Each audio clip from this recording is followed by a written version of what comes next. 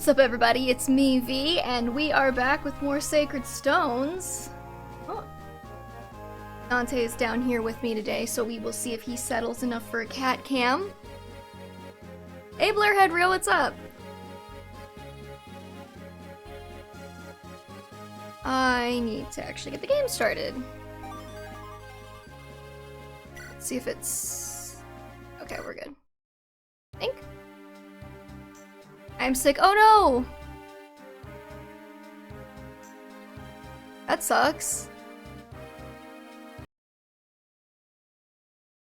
Let me find the correct... I don't trust myself to have actually saved properly after I did the Tower of Volney grinding last time. I hope you feel better soon. I feel like everybody I know is getting sick this winter. Over the holiday.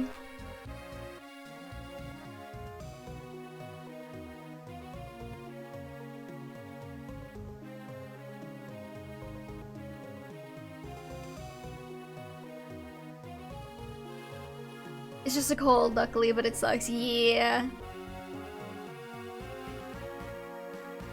Alright, let's see. Game.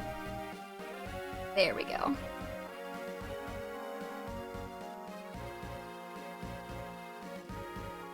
Okie dokie, we are all set up.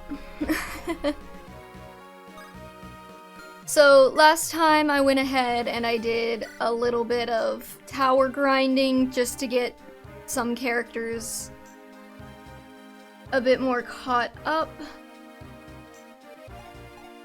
So, yeah, I think Vanessa is now like level 10 or 11, Tana is now level 10 or 11. Colm exists.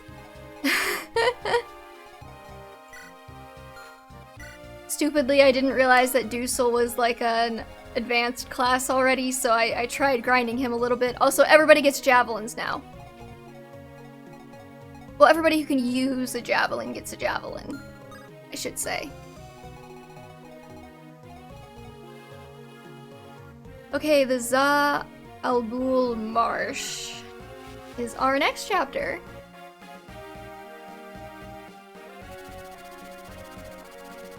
Give Arthur a javelin. Oh god, he'd die. Ephraim leads the group to Za'abul Marsh in search of the missing Myrrh.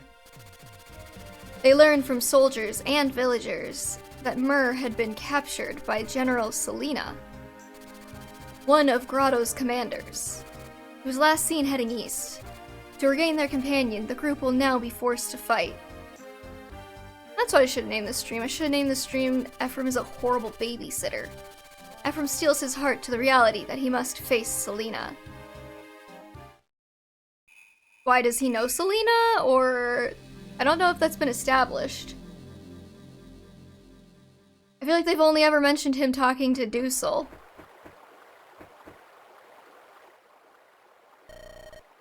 So this is a dragon stone. The description was accurate. It looks like an ordinary gemstone. Yeah, Dante. Yeah.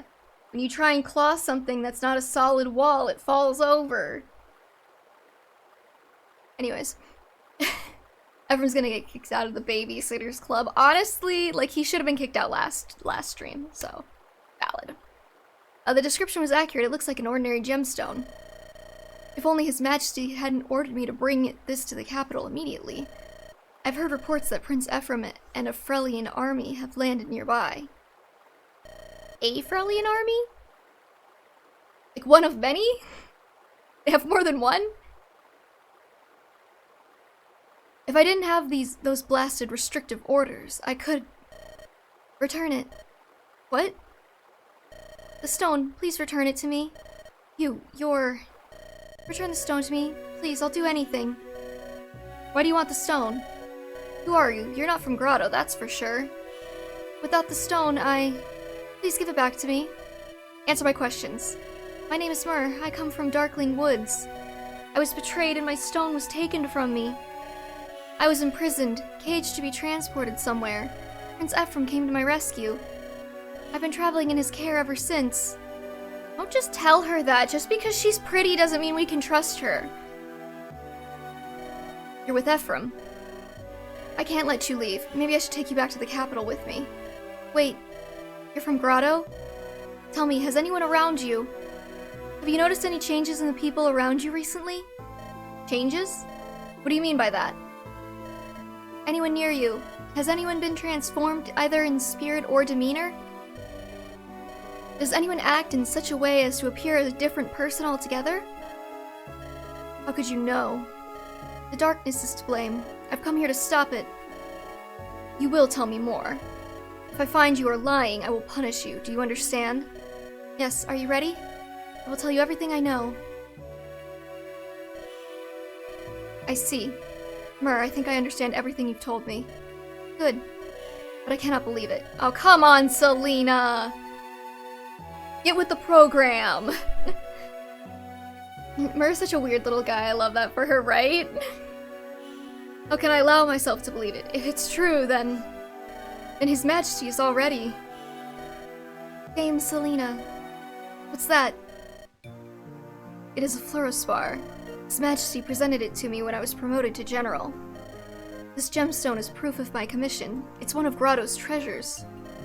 I received it years ago, but I remember that day like it was yesterday. His Majesty smiled so kindly. You're gonna make me kill you, aren't you, Selena? God damn it. His voice was filled with dignity and affection. You would be like an insta on the team if you were recruitable. Dame Selena, you love your Emperor, don't you? What are you... I can see it. Dame Selena, I can see how much you treasure. His Majesty is most compassionate. See, I'm a commoner. I was raised in a desolate, impoverished village. Hey Lee, what's up? My family couldn't afford our taxes. No one could. We were desperate. Some of us considered horrible things to make enough money to survive winter. Then supplies began to arrive. We were told they came from the Emperor himself. He sent them to us, a poor frontier town who couldn't even afford to pay taxes. Neighboring kingdoms must have thought the Emperor mad, I can only guess. But His Majesty did not care about his standing among kings. Aren't we the only neighboring country? Would we have looked down upon that? Tell me Ephraim's dad isn't a shitlord. He cared for his people. He saved us. That spring, I went to the capital and became a soldier, then a knight. I wanted to dedicate my life to the Emperor who had saved it. I felt I understood his dream. I felt I shared his vision. Dame Selena. Myr, this wave of dark energy you spoke of.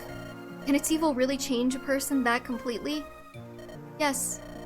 All trace of this person will be consumed, destroyed. How can the process be reversed? Murder. Death. I'm sorry. That is impossible. Ephraim's dad thought the Emperor was a total dweeb. They were probably banging. What do you want to bet they were banging? I see. They give that vibe to me. I don't know. Maybe that's just me. Dame Selena, enemy troops are heading this way. We await your orders. Understood. Tell the men we meet them head on. Myr, I release you. Return to Prince Ephraim's side. Dame Selena. I apologize, but I cannot return your Dragonstone to you. Damn it. I vowed to never again fail in my duty to His Majesty. Come on! Girl, you know... Naughty Dame? Dame? No, I'm pretty sure it's Dame. Pretty sure that's an English word. You can beg someone and still think they're a dweeb. Affectionate, very true. I gotta say, is it? I'm still gonna pronounce it the dumb English way. Sorry. Hopefully it never comes up again.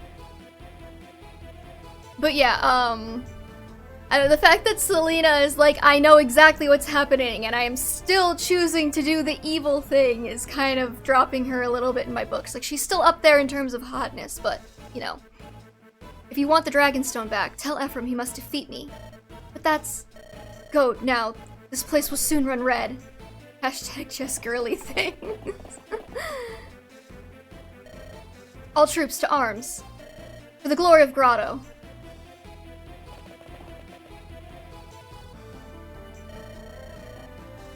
Prince Ephraim, the Grotto troops are lining up. The four. Their commander is a Grotto general. It's Selena Fluorspar. Selena, I've heard she wields the power of the thunderstorm. that she uses its might to attack from afar without mercy. You know, why don't you call them thunderstorms when the thunder isn't actually the scary part of them? It's the lightning. Prince Ephraim, I urge you to exercise caution when faced with such magic. I do find it interesting. Oh, right, Ewan. Thunderloud. I got him to, promote from pupil. Hold on.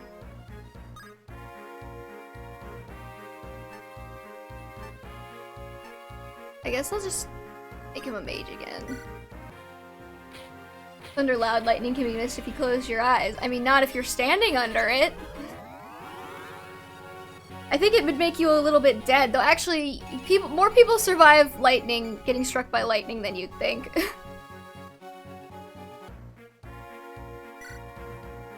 Okay, let's see here. Is there anything to steal on this map?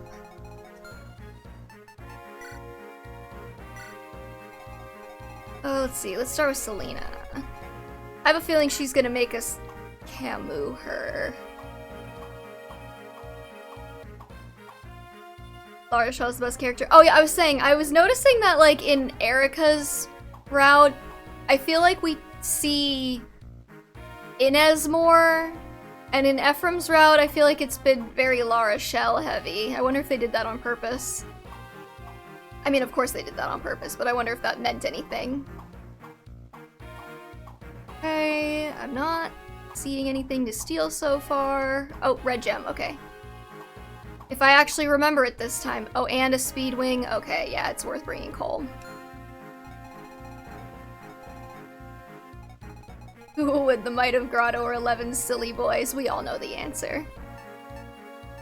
The real question is, how many resets will it take me? It means they needed love interests. I mean, that's what I figured. Okay, so let's see here. I think I will drop Ewan. Just because I have Arthur, and he's like better so far. Gotta bring my boy Ross. Kind of annoying that it only lets me pick 11. I guess I don't need Tana and Vanessa, so who's better? You have 8 strength and 19 speed. You have 19 speed and 11 strength. 8 and 9, 8 and 10. Okay, so Tana, despite being a lower level, is kind of just like better. So I guess I'll bring her. Sorry, Vanessa, I really did try to use you.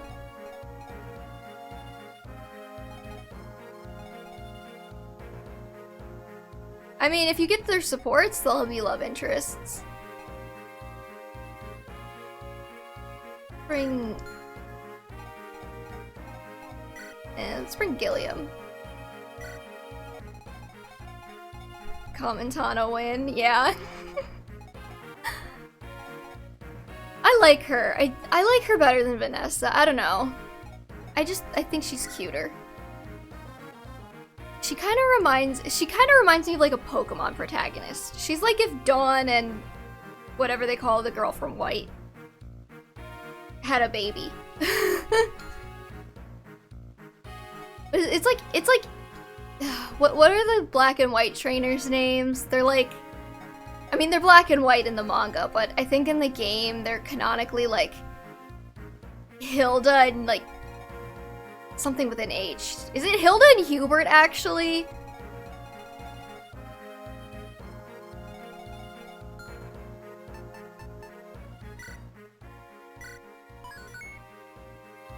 Are you doing any supports in this run? Slash, are you going for any specific paired endings? If this game does have paired endings. Really War Ninja. I gotta look. I swear to God, it's Hubert. Because I remember reading the black and white trainers like default names, and I was like, wow, those are awful names. Pokemon.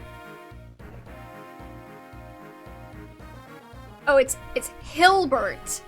It's Hilda and Hilbert. I know it was like an H and a Bert noise. Hilbert. Why would they do that?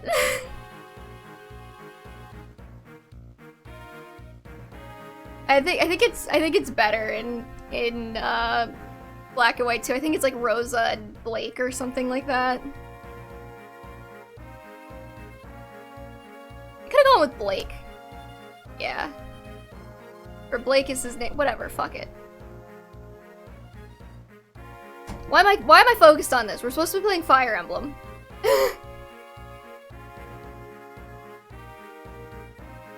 Lucius and Lucia.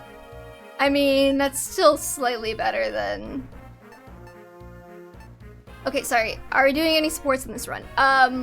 Maybe. Honestly, I didn't really think about it, and I didn't really grind for it, so I was just kind of going with whatever happens, happens.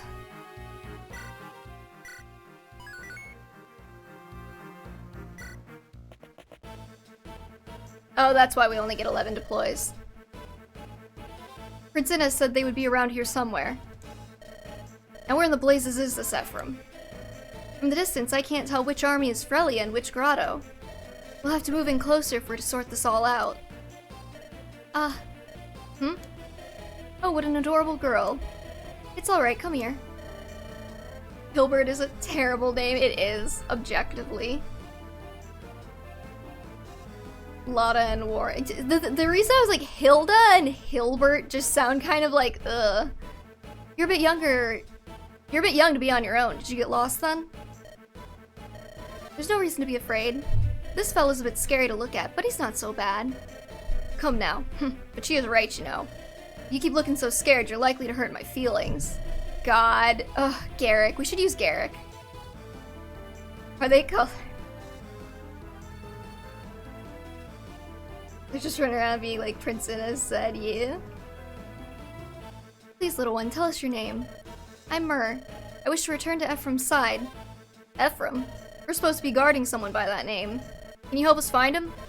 Yes, he's over there. Hey, hold on. The one with the blue hair. Come on. Ephraim. Myr, you're safe, thank goodness. Ephraim, I'm sorry. Myr. It's because I forced you to bring me with you. I didn't want to be a burden to you any longer. But all I've done is made you worry. I'm sorry. It's fine, Myr. I'm the one who should be sorry. I failed in my promise to watch over you.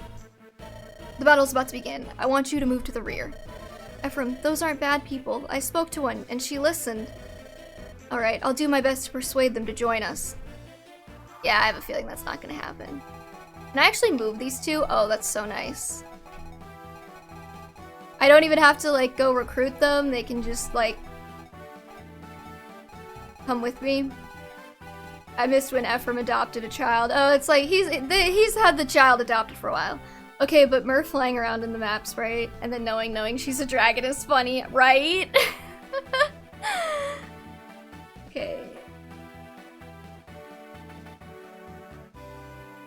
Sorry, I'm just looking up the recruitment list to make sure there's nothing else I need to do here.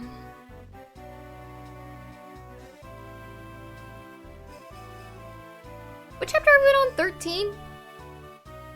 Yeah, okay. Okay, we just get Garrick and Tethys on this one. I will say, like, Ephraim's route probably has the more fun maps, but I feel like Eirika's route so far in the story department has been slightly more coherent. Just in terms of, like, this is why you're going here and this is why you're doing this, instead of just like, ah, yes. And then Myr leaves, and then this happens, and then you're going here. Just the vibe. But it doesn't have La Rochelle well as well. It has enough La Rochelle.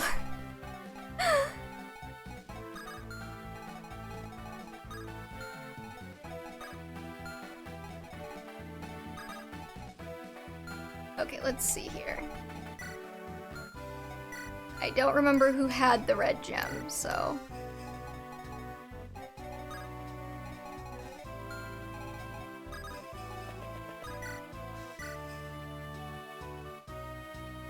This might be a bad idea. Or not. That's fine.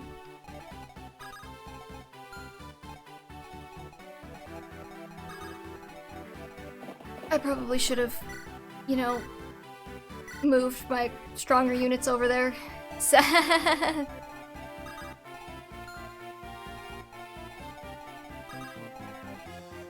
It's okay. It's fine. Everybody's going to be fine.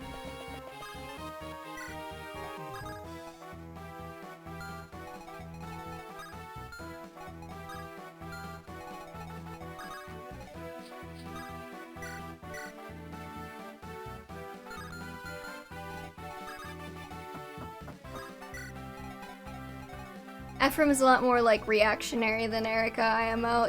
Yeah, that's, like... I think that's what I'm getting at, is, like... You can never have too much Lara, so that is also true. I think that's what I was getting at. Like, it feels like Eirika's a bit more, like, intentional with her movements in the story, whereas Ephraim feels like he's, like, reacting to a lot of things.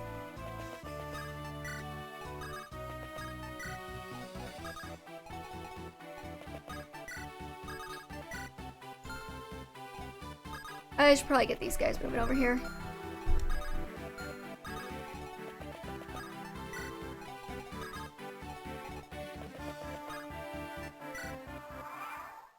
I mean, Ephraim is the protagonist. Is he? Eirika's the one on the emblem in Engage. Protagonist reacting to shit around them is... I'm not necessarily criticizing the writing, I'm just saying I feel like Eirika's a lot more intentional, which I enjoy in a protagonist.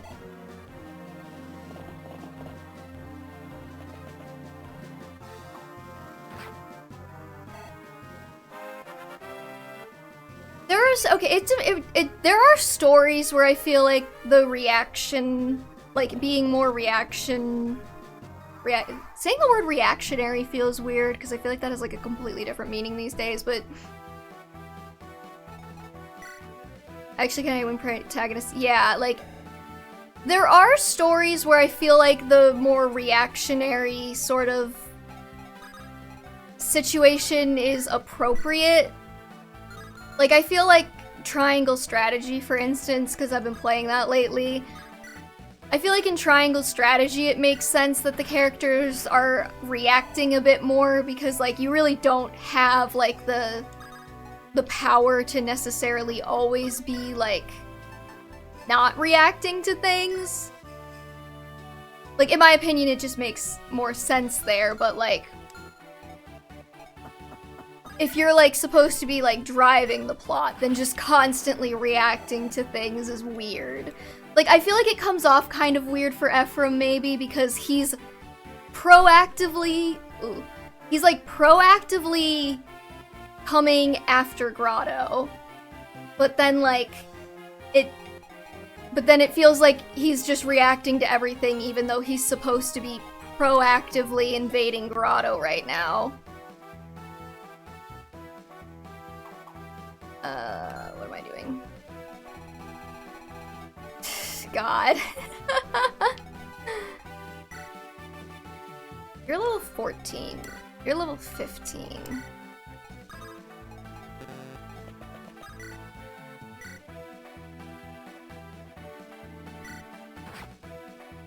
Okay, Ross. I would really like it if you got, like, a little bit of speed or something.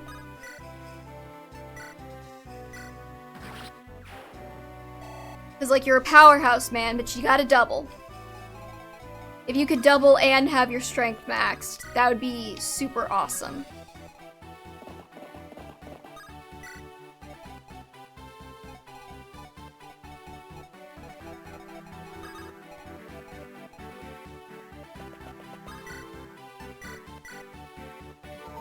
Proactively invading, OMG, that sounds horrible. It's true. It was all possessed, but, like, you know, yeah. I mean, this is an instance where I would say it's probably kind of justified due to the whole, like, Grotto invaded them first and, like, was, like, killed his dad and stuff, so... It's not like they're doing this for no reason.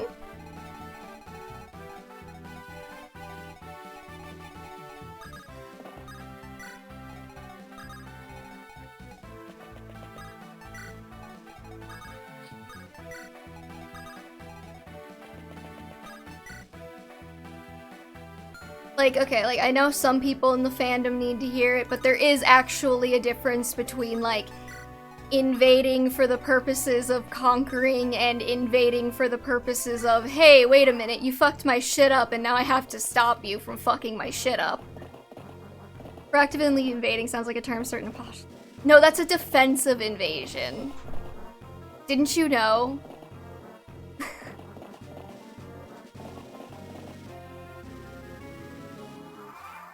Oh great, there's people spawning down here.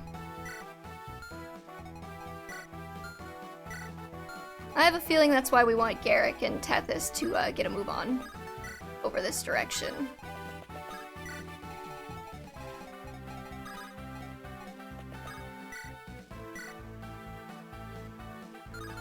Proactive invasion has too much agency for all that nonsense. It's not an invasion if they let me first. Consensual invasion.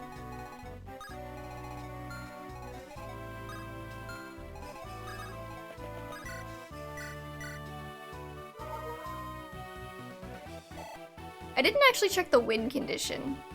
Oh, we have to defeat 42 enemies? Ugh.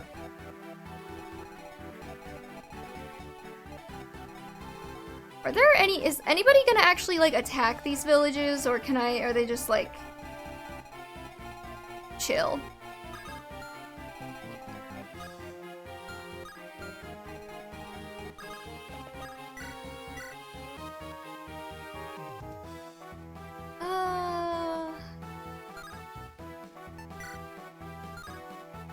I mean, that will kill.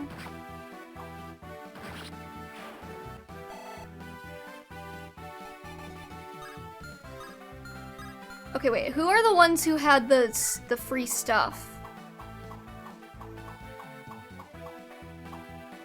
I have an energy ring, but I can just go get that.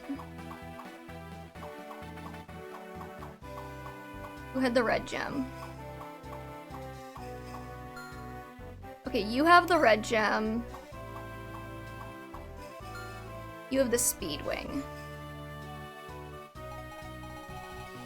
Mimi W. Yeah, no, she's actually, like, once I got her leveled up a bit, she's actually doing some pretty good work for me.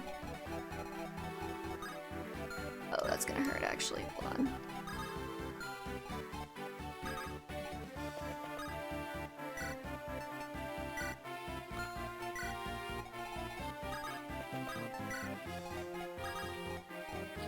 I think we'll just keep everybody relatively together.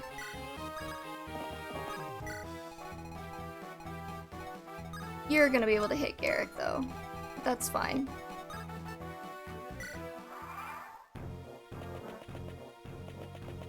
Kinda wanna get Garrick and Tethys over to the bulk of the army. Oh my god, you son of a bitch!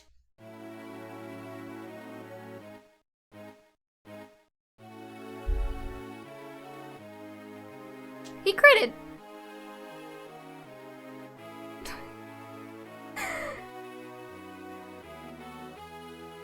My reset counter. How do I edit this?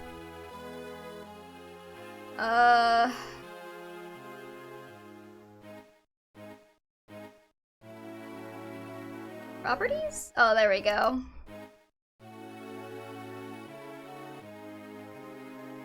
Okay, the reset streak is broken. He's so happy about it. He's like, yeah, no, it's chill. Like, I died, but like, it's cool.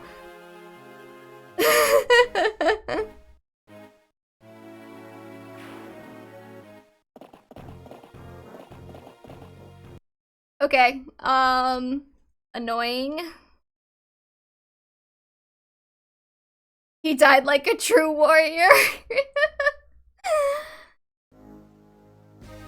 And this is why I fucking hate...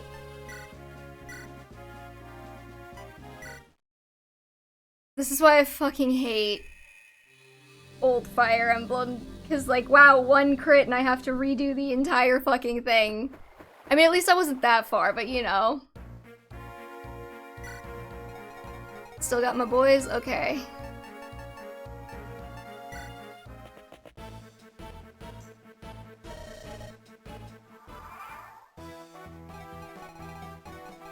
Ross kind of baby girl. And I forgot to move everybody to where I wanted them again.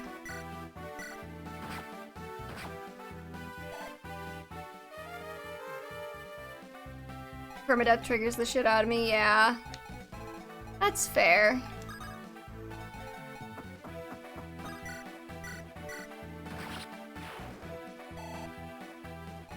See, but now I'm just gonna use save states, cause like, fuck it, I'm not getting to like 40, I'm not getting to like 40 out of 44 kills and just like having to reset. Like, that's ridiculous.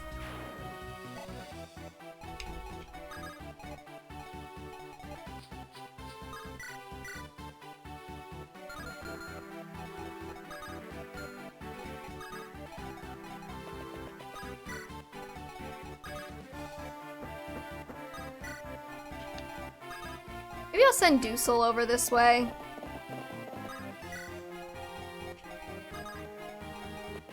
And we can kind of flank them.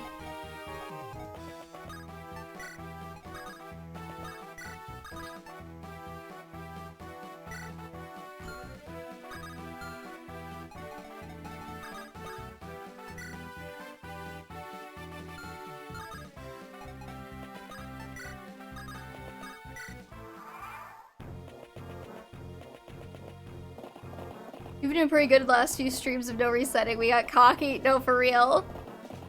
I mean, okay, that guy had a killer axe, but I was like, what's the chances he's actually gonna, like, you know, crit and kill Ross? Yeah,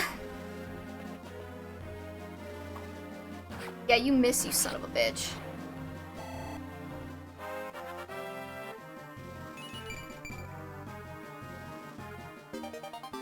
You know, at least Archer got like a slightly better level up that time.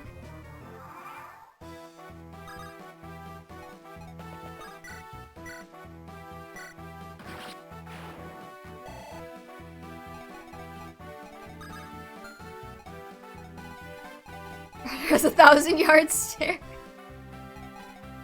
Did I activate the... I bumped it up one, yes.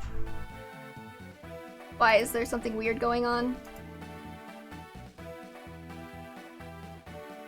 We were at 5, we're now at 6.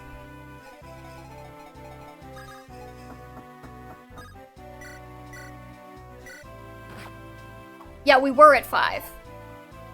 We are now at 6. My eye on you, you son of a bitch.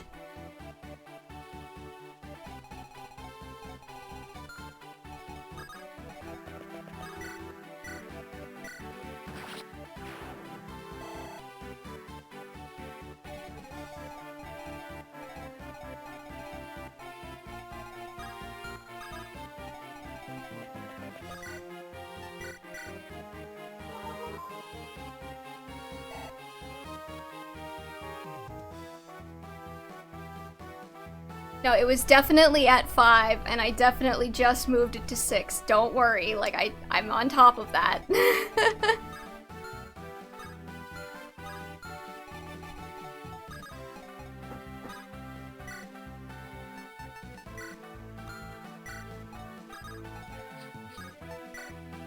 It was definitely at 5.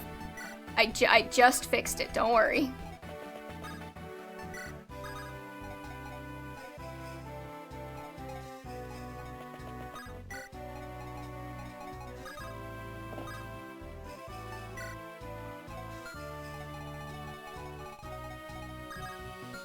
Of course I can't get him all the way over there.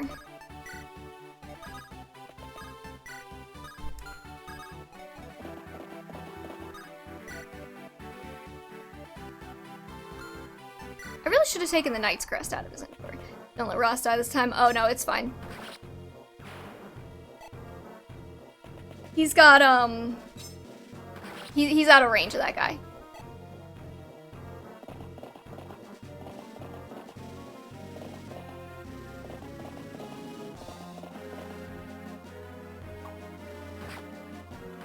And I'm pretty sure there's nothing over here that can kill Dusel, so. I gotta go shut the door again.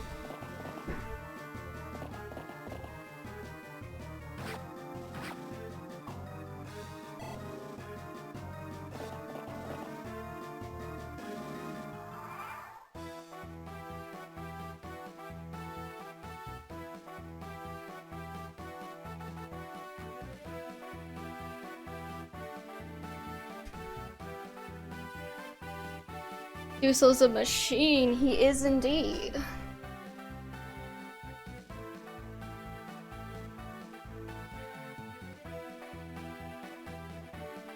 Sexy, sexy old man machine. Okay, this guy is dangerous.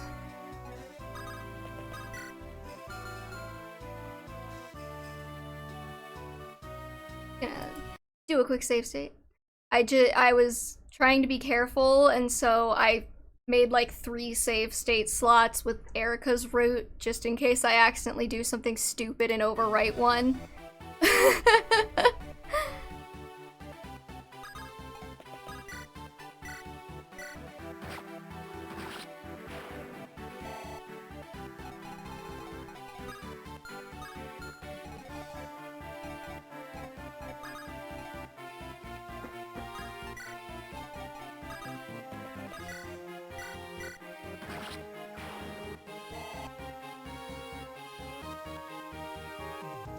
Okay, well that's a bit deflating. But we're fine. We will be absolutely fine. Because Gilliam is gonna come face tank the shit out of this guy.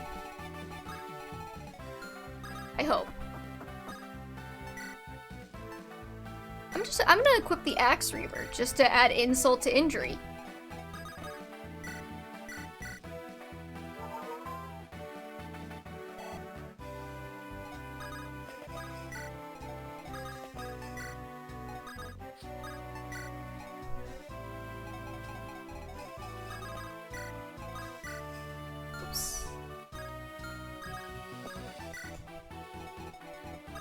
Can I get Garrick like 1 kill? I can't let Dussel do everything. Or maybe I can, because Garrick missed, like a loser.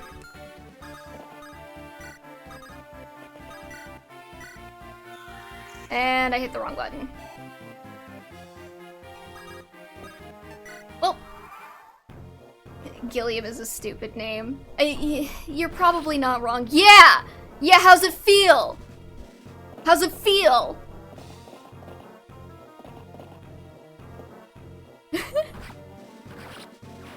I just realized that I don't have battle animations on.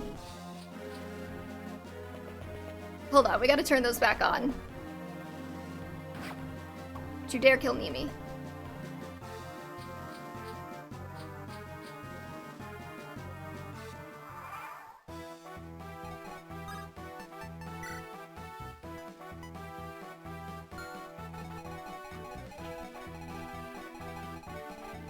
Okay, so it was this guy and like one of these guys had the other thing I could steal. This one.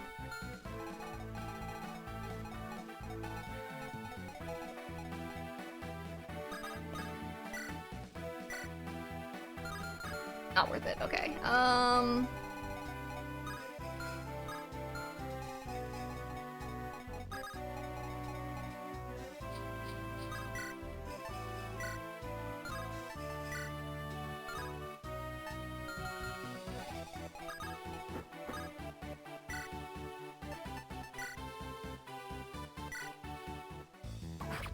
Gilliam is a stupid name.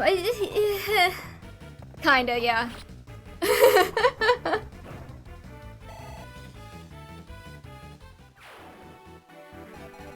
And these guys are not gonna be able to hit him. Good. Good. Very good.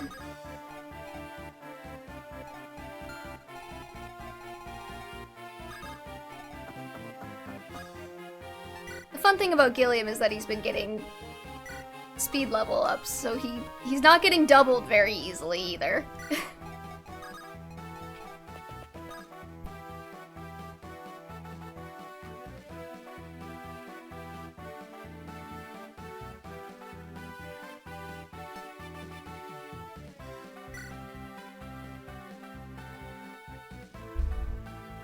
Okie dokie. Let's see here.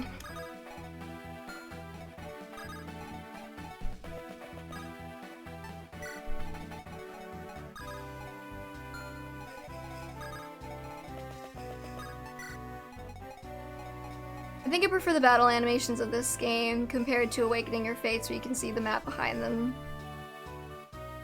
Oh yeah, you can have backgrounds turned on too, but yeah.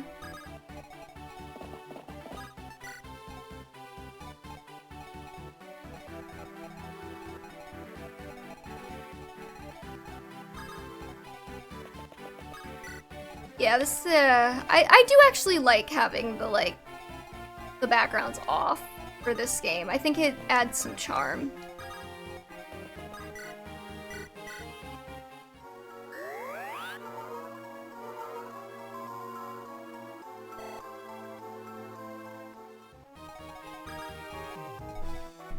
And I hope me not moving, Garrick and Tethys over to that side of the map isn't gonna come bite me in the ass somehow.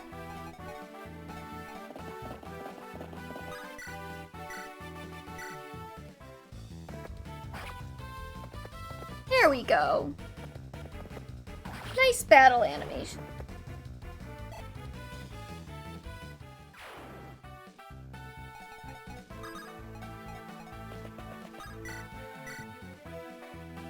And hopefully Garrick doesn't miss again.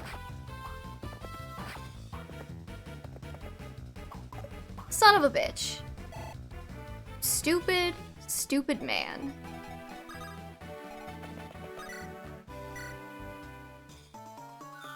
Alright, so Garrick's getting benched. I don't care how hot he is.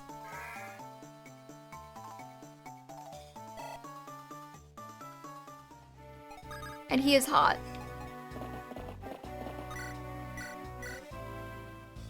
Garrick kind of sucks, TBH. He's not hitting.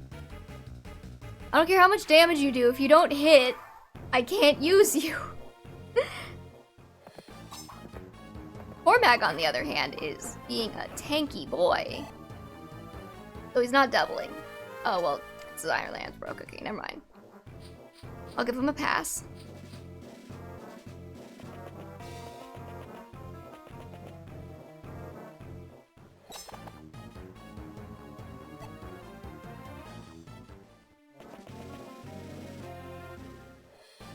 Oh, that's cab effective. Okay, hopefully he's fine. He's fine. He's fine. He's fine. He's fine. He's always going to be fine.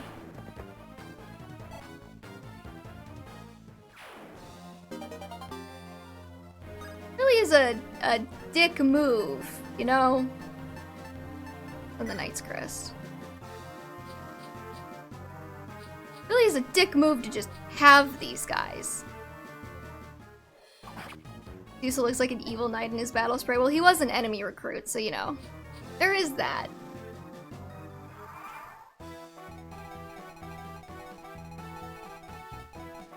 Okay, we're gonna want to watch out for these guys, I suppose.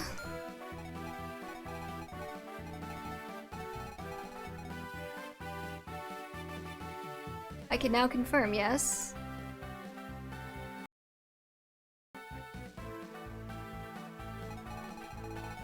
Confirm.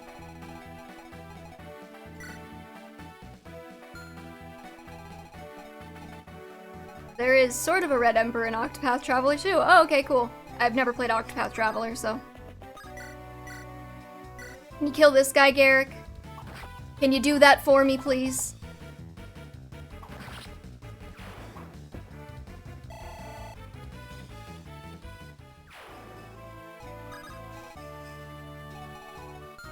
These guys are like snipers, huh?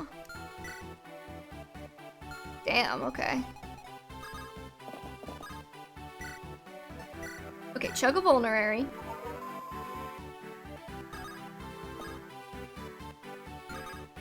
Actually, wait, I wanted him to switch his weapon too.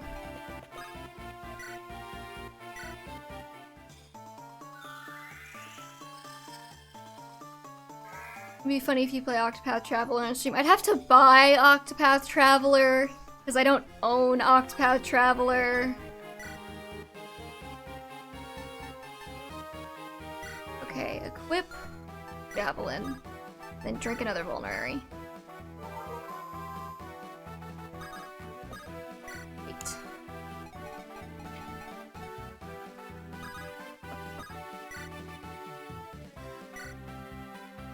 He's doubling the Pegasus!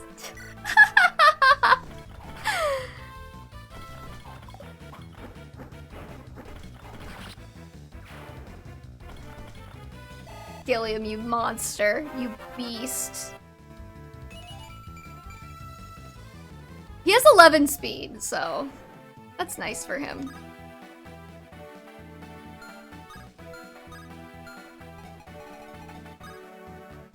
Okay, I see. There's like a whole twisty river sort of situation going on here. I mean, honestly, if I want to put Arthur here. Take this guy out. And then I think if I put Ross and Ephraim over on the other two next to Gilliam, he should be fine. Or maybe Seth. I don't know. Wait. Oh, that's dangerous.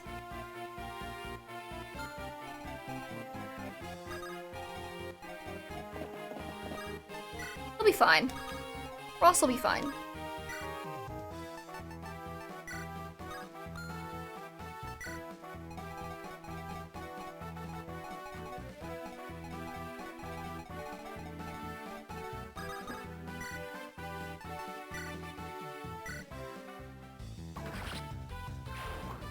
There's a character in Octopath Traveler who is kind of bi, and he is playable. How is one kind of bi? Just curious.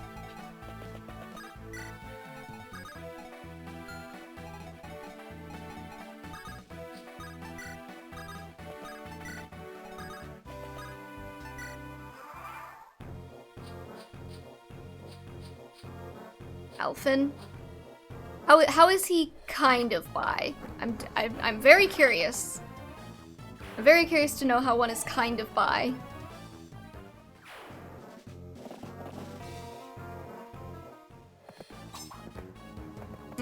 Loser.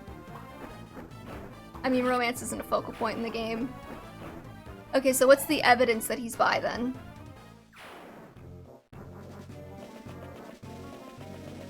I don't, you know what? In Fire Emblem, they're all people who have just met too.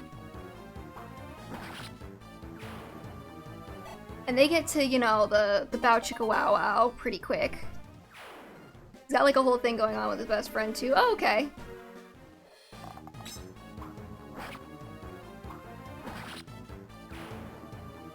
In some games, they have babies within like 2 days of meeting each other. It's mostly Fates. I'm talking about Fates. Oh, fuck me. She's fine. And realize, okay. I gotta pay more attention to those Pegasus. Of course you did. At least Archer's doubling.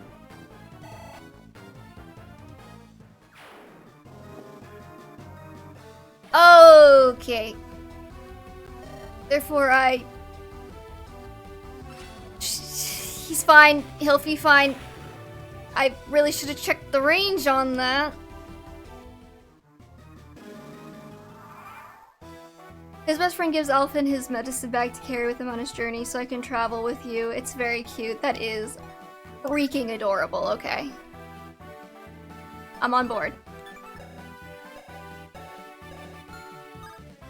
Really should have checked the range of that. She didn't hit...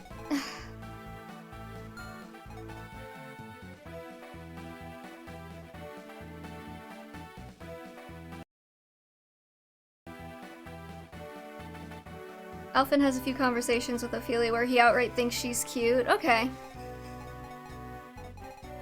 I see it, I see it.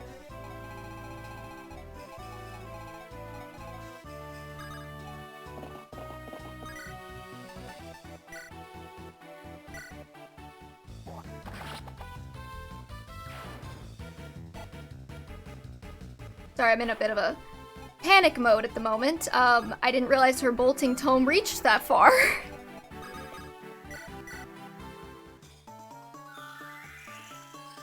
There are a few interesting conversations for Alphen and Therian too. Okay. Cool. They're depicted together in the promotional artwork where Alphen is almost carrying Therian, so... That is fairly bisexual.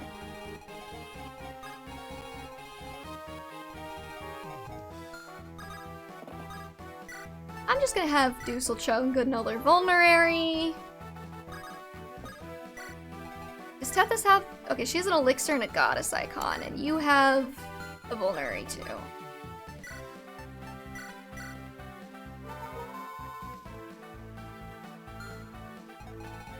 Okay, now we need to manage this side of the map before bad things happen.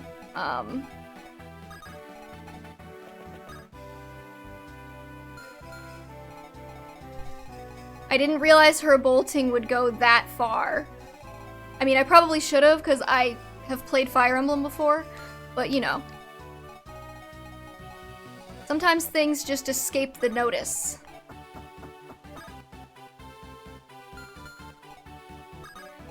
Move you over here. Well, okay, I'm not actually worried about her hitting him with the bolting, because he's got, like, res for days. So does Natasha, so, like, I don't think that they'll actually, like...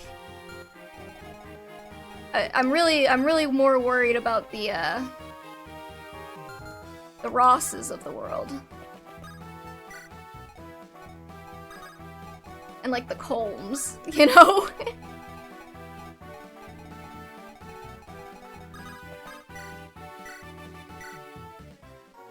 Maybe I should have gone with a mend.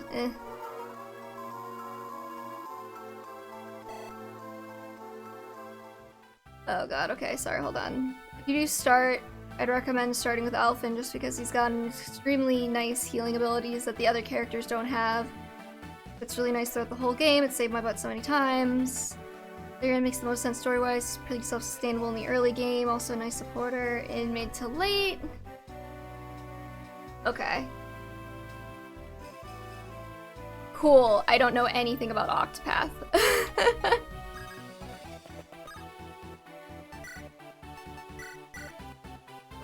You chug a vulnerary too, Arthur.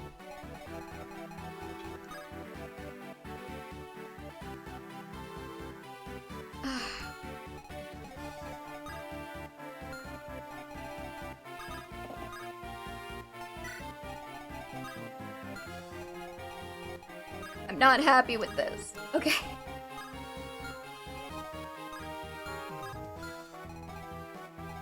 I guess we just hope that Gilliam doesn't get, like, absolutely rocked by a bolting. He's got 8 res, though. I think he'll be fine. I think maybe the name of the game is just, like, have her burn her bolting so that we can move in safely.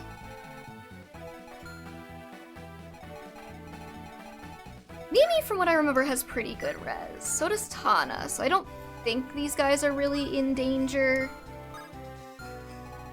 It's these flyers that are really going to be the problem.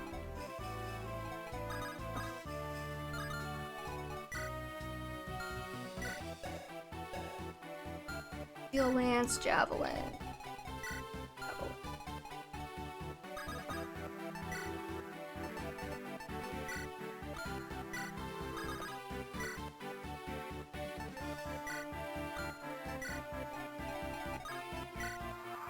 We'll just try it.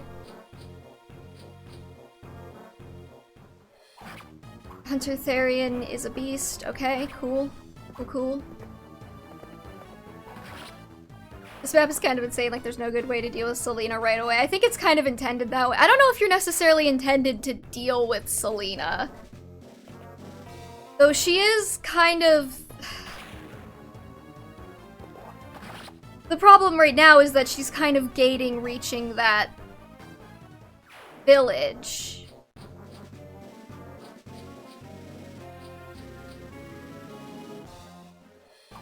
Because there's no way I'm gonna be, like, I don't know if Dusel's gonna survive a hit from bolting.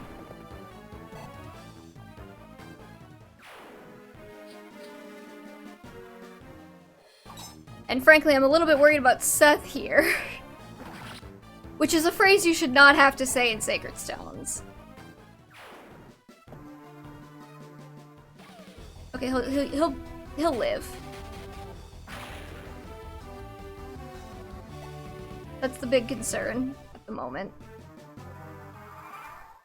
Okay, so that's 2 bolting uses.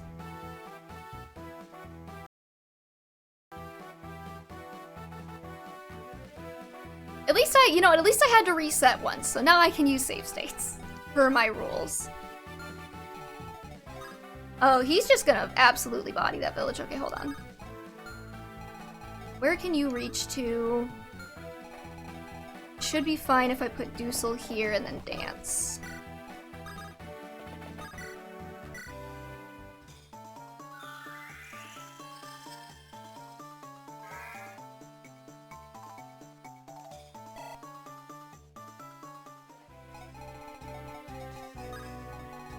Dusel will get hit with a bolting, possibly, but he's got decent res, actually. I don't know if I trust that. 77.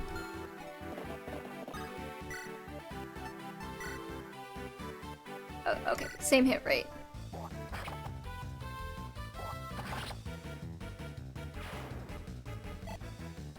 B for you. Speed is Therion's most important stat because his ultimate scales in relation to it. You're giving me all of this advice like I'm gonna actually play this game. Like, I don't know if I'm gonna play it or not. They always ask how much damage does Seth do and not how is Seth doing. Yeah. My poor boy, so neglected.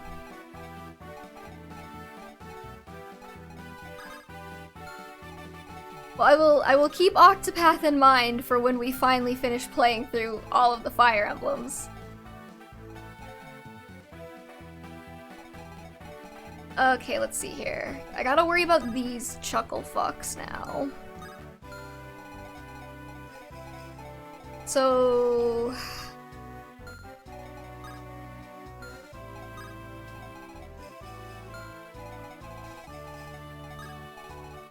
she just hits like everything in this center island, and I see that there's a pirate down there now. So the more expediently we can actually get through here, probably the better. I think I'll pull... I think I just need to pull everybody back.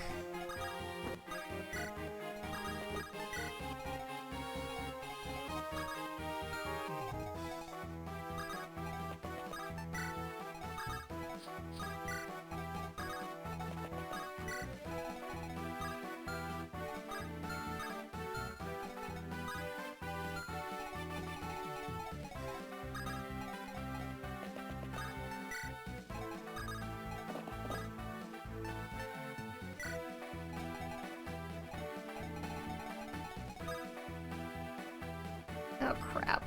1, 2, 3, 4, 5, 6, 7. 2, 3, 4, 5, 6, 7. Fuck. Okay, Ross.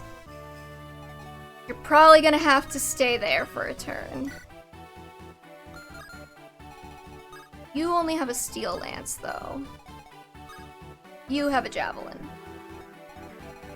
So, I guess we'll keep the hand axe on, chug a vulnerary. Natasha can heal Seth. Not even fucking with it, I'm gonna use a mend.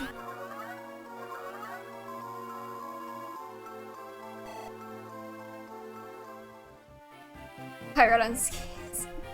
Okay, very important question. Favorite Pokemon Evil Team boss? Like, just the boss, or am I taking into consideration, like, the Evil Team goals as well? Because, like, that's a very different question. You know, if I'm just going, like, design-wise, I have to look at them all.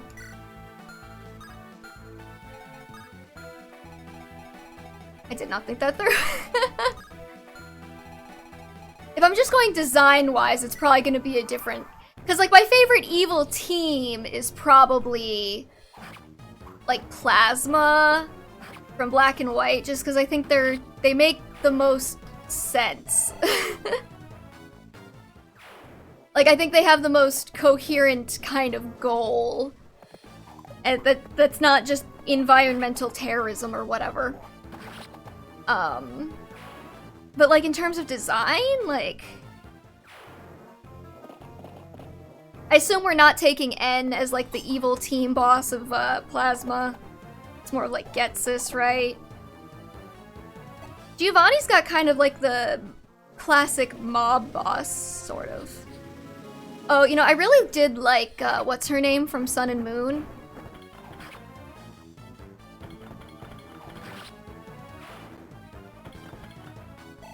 It starts with an L. Did it start with an L? Am I crazy?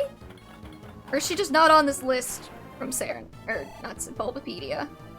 Lusamine, yeah. Why isn't Lusamine on the Bulbapedia list of evil team leaders? That's just rude.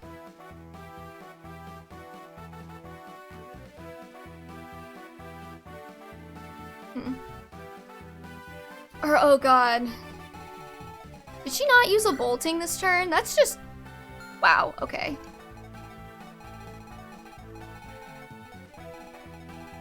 Oh, there's another pirate down there. Fuck. Misogyny, yeah. Okay, she didn't use a bolting this turn. Which kind of screws up my plan of having her waste all of her boltings.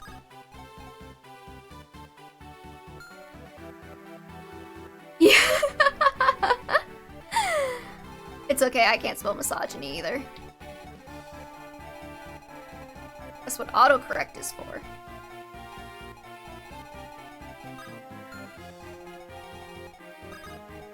I'm just gonna have Dusel run in and visit this village.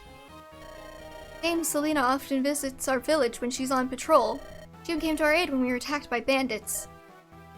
Please, I beg of you, don't hurt Dame Selena. Well, I don't know if she's really gonna give me an option. Like, I'll try, but...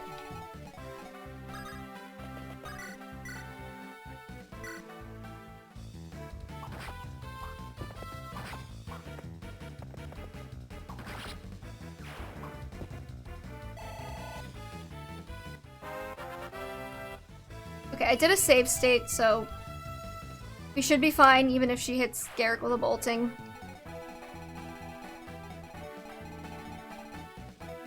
Oh, let's see here. These guys are about to become a problem unless I can get somebody down there. So I noticed she doesn't seem to like hitting Seth, and she doesn't seem to like hitting Gilliam. Unless they're already low. So I probably didn't need to pull back last turn, but whatever. Thing is, I don't think Seth's gonna be able to reach. These guys are probably gonna body block. Well, maybe not. It didn't spawn any more pegs down below, so I'm wondering if that's done now.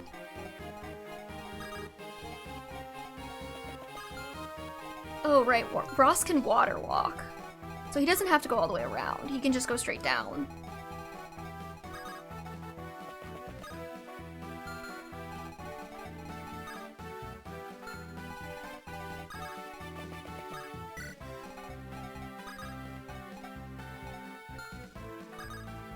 Okay, we'll just try it.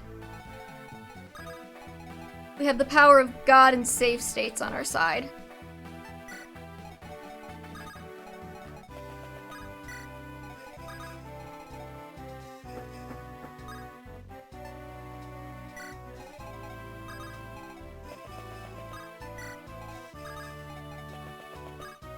What is Colmes? Rez. 2. Oh. He's definitely getting rocked by a bolting if she ever decides to hit him.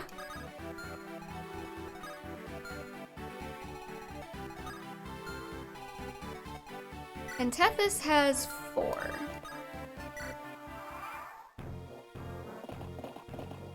Oh yeah, I liked Lusamine's design.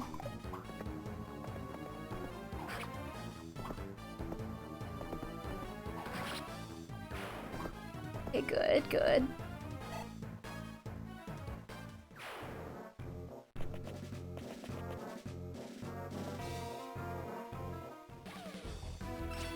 Okay, she's fine. Tana's fine. I've only played Pearl. Ooh. And that was only for Torterra. I mean, honestly, like... Torterra's not bad, but like, my Piplup bias, though. Save state.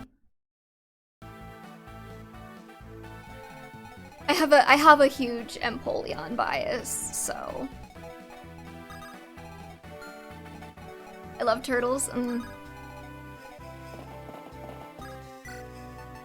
guess that'd be an interesting question if anybody had an answer for, like, best Pokemon starter, but I guess if you've only played one game. Okay, looks like we're gonna have to go with an Iron Lance here and just hope he doesn't miss.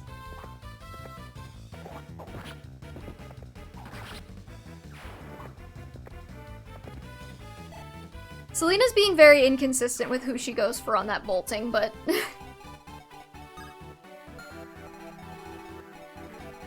She only has 2 uses of it left. So hopefully we'll be fine.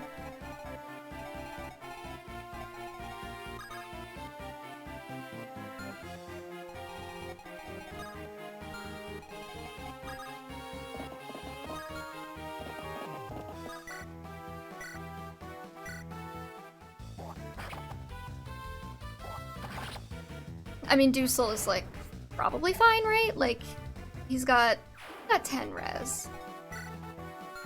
Oh, no, man, that guy has a horse killy sword. Fuck.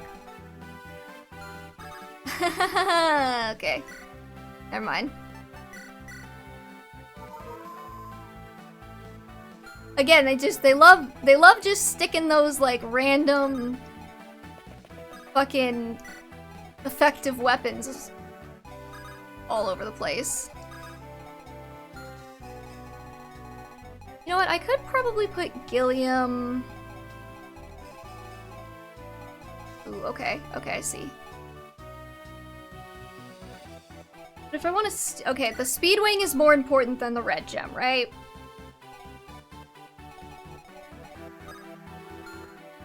This is something I can make a bridge with.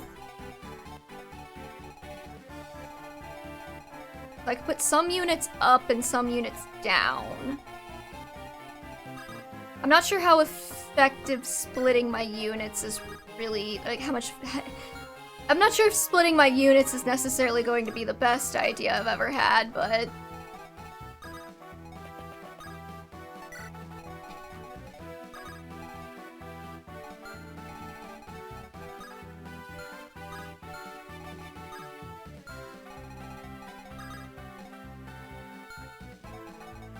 You know what? She's... Okay. Is she just gonna go for Tana? Because if she's just gonna go for Tana, I'll just leave Tana there. Because Tana can soak another one of those.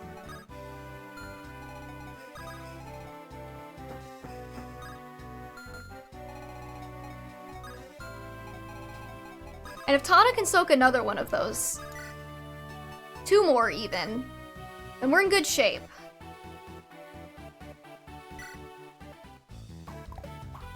God damn it, Cormag. I know it was only a 58% chance to hit, but I was really hoping you would hit.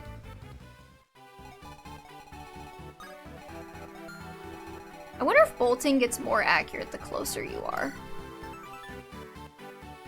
No, probably not.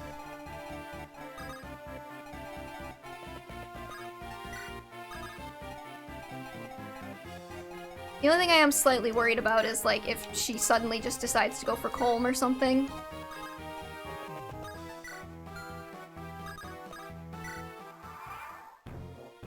Okay. Pray for me.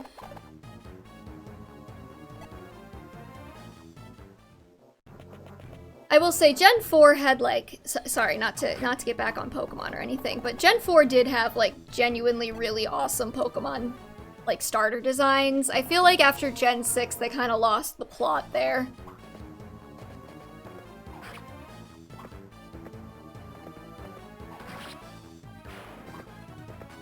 I'm really worried about where that bolting is gonna go. The one with Torterra is Gen 4.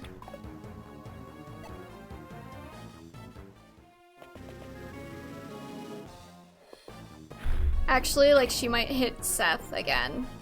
I think she did 21 last time with that bolting on Seth. Nope, she's going for Colm. Which he will survive, thankfully. If it hits.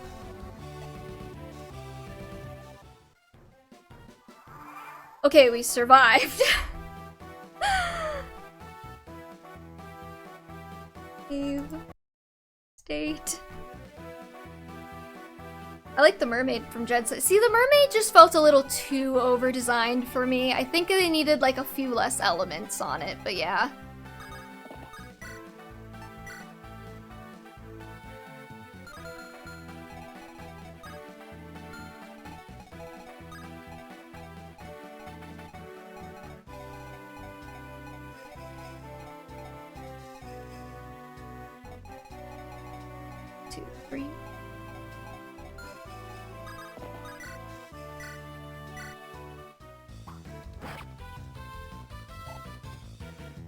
And the owl was the third one again. The third one was the stupid wrestling cat.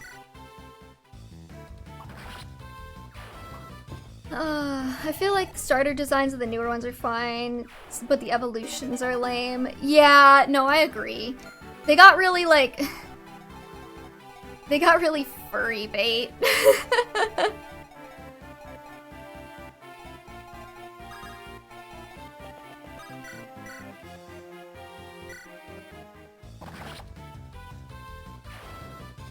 V, do not remind me, I'm trying to forget it, yeah. The Gen 9 cat was cute until it turned into furry bait. They're all furry bait.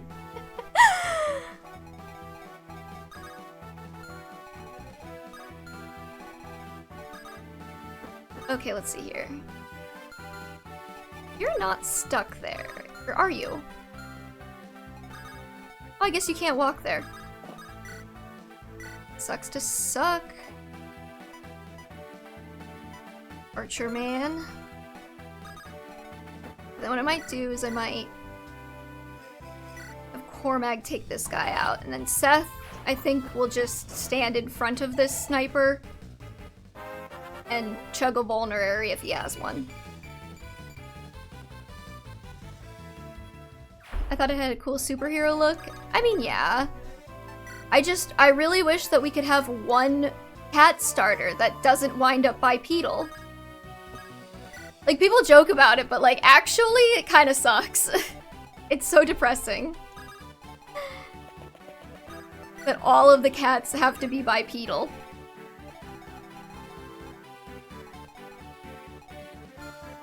You get, like, extra avoid for standing on this? No?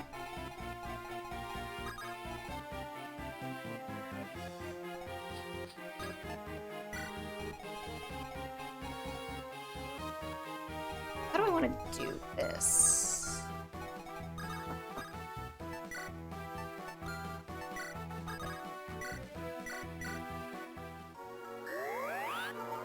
Didn't we get a dark type cat in Gen 5?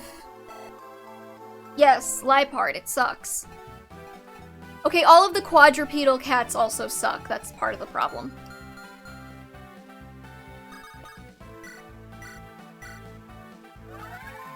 Also, why are the fire starters always bipedal? Because they hate us. That's why.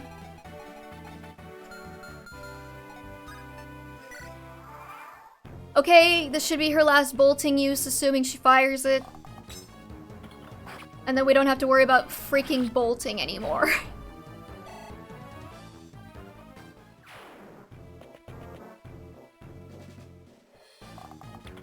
Gilliam out here doubling like a king. Why is Fennekin's final form the greatest betrayal ever? Okay, they had a coherent theme, I guess. At the very least. Derek? Okay. That should be her last bolting. I just didn't like the theme that they used.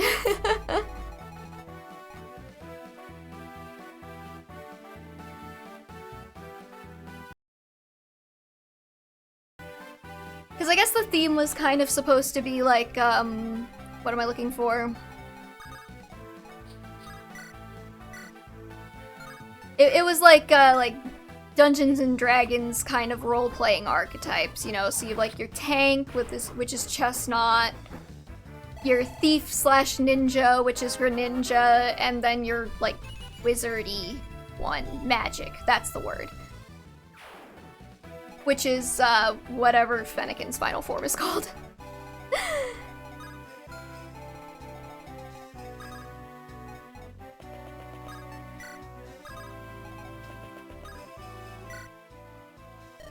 You must have gone through a lot to make it here. Did you come to warn us about the fighting going on?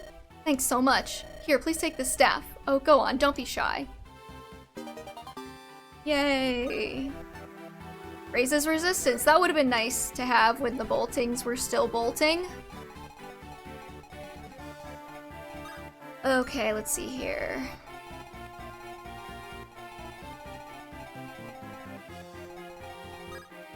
I'm going to assume that Selena does not move.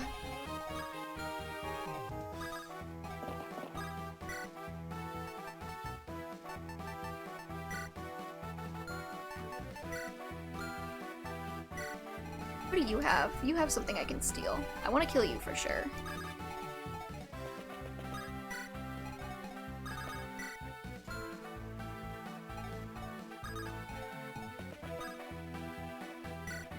I think I can switch to the Iron Lance on you.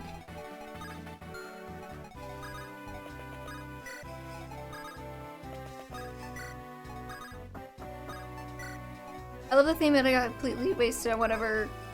Right, you don't know the English names. What did they even call that thing? It was like Delphox or something? It was like Fennekin, Braixen, and Delphox. I'm not very good with remembering the newer generation Pokemon names. Like, I've already got like 700 names stored up in here on demand. There's not a lot of room for more. There was a point, like, around Gen 5 where I could literally tell you, if you gave me, like, the name of a Pokemon, I could give you, like, not only, like, typing, you know, all that stuff, names of all the evolution lines, but I could give you, like, fun facts about, like, basically every single one of them. I can't really do that anymore. At least I don't think I can. I don't know the numbers, but I think Pikachu's 25. So it'd probably be something in, like, Viridian Woods, or Viridian Forest, or whatever they call it. I don't know. That might be, like, Butterfree or something. I couldn't give you their Dex number. I'll clarify that. Dex numbers are not in the brain storage. The fact that you know that much is pretty crazy. I have no idea. Well, the Pokemon are always, at least in their regional decks, they're usually, like, numbered by when they appear. So, like, you know that the early route Pokemon are gonna be, like, the low numbers, and the later Pokemon, like the legendaries, are gonna be, like, the highest numbers in the decks. Okay, let's see here. I put Colm here. Can he hit that next turn? Probably. I'm not leaving without that Speed Wing.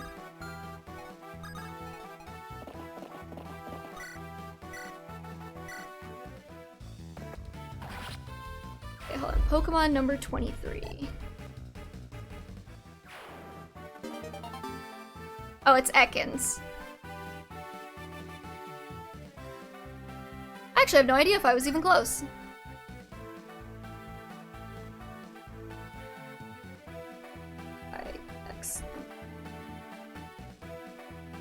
And then if you go, like, national decks, it's a little bit different, because, like, their numbers change.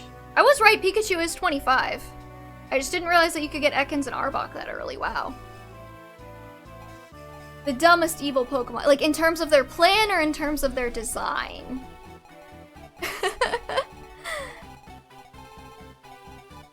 That's the eternal question, you know?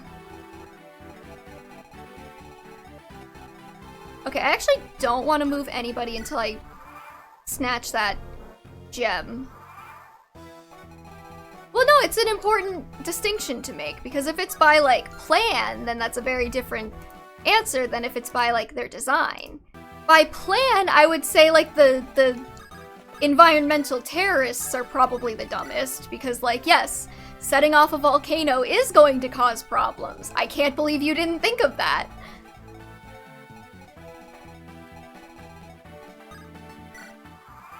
Right, ending the turn. Hopefully Colm doesn't get, like, bodied. I feel like drowning or boiling the world are pretty stupid, yeah. I feel like Lysand actually, you know what, no, Gen 6. I hate his design, and also I think his plan is even dumber. I'm going to make the world beautiful just like me.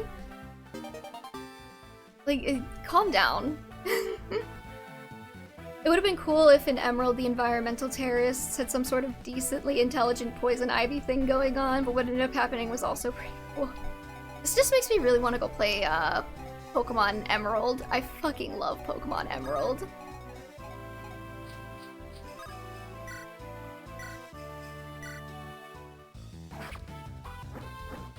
Isn't he kind of ugly though? Who, Gen 6? Yeah. I don't even remember what his plan was other than it was, like, stupid.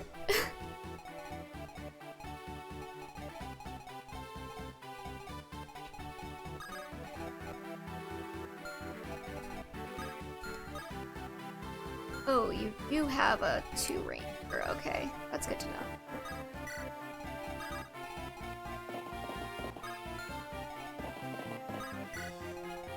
I'm trying to maximize getting the, like, items.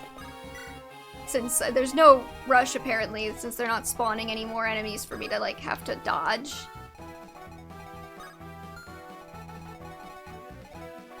I think she's safe there.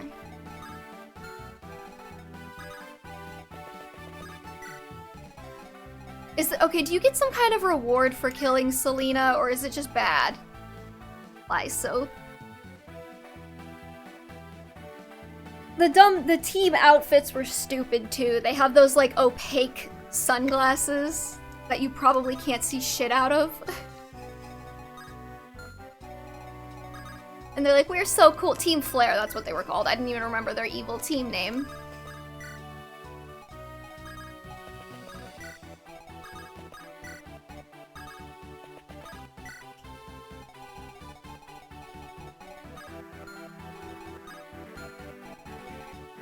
Juicel back over here. Hot take, I thought Team Flare was enjoyable. I mean, they can be both enjoyable and dumb.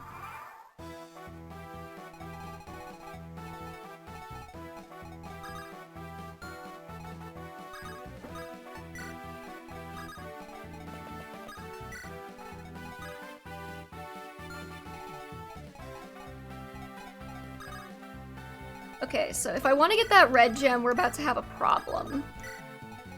Because I'm gonna need to make sure that we get people in there to make sure Colm doesn't get bodied on retaliation.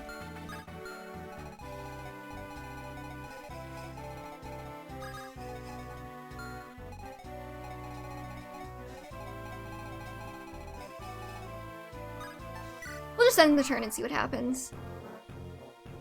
Like, almost as if they tried to look stupid on purpose. I think you're reading too much into that one. Stupid and elitist because they wouldn't shut up about how expensive their outfits were. Honestly, I'll be real, like, if I had to rank the generation's, like, regions, 6 is, like, probably, like, second to last, so... I will say, though, I did kind of prefer, like, the Grand Plan evil team types as opposed to what we mostly get now, which is, like... Oh, these poor... Are you kidding me, Tana? These poor misunderstood children who are just doing bad things for, you know, like Scarlet and Violet, I kind of was not a big fan of the evil team because the message was basically like, are you freaking kidding me? He doesn't have space in his inventory. Well, there goes that plan. Yeah, it's like the thing that killed me about Scarlet and Violet's evil team was like, yes, these poor kids are being big bullies, but they couldn't possibly be bullies because they were bullied once. And it's like, no. Wasn't the evil team literally a bunch of kids that got bullied and then the teachers didn't? Yeah, no, it was a bunch of kids who got bullied and then the teachers didn't do anything and then you actually go and fight them and they're like, we couldn't be bullies because we were bullied once. And it's like, no, you can definitely still be a bully if you were bullied once. I promise. That's not how it works. I liked when they did it first with Team Skull, but here's the thing. Team Skull was literally... Damn, no Dante Cam, evening ruined. Oh, I could probably actually figure out a way to get it. The problem is he's sleeping on a director's chair right now, and the director's chair actually has, like, my grandpa's name on it, so I'm about to, like, dox myself if I turn it on. But I could probably figure out a way to... I could probably figure this out, hold on. Oh, he knows I'm about to turn the Dante cam on.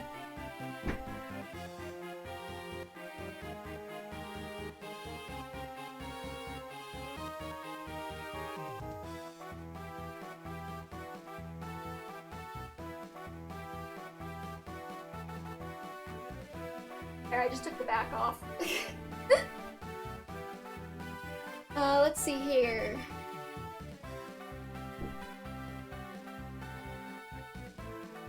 No, I really should make use of the Dante cam because actually for Christmas I got another webcam. So me and my mother were sharing a webcam, and then she got annoyed enough by me taking it for the Dante cam that she got me one for Christmas. So I do actually kind of want to test it out. Let's see here.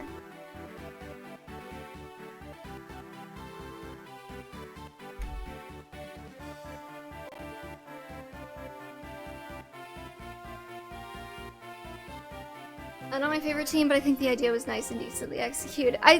Team Skull was more fun because it was very like intentionally like, oh, these are just like a bunch of like soccer hooligans, you know, which is like an actual thing in like soccer culture.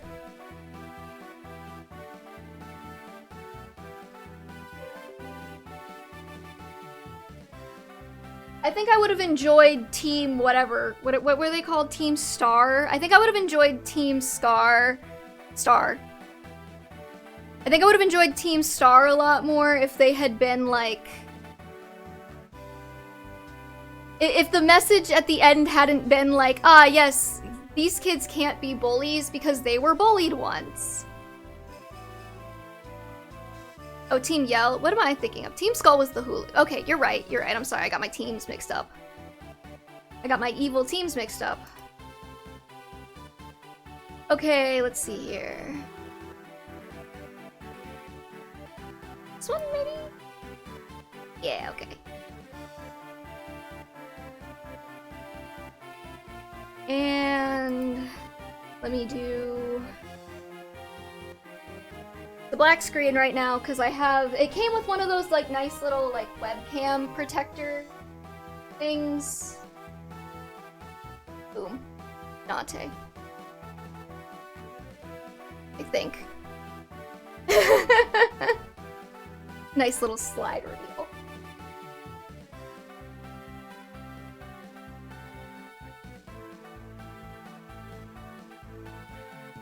Like staring at the Team Star were all shit, but Ortega's little cute, so he gets a pass. Oh, he was the was the fairy guy, right? I've only played through Scarlet and Violet completely once, so... Can I get this closer to Dante?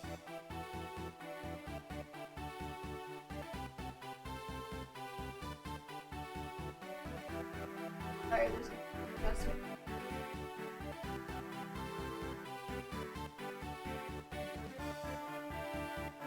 Dante.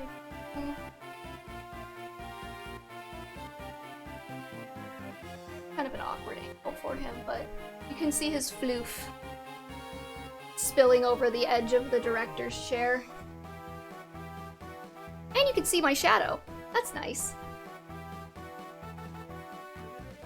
But yeah, okay, yeah, Team Skull was Gen 7, Team Yell was Gen... I liked Team Yell then.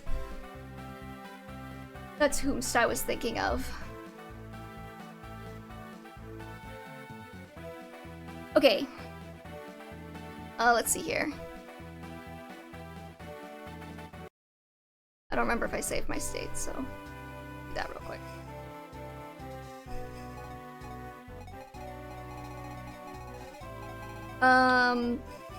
Oh fuck. I probably just saved over the save that was... I didn't realize I'd started this turn. Okay, I might be screwed. It's fine. I guess I just won't put Colm over there because I don't trust him to be able to, like, take this.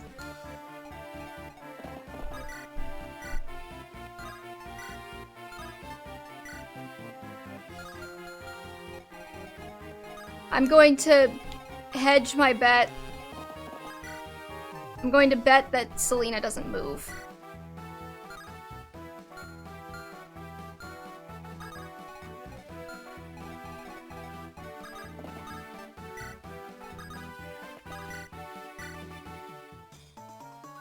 I didn't play Jenny, but I like the concept of Team Yell. I feel like the character design and the Pokemon design has been getting better. The story design has been, meh to bad since. Like, I didn't really get a lot out of Sun and Moon. I know a lot of people liked it for various reasons. Personally, it wasn't my favorite.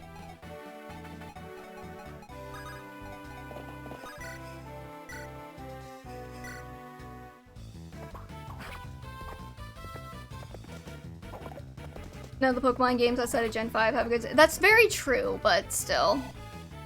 Okay, I feel like they mostly have meh stories. I feel like Gen... Since they've been kind of going to, like... Well, okay, you know what? I wouldn't even say that's entirely a fair assessment, because I do think that Gen 9 has a pretty good story. It's just, like... Maybe not, like, the best... Okay, it has pieces that are really good. Like, I think the storyline with, Mabostiff and whatever his name is really good, but then I think, you know, like, the Team Star is, like, really bad.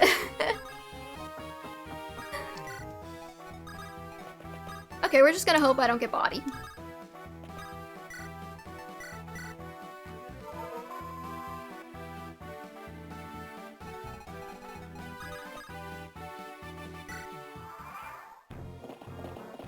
The Professor storyline wasn't bad, it's just, okay, he's fine. Doosel's fine. Nimona do be Nimona-ing. I like Nimona as a rival. I do miss the, like, bastard rivals. But, like, you know, I also acknowledge that, like, okay, like, the Pokemon games are meant for children, like, you do have to keep that in mind. Yeah, Ephraim. Plus 10 for style. I let her top me. Mood. But I do recognize that the games are meant for children, so there are things you're going to just have to deal with, like themes that are good for children. Silver was the best rival. Silver was interesting. I liked Silver.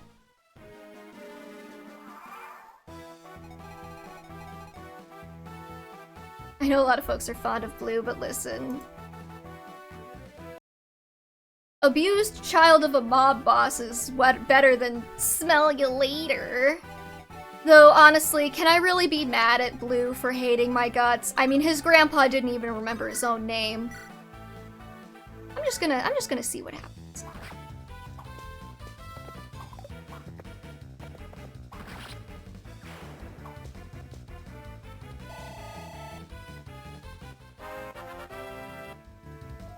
I'm listening, Lee. What was the Pokemon that evolves from Kakuna Beedrill?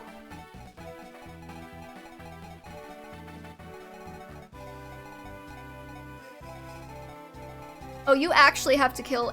Interesting. Really, your mom. Nice. I didn't realize it was actually gonna make you kill every single unit on this map.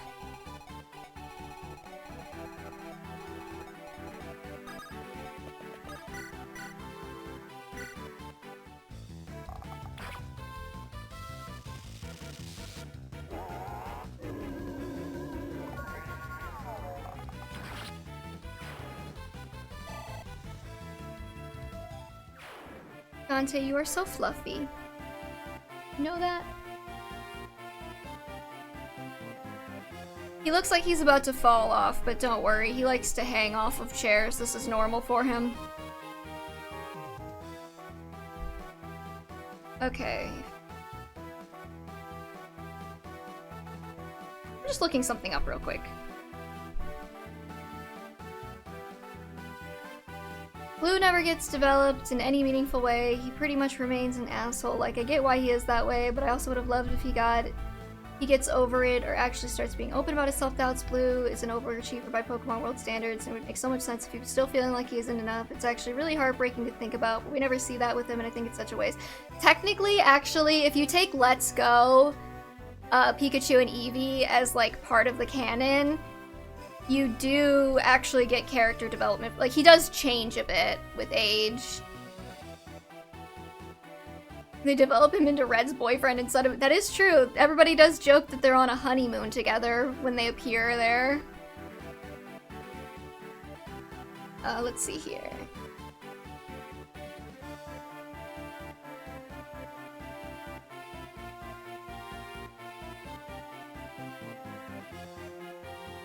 Okay, you actually do have to kill Selena in this chapter.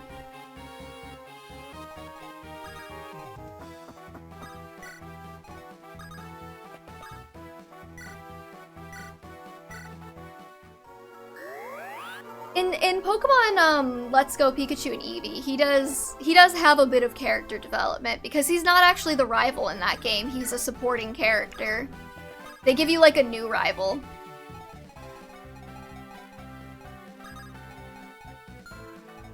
I think I'm gonna start moving everybody around to get, like, heals. Hey, BT Blind Thought, what's up? RIP Selena, yeah. She could have joined me. This didn't have to happen. Mur told her what's up.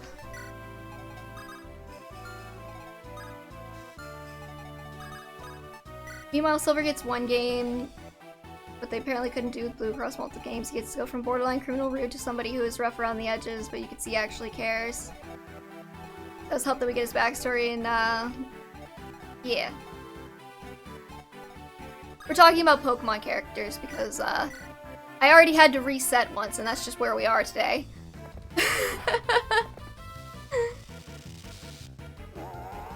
She joins for the creature campaign, but yeah, no, I know. They just gave me hope there in this chapter when Mur went to go talk to her. I didn't play Let's Go, but also Blue and Red and Gen 7 were kind of funny, but I don't know if that's the case. Just in the German translation, but Blue's kind of an asshole to Red as far as I remember.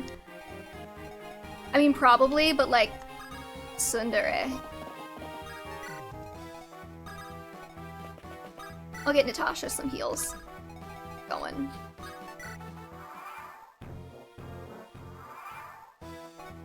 These guys apparently don't move. That's annoying.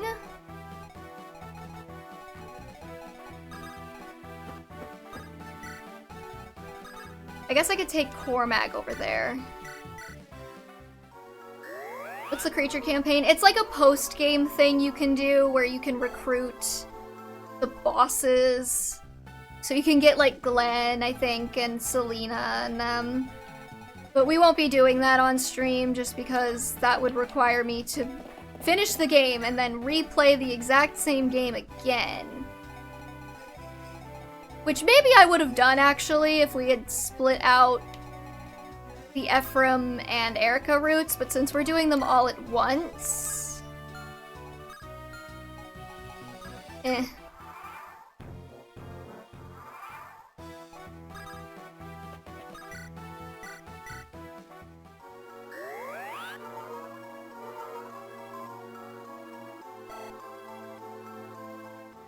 I don't think you can actually use them for most of the game, though. Like, I forget if you can use them during... What's it called? I forget if you can use them during story maps, or if you're only allowed to use them on, like, the overworld grinding maps and the tower. I'm not exactly the best source for that, but, yeah.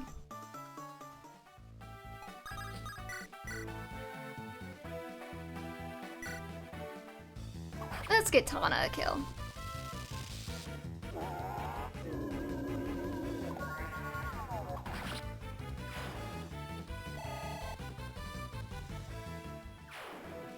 Oh god.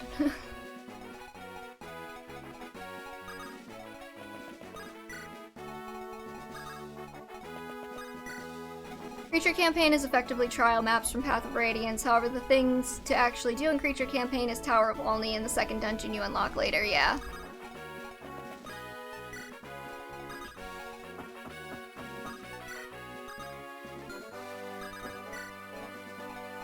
I feel like Ephraim will probably get special dialogue, so...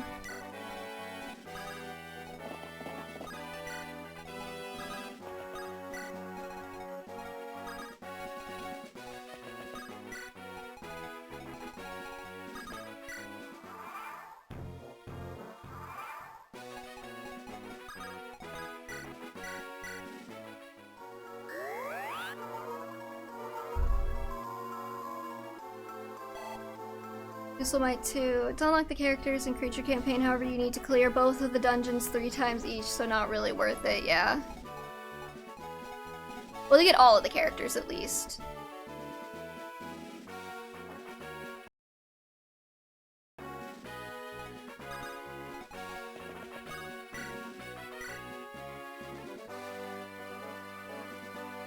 I'm just gonna throw everything at the wall and see what sticks.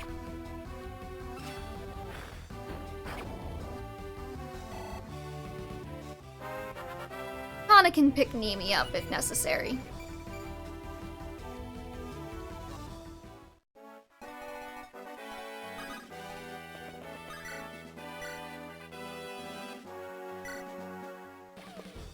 Oh no, he didn't even get special dialogue. That's just rude.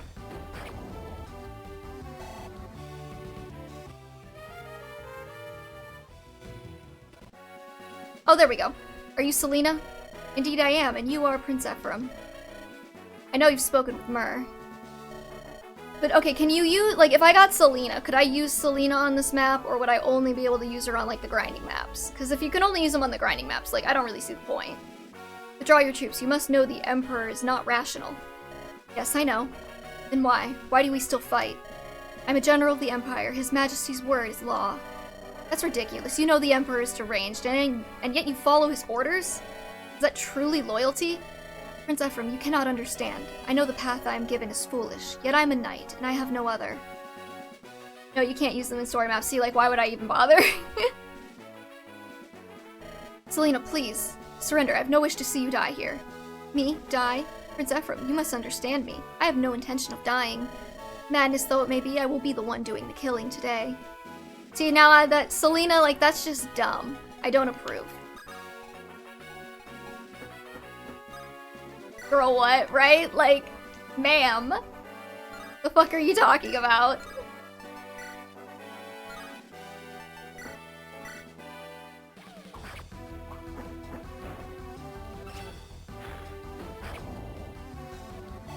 She's not really that dangerous unless I can't kill her this Dussel can't even reach, fuck. Oh. Arthur, you wanna kill? Never mind. Gilliam. How you looking? Can Seth get over there? He can. Seth can be our emergency button. I'm so very tired. Now I too will. See, okay, I don't hate the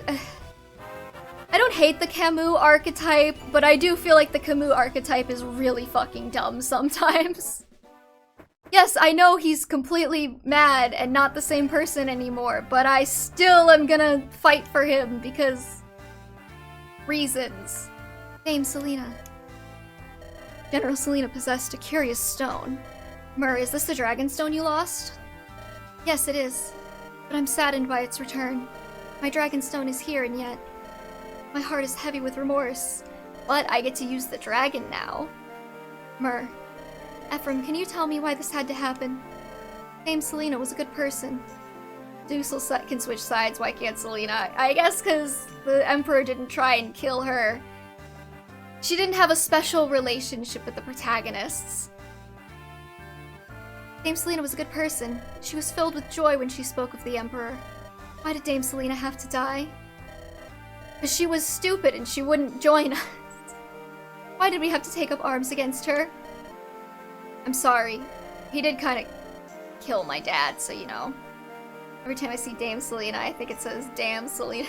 Damn Selena. Okay, question though. Am I the only one who feels like they took manga green, the girl, as the base for game green and anime green, but majorly toned her down? Like, her one defining trait in the manga is that she's a trickster. Probably. It's been a hot second since I've read the manga, but I feel like... there's also a lot of stuff in the manga, because the manga is intended to be for, like, a slightly older audience that they probably had to dumb down for the games, because the games are made for, like, 7-year-olds. If I could have convinced her to lay down her arms, I would have.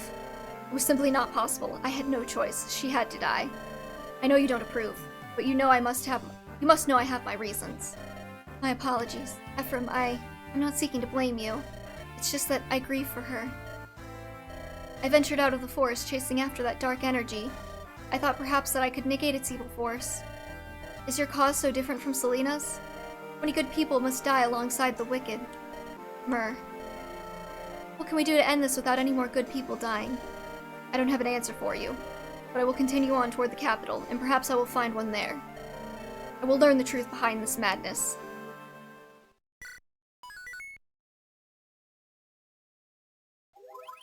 Ephraim kinda sucks here. Wait, why so? I think where someone hid their Pokeballs in their bra, which is kind of uncomfortable when you realize she was 11 at the time. Yeah, don't worry about it. Ooh, that's a big castle-y kind of...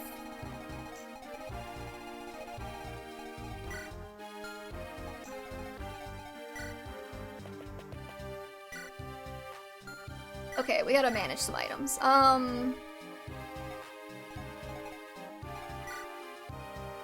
Home, why don't you go ahead and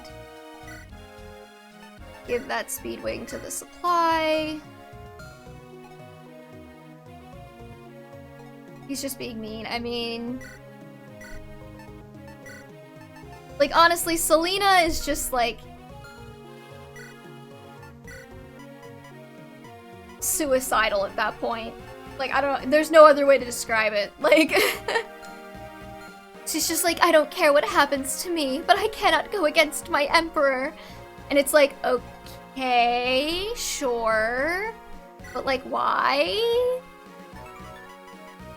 And if it's one of those dumb, like, I'm just so in love with him things, I'm gonna eat my shoe. I'm gonna gnaw on it like a rabid animal, because I'm so sick of that happening. He tried to recruit her, she just wasn't having it, yeah. She was very resolutely like, I cannot go against my emperor. Oh my god.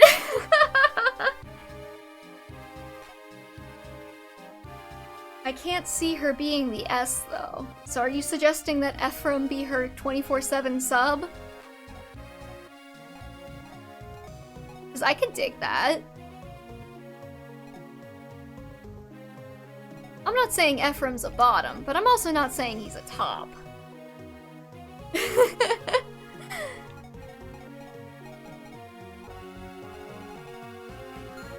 Okay, I think we're good on items, actually.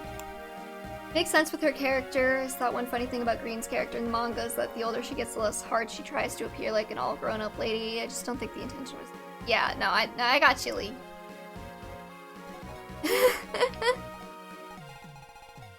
I gotcha.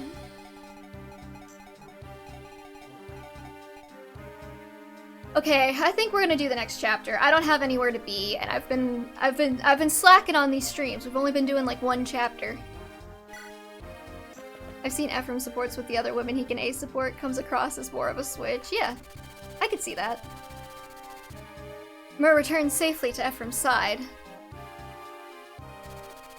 A noble warrior to the end, Selena fought with great honor. I would not call that bolting tome honorable, ma'am. Never once using Myr as a hostage. Okay, yeah, I guess that is pretty honorable. Ephraim renews his vow to pierce the veil of mystery surrounding the Grotto Empire. Honor! Selena is added to the list of innocents who Grotto must account for. The center of the Grotto Empire, Emperor Vigard, should have been here, but... It's a trap! Probably. Honor before Zuko redeemed himself. Girl, you're willing to let your entire army die for nothing? And yeah. Yeah, no, the game is a little bit, yeah. Okay, I think, isn't this the last chapter before we get the, like, split? Or whatever, before the split ends?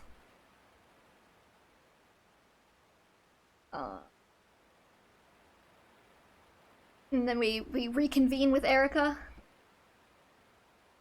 Yep, last in Ephraim's route, okay. The Grotto capital. Looks like it hasn't changed at all since the last time I was here. Eirika and I came here once long ago with our father. Usul taught me the lance, and I studied history with Leon. I never imagined I'd come back here armed for battle. Memories. 2 years ago. I like how they say long ago, 2 years ago. And so the hero Grotto and his companions used the 5 sacred stones to seal away the evil of the Demon King, and his wicked soul was locked within the Stone of Grotto. The Stone of Grotto came to be known as the Fire Emblem. It's the Fire Emblem, guys! They said the thing! To this day, it is kept safe and honored as a national treasure of the Empire. 2 years is a long time when you're only 4 years old. I think that's about it. For more on Grotto's life, read Founding Emperor Grotto. It's comprehensive. It's so thick. Yeah, Ephraim. It is thick. So I guess after this, it's just see who has the better units and choose the route to finish the game, I guess. I have a feeling it's gonna be Ephraim route characters, though. And the letters are so small. But you have to read it. You don't want Father McGregor to discipline you again. I'm no good with books. The problem is they don't move. I get bored silly. I understand so much better when you explain it to me, Leon. Yes, but it's kinda weird to be helping you all the time. It's just that I admire you, Ephraim. Yay. I want to be strong, like you, brave and handsome, ADHD King. I've got an idea. Why don't you teach me to wield a lance, Ephraim? I can't let my defeat to Eirika go unchallenged. I look foolish. It's a deal. We practice tomorrow, though. If you want to beat Eirika, you have to take this seriously. Just go easy on me, alright?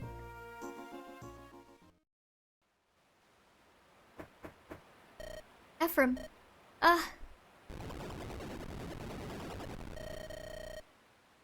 Tension in this scene is real. Oh, they kissed.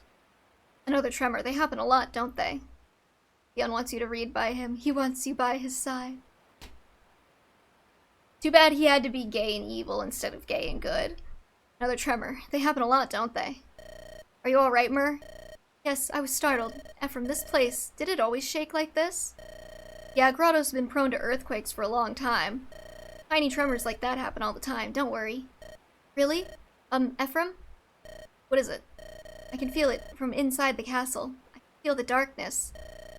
I feel a broad pool of darkness deep within its walls. Perhaps it's coming from the throne room. That's where Emperor Vigard, the man who started this, is. Let's go.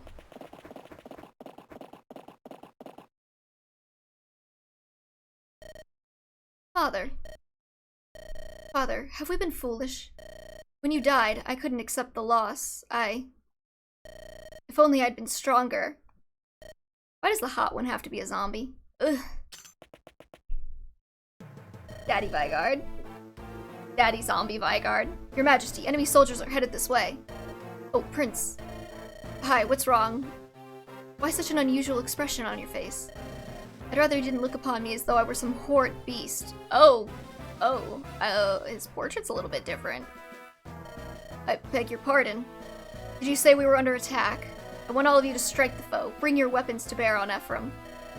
Is that acceptable, Father? Do as he says. Oh no, he did a necromancy. Not the only zombie, wait until chapter 16. I know, I have a feeling I know exactly what you're talking about. Understood, right away, Your Majesty.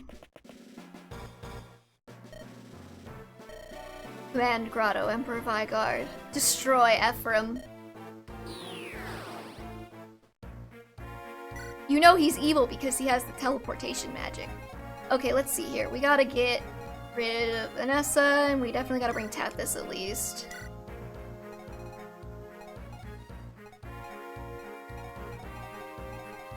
I'm gonna miss my max strength Ross on the Eirika playthrough if we go back to Eirika, though. Only evil guys teleport. No, exactly. Don't you know? I mean, okay, is there anybody else I want to bring? We really don't get Inez until, like at all? Like, what? Wait, hold on. When am I supposed to get Inez? Next chapter?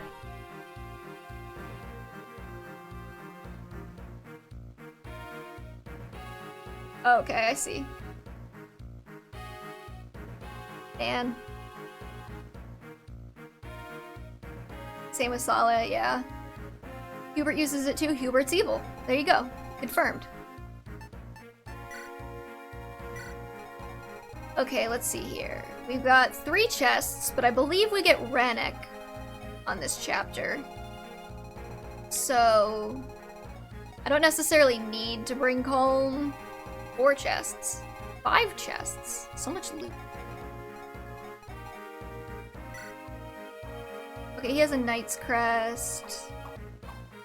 You have a red gem, but I can just pick that up from killing you. The chest keys, door key.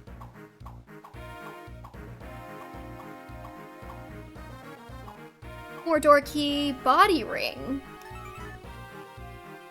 Okay, that's worth stealing. Who has that?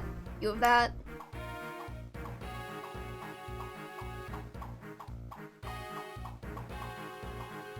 Okay, I'm seeing a body ring. Inez hates Ephraim so much he doesn't join the party until the route merge, so he can woo Ephraim's sister to remind Ephraim the one thing he cannot have. Who knows? Though if you go by Ephraim and... not Ephraim. If you go by Eirika and Inez's support, Ephraim already has her. Okay, so where's Rannoch? I need to know which side of the map to put Ephraim on. You get Rannoch, there are 2 ways to get him with Laura Shell. Yeah, I'm trying to figure out where he'll spawn so I know where to put Ephraim so I can get him. Because I have a feeling he's going to start looting these chests and just bail.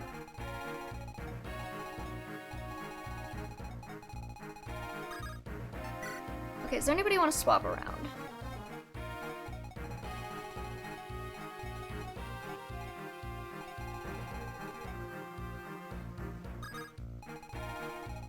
I think I'll swap Seth over here. You know what? Screw it. We'll just go for it, you know? You're getting in with Ephraim, eh? Oh, well, yeah, because I haven't really used Lara Shell, and I don't feel like wasting a deploy slot on her, so... I can always restart if we don't get him. My reset counter can go up again. How much gold do you have? Oh, fuck, I need to pay him? Okay, never mind, hold on.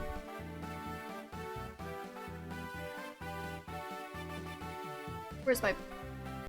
Never mind. I'm not paying the bastard. We'll kidnap him with La Rochelle. Thank you for the heads up.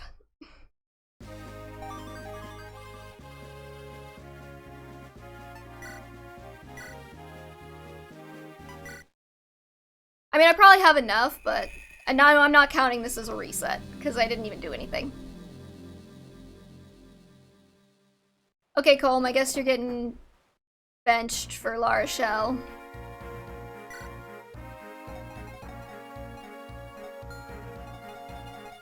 Wherever she went, she's like down here somewhere.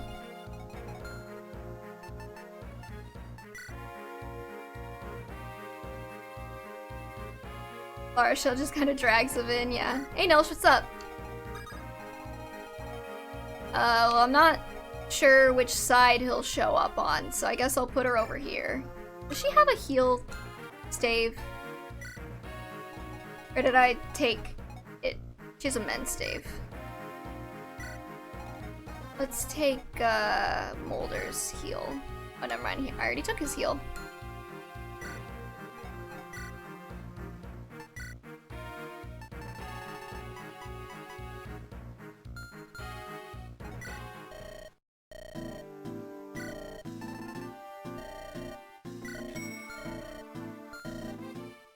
How far are you? We're just before the reconvening of the split on Ephraim's route.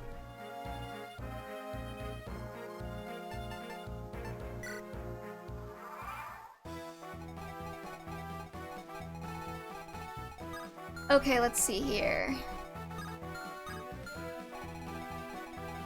I'm not sure where Rennick is gonna spawn, is the only issue.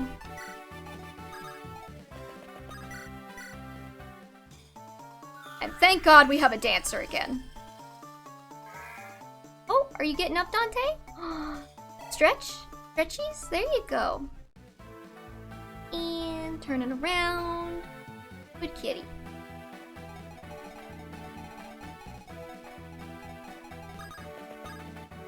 With Ephraim, he costs 10k gold. Yeah, I'm 10k gold. Why would I pay for it when I can get him for free? Are you kidding me? I'm a cheapskate. Did I call Rennick Nilsh? I said, hey Nilsh. I didn't realize. Okay, fuck it. You know what? Sure. Sure, why not? Well, too late now. I guess I'll just go crawl into a hole from embarrassment. Seriously, but what side does he show up on?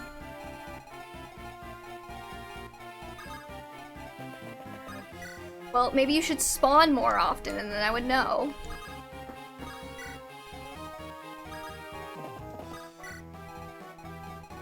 $7k a night, damn, that's expensive, right?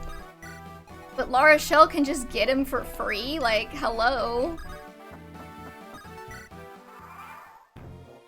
Oh, I'm gonna miss Speed Demon Gilliam too if we go back to Eirika's route.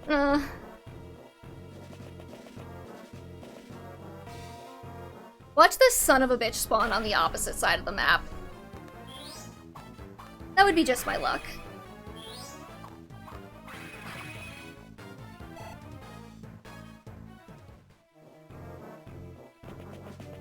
Oh, there he is. He was not here before. He can't like walk through it. Allies, can he? Can I just like unequip Ephraim or something and have him like body block?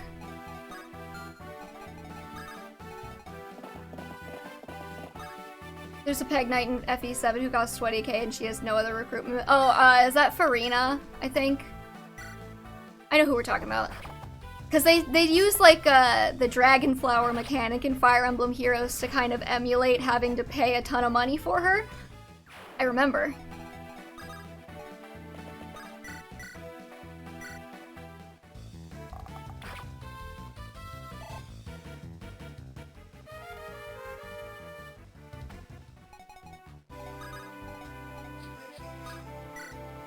There's like a mechanic where you can improve your units with dragon flowers.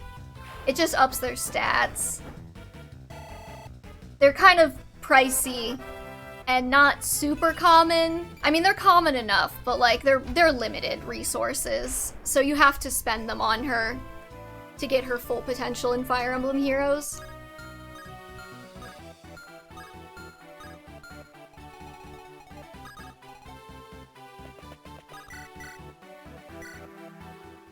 Honestly, I'm just gonna yeet Ephraim over here, and if he dies and we have to reset, then he dies and we have to reset. I just got an annoying Left 4 Dead 2 achievement on accident. I don't know what achievement that would be, but congratulations.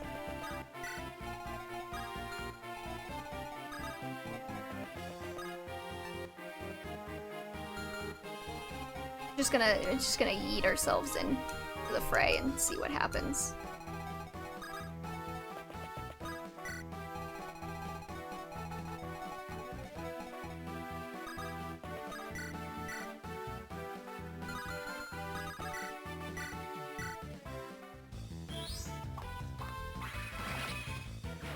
Okay, so La Rochelle kind of needs to be on the other side of the map. Because of course she does. I knew the second I moved her over there that she was going to need to be on the other side of the map. You guys have anything scary? Not really. Cormac.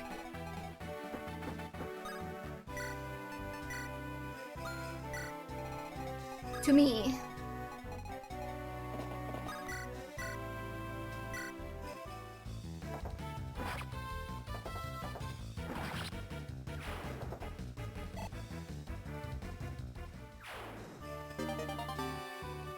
Oh, that's nice. Thank you, game.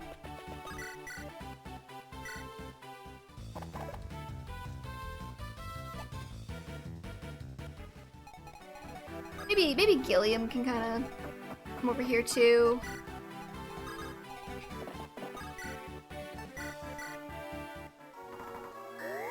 Yeah, I have a feeling that we're gonna have to go back to Eirika's route anyways. Follow Eirika, just because I actually used La Rochelle on that one, and I have a feeling I'm gonna have a ride on my hands if I don't use La Rochelle in this playthrough. I heard Alphonse is dead. Yes, he died once, but he got better.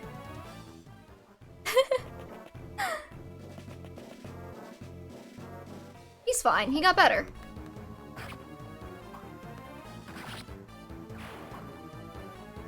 I hope it doesn't auto-equip Regan Leaf if he runs out of Javelin uses. That's gonna be annoying.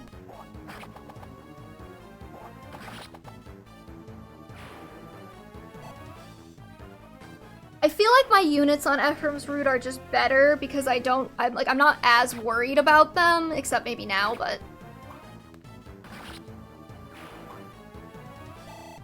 you don't need La Rochelle for anything. Yeah, but like the people watching really like La Rochelle, and I like La Rochelle, so it'd be nice to use her till the end.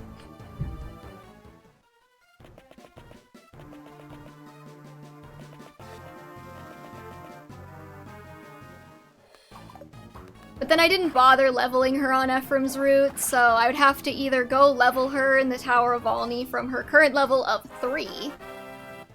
I stand Natasha over La Rochelle. I mean, we would be using both no matter what. Because I hate myself. And I decided to grind 2 healers.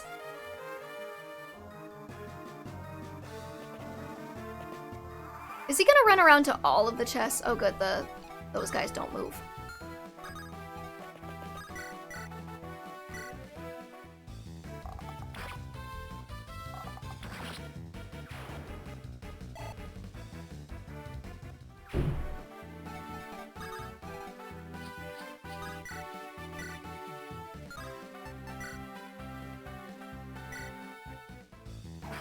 Maybe Tana can get some kills. That'd be nice. Rennick will go for all chests until his inventory is full. Okay. So we have time, what I'm hearing. So does that mean he'll come back down, or will he go over to this side first? Because if he comes back down, then moving Lara's shell over that away is probably a good idea. But if he goes over, then getting Lara's shell to the other side of the map would be kind of pointless.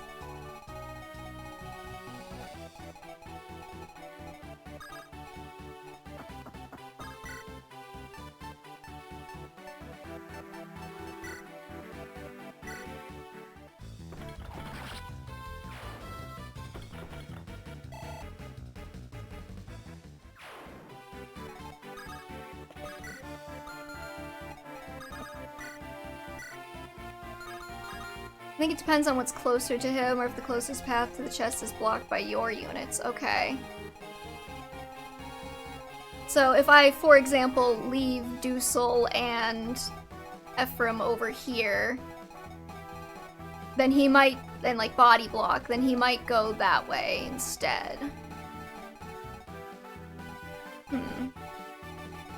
You guys have hand axes, or are you all just regular axes? Okay, you have a hammer, so you're actually a little bit scary to Gilliam. Potentially. I wanted to heal Ross.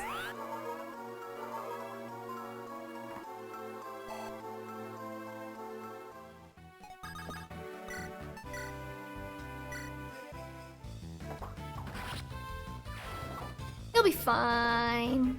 He's fine.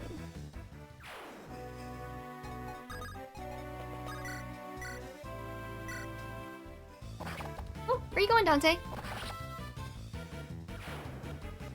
There he goes.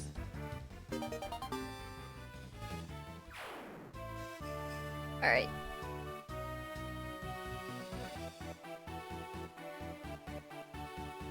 Dante has said farewell for the moment. Is Dante also scared of fireworks? I assume so, but I don't think there's any fireworks going on right now.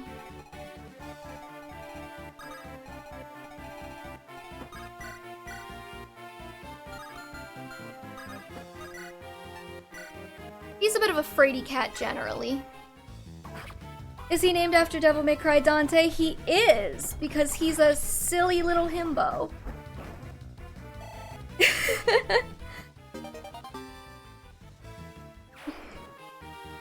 Okay guys, like, people don't tend to set off fireworks here in the winter because it's wet.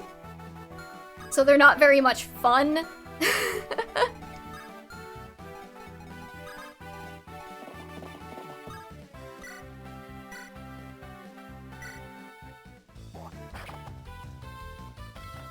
It's wet as in, like, snowy, usually. I mean, it hasn't been that snowy. I think it is actually a little bit warmer, or colder out today, though, because...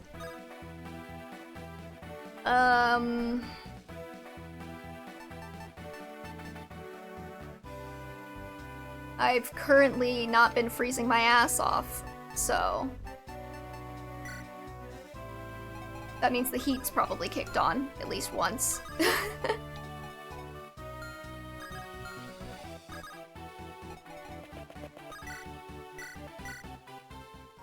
You think it isn't here? I know it's not snowy there.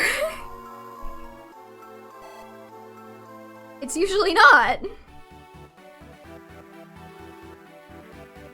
Yeah, it's not quite below freezing here, but... Through DMC Devil May Cry, the America reboot recently, and so bad story-wise, it's hilarious. I don't hate the reboot, actually.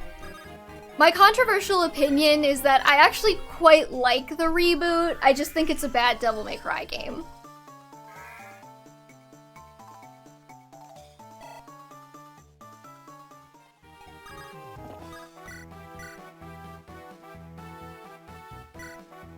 Because, like, okay, the reboot is fun as fuck. It's so fun to play. It's very satisfying. The sniper rifle abortion, though, don't remind me. I mostly just, like, ignore that and jam to, like, the soundtrack and whatnot. Okay, I'm gonna burn a Regan Leaf use on this guy just because I didn't realize Ephraim wouldn't be able to kill him without it. First Regan Leaf use.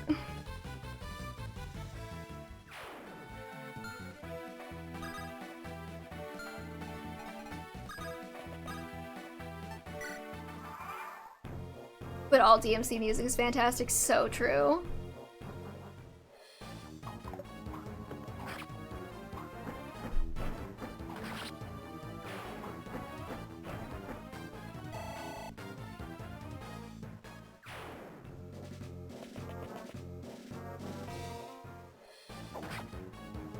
Oh, he's fine.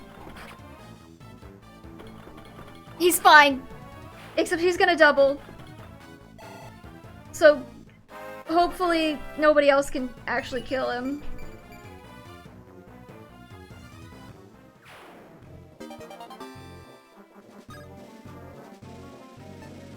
Can you use the hammer? No, you can't.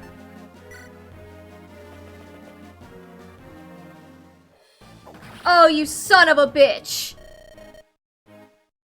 Okay, that's a reset.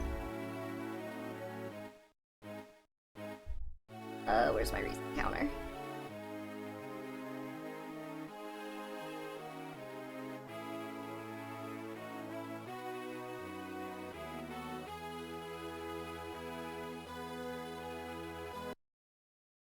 Okay, it's fine.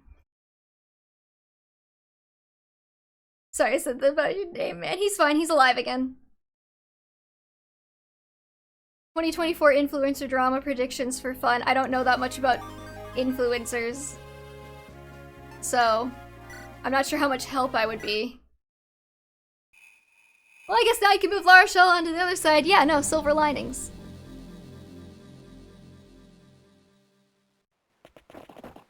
I didn't think the guy with the hammer would be that much of a problem, but I guess he is. Okay, I'll switch Lara Shell and Natasha, just so we have a healer on both sides.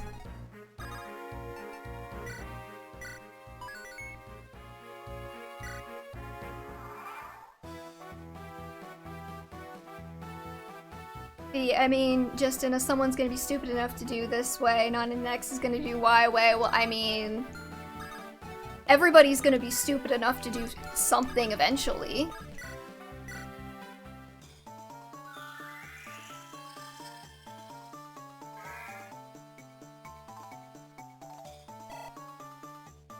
I guess this works out, because now I have Lara Shell on the same side as Tethys, who can dance her. And I didn't burn a Regan Leaf use. So there's that. Isn't that a nice warm feeling?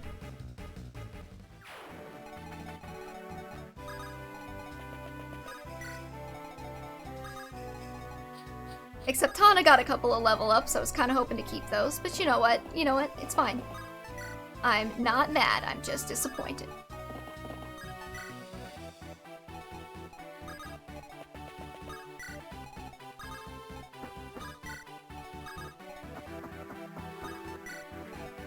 It's a Regan Leaf. You know what? Now that you say it, it does sound like a Republican a Republican nominee wannabe.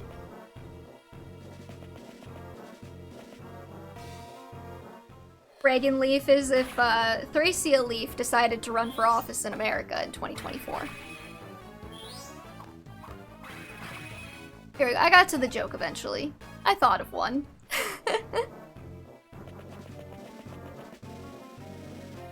Yeah, Rennick, you suck.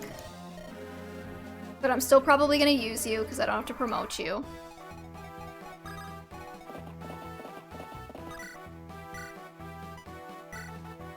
Republican Ephraim, oh god.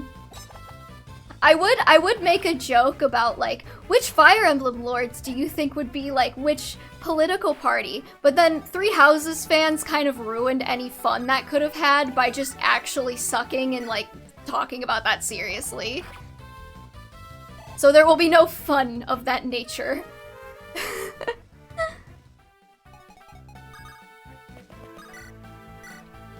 Dimitri's right wing, yeah. I'd say it's Rain Leaf, but how to pronounce it isn't important.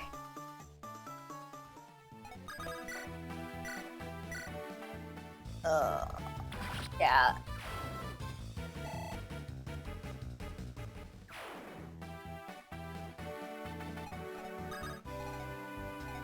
like I said, like... Three Houses fans just, like, ruined the fun discourse. Now we can only have real discourse. Sad.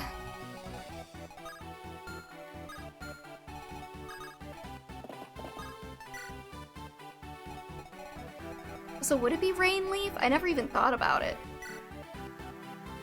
It's Reg In, though. Ugh. Does he pronounce it in Heroes ever? That might be a clue.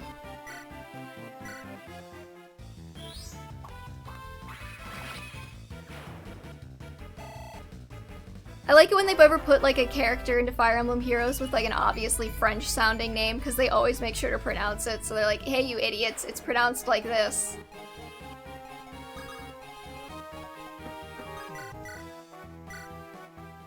Like Guy, Guy. I like playing Three Houses, I just didn't think much on the too much on the narrative. Yeah. Like, okay, I do have plans to replay, like, every single play or replay every single Fire Emblem game on stream. And I have decided that Three Houses is going absolutely dead last, because I'm hoping by the time we get to it, the fan base will have chilled a little bit. Like, a lot of it, maybe, hopefully. Don't play Thracia. I'm sorry, we gotta play Thracia. If there's suffering involved, then I guess we'll suffer.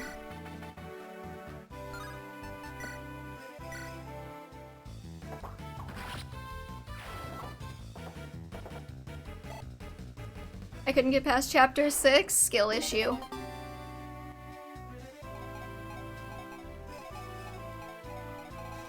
I have a feeling I'm gonna absolutely hate playing every single second of Thracia, but I'm gonna do it anyways, because I haven't played it before, and I have to know.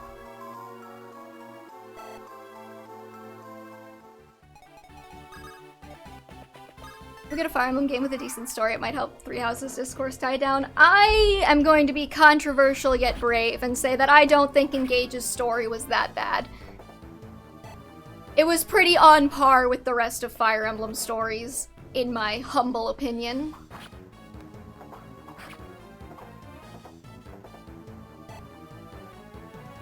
Frankly, so is Three Houses. I think the people who say that Three Houses had, like, oh my god, the best story in the series is engaging in a small amount of cope, but that's just my personal opinion.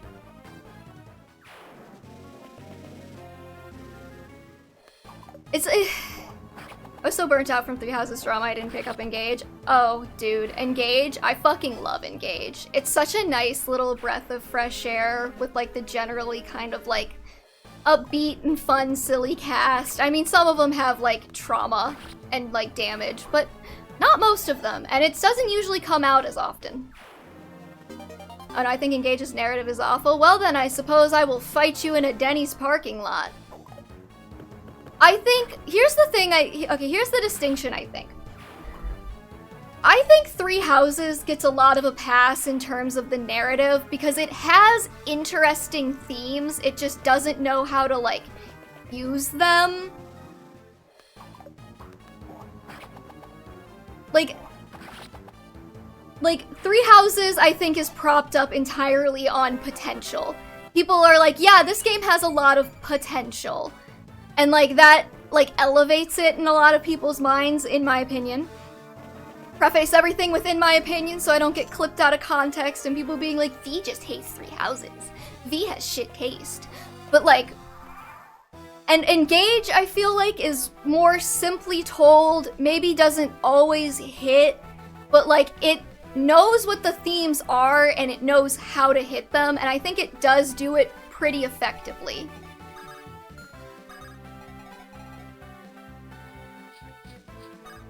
Three Houses should have killed their darlings, aka gotten rid of a bunch of good yet disconnected. Yeah, I would agree with that. Like, I think Three Houses had a real problem where it couldn't kill its darlings. They just were throwing everything at in the kitchen sink at it.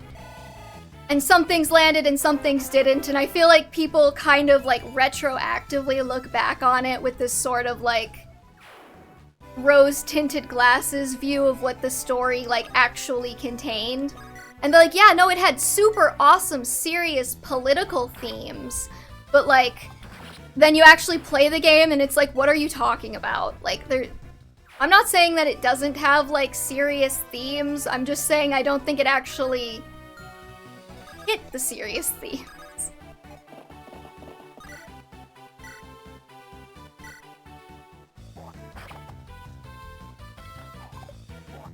I'd say Fates is the game with the most potential in its story. They just got way too convoluted. I would agree, actually. Fellas, is it bad to fight someone who's trying to invade your country, according to Three Houses?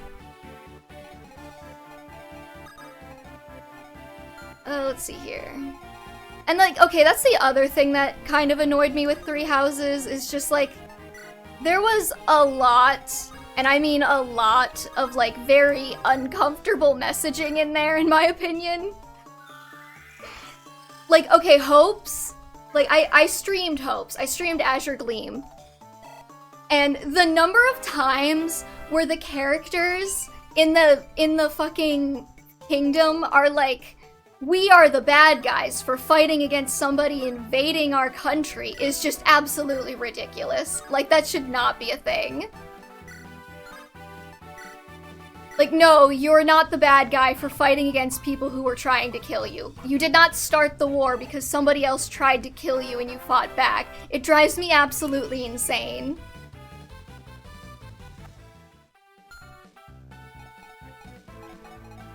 Okay, let's be a little bit more intentional with how we handle this.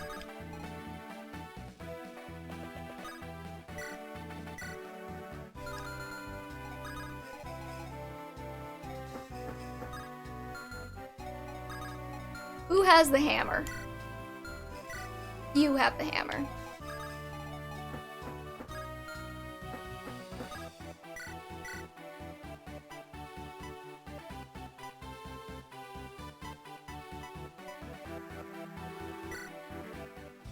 Hello, Dante. Are you gonna hang out there now?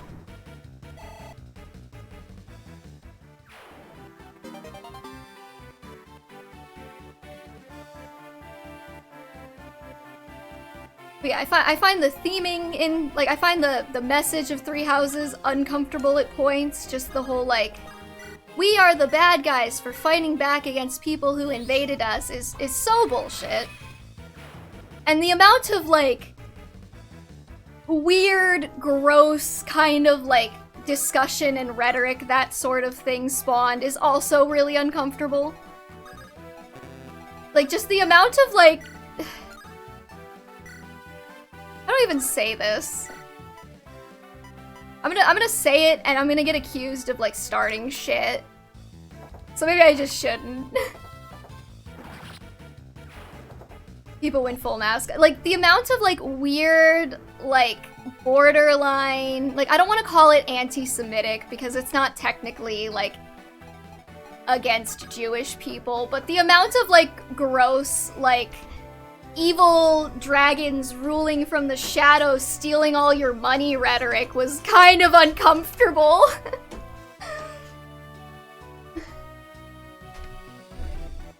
Or like the we can kill the dragons, they don't count as like people, is like even like okay, just like how do I say this? There's a very uncomfortable undertone to taking a group of people who look like people, act like people, walk and talk like people. The only real distinction they have from, like, humans is the fact that they have longer lifespans and some of them can transform into dragons. Hold on.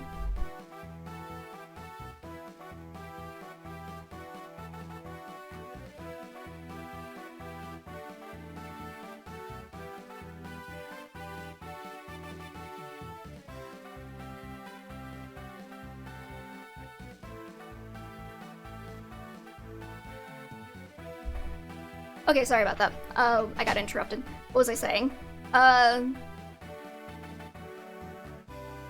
Epic music in this game, yeah. Hey, Roran69, what's up? Okay, sorry, fucking... The people who will, like, look at, like...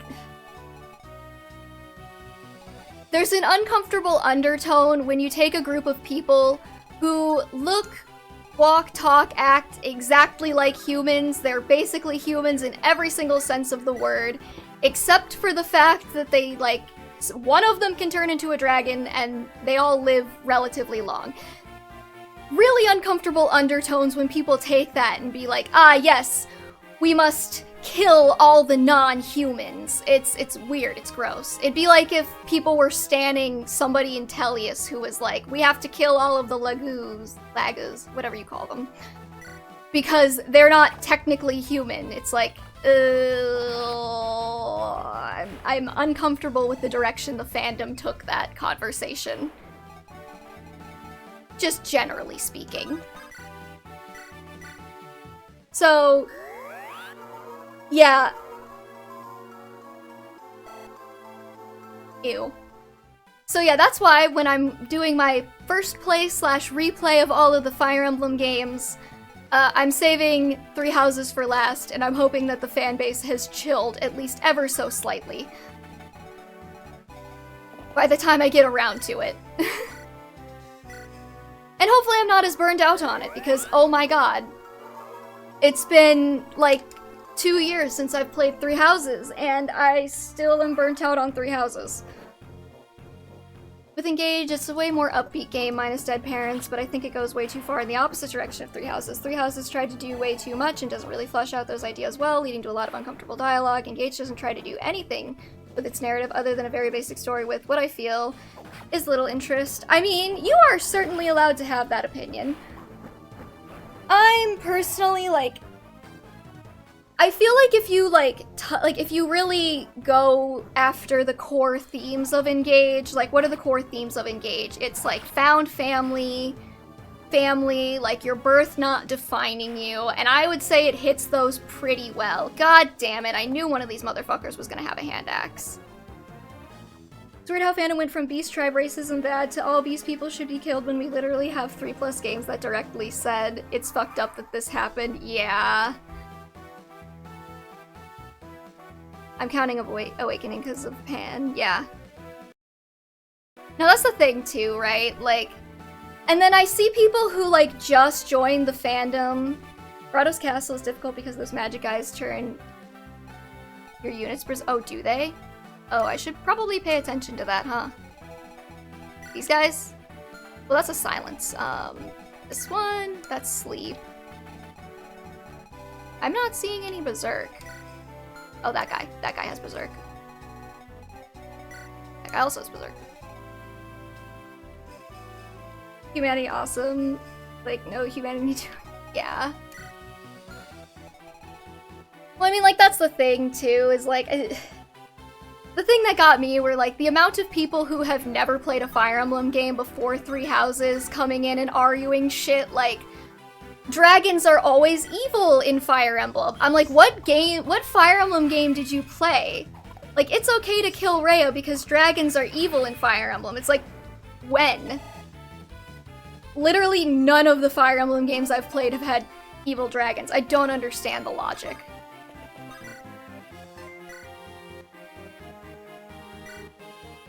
Isn't that right, Dante? You don't like Three Houses discourse either, because I get mad about it, and then I get loud. And you're a very sensitive kitty.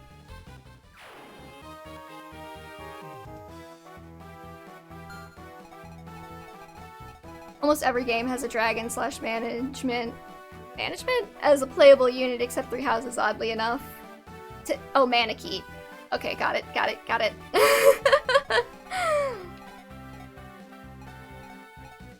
Like, even then, like, I guess, like, if you count Seteth and Flame, like, they also are... Where is Rennick? It's over there, okay.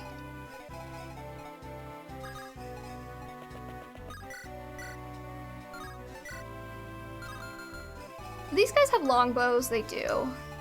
Not great for me.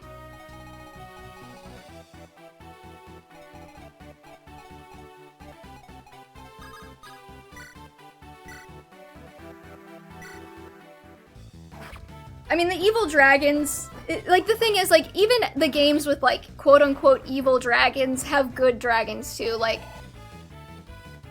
Mila and Duma. Like, Mila was ostensibly a good dragon. She just, like, lost her mind. And, like, Duma was, like, he was also not, like, necessarily evil. He's also just, like, losing his mind. But, like... And then you have, like, Grima. Well, you have Naga in the same game. Like, counterbalancing that.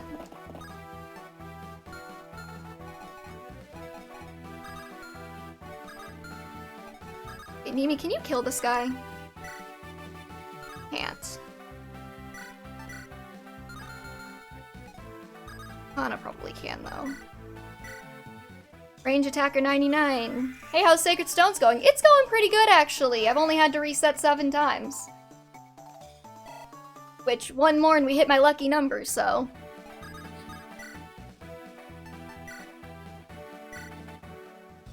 Duma sexy. The only thing I'm trying to say is Engage could not hold my interest, so it makes playing through the game more of a drag. All subjective, though. Yeah, I mean, it's subjective. Like, I'm not gonna deny you that experience of the game. I just personally really like Engage.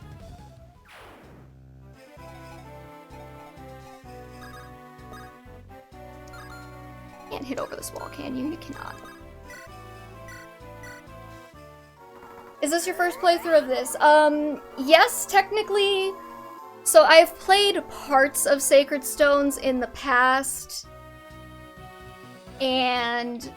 But I never beat the game. So this is my first time playing it all the way through. I know most of the spoiler stuff, though, just because I play Fire Emblem Heroes, so... It's come up. Hey Luke, great, what's up?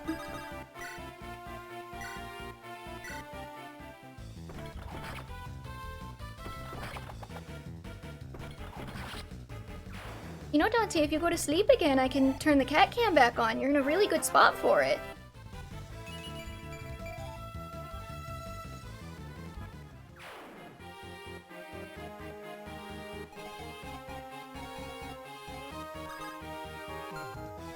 Alright, let's see. How do I want to do this? I could just yeet Seth over here. Start taking these guys out. Hopefully. He did pick up that Armor Slayer.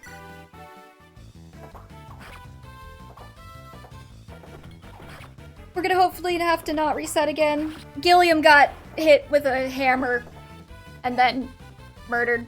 So, you know, didn't really go very well for me. Shit. Okay, I'll get rid of the Lance Reaver. You know what I miss follow-up attacks. Came in here and heard you talking about other Fire Emblems, so I assume this isn't your first. No, it's not. I've played all the way through Awakening, Fates, Three Houses, Engage, and Shadows of Valentia, I think? Hold on one second.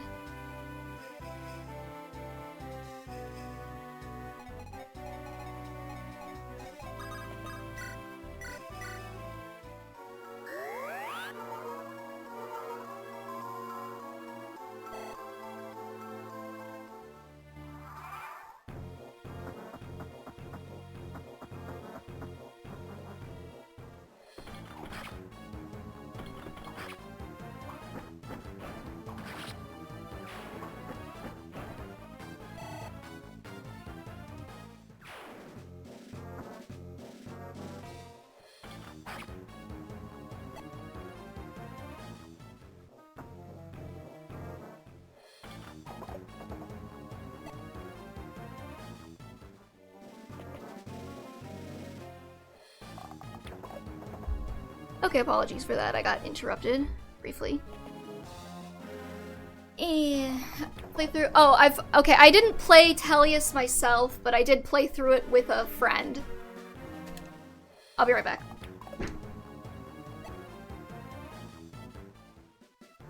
Never mind. I don't need to get up. Haha. But yeah, it's my current goal to play through all of them for the first time or replay through All of them?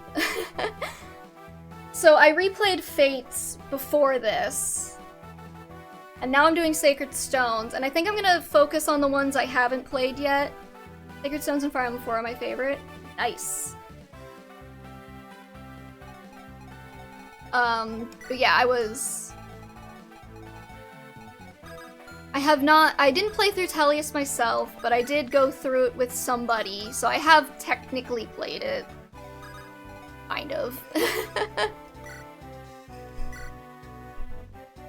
Ephraim, I'm gonna need you to hit harder.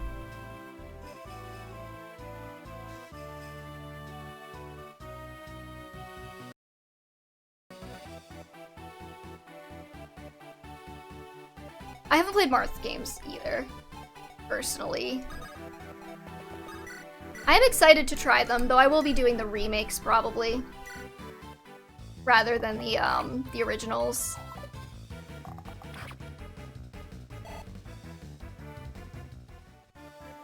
Speaking of, it might be about time that I start polling to see which game I'll play next.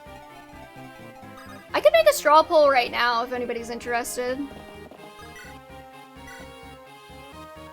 That's not what I wanted to hit. Fuck.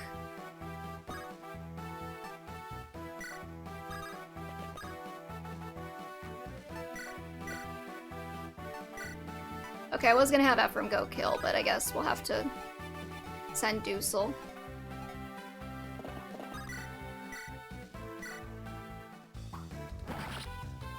I didn't even know there were remakes of the Marth games. Yeah, that's what 11 and 12 are.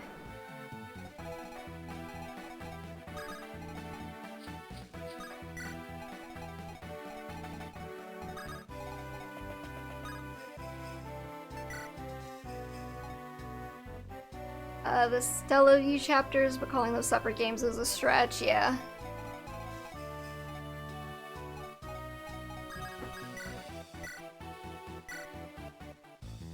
Oh, let's see here. Is that what, yeah, New Mystery is Japan only, but I'm sure I can find a translation patch of it somewhere. Fire Emblem fans are like that. Also, Roran69, thank you for the follow. I did not see that pop up.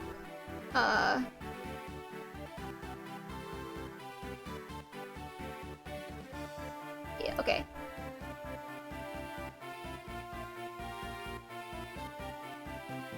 Is there like a straw poll website still?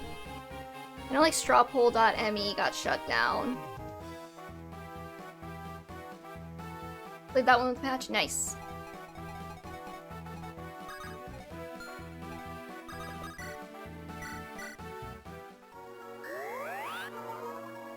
Okay, I think I'm gonna do a straw poll for which game I'm gonna make next. I'm also gonna run one on my Tumblr.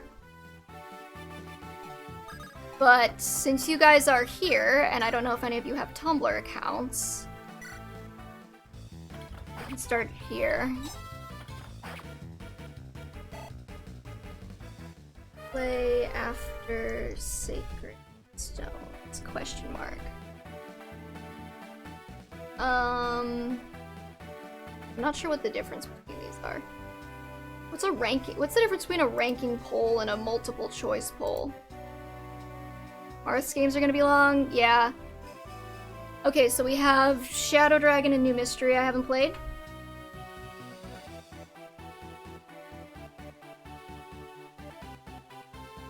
What is it? Genealogy and Gracia. I'll just combine the votes. Yeah, okay. So that's one. I've played the remake of 2 already, so I'm not gonna put that. 4, 5, 6, 7.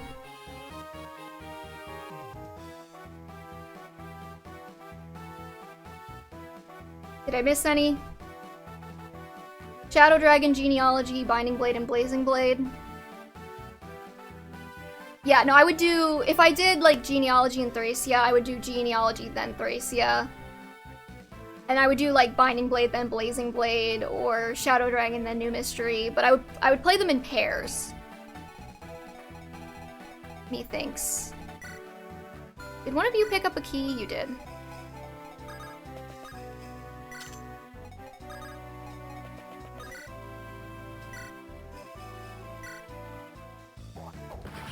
Did I miss a Fire Emblem game?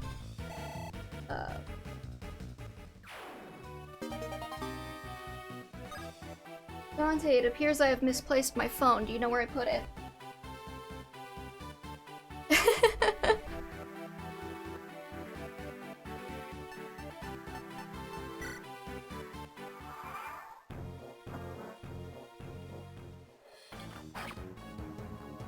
Hopefully you haven't had anyone try to beat you over the head with optimal strats, like when to promote. No, not really. I'm a pretty, like, okay, as a player on stream, I don't really mind a little bit of backseating for the older games because I haven't, like, played them. So, like, I will usually ask for advice, but I'm not gonna bite anyone's head off if they try and give it to me unsolicited. I know a lot of people get really annoyed by that when they play. Personally, I don't mind the advice, it's just don't get mad at me if I don't take it. And nobody's gotten mad at me if I haven't taken it, so.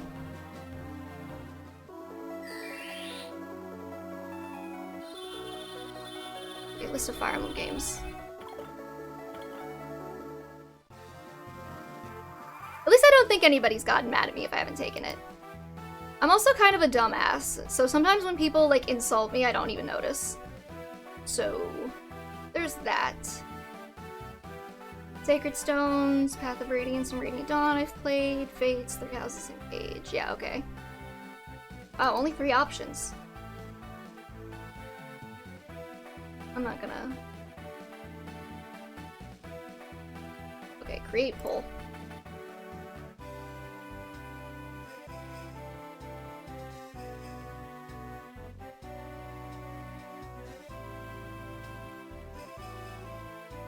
Okay, if anybody wants to vote on the next Fire Emblem game I should play, I am posting a link to the poll right there.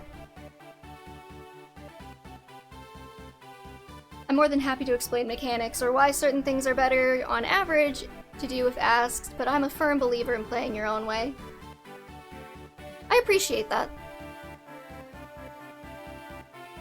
I mind backseating when it's by folks who think I can't play because I don't. Yeah, that's never fun. I haven't had too much of that. Like, 99% of the time, you know, I'm of the philosophy that, like, people will be chill if you're chill.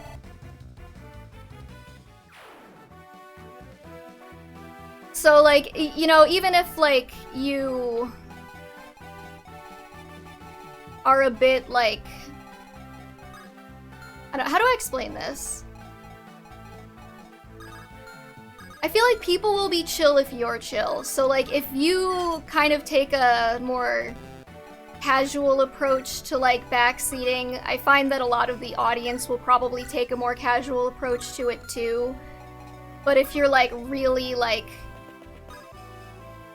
No, I hate backseating, don't you dare! People tend to pick up on that. And will be more annoying about it. But yeah, I know that's a problem in the Fire Emblem fandom, with people being like, you have to play this one super specific way because I said so. The whole, like, if you play without permadeath, then you're teaching yourself bad habits. Or whatever. And you're gonna be a fail Emblem player forever, because you're gonna suck. Like, I could get a free longbow out of this guy.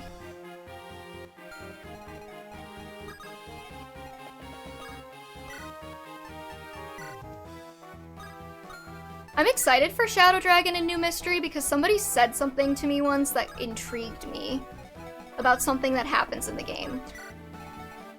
I will say Shadow Dragon and New Mystery are probably the ones I know the least about.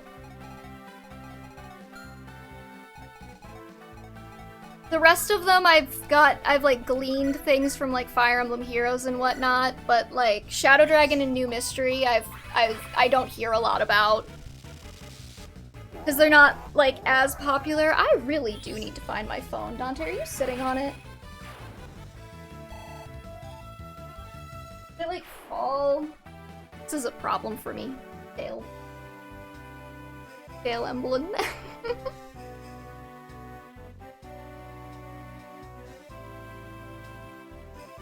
Oh.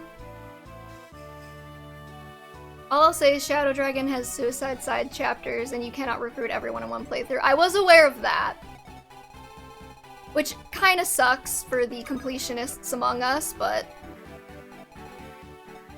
Am I one of them? I don't know. Am I? Can I kill this guy?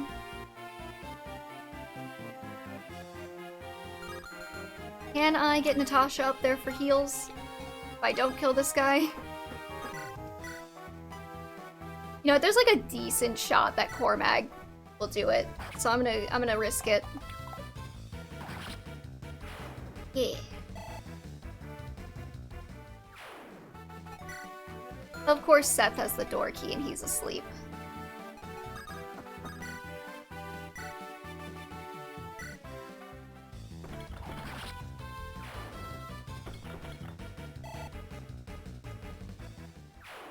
See here. I've got 4 votes for Binding Blade on here. Nice.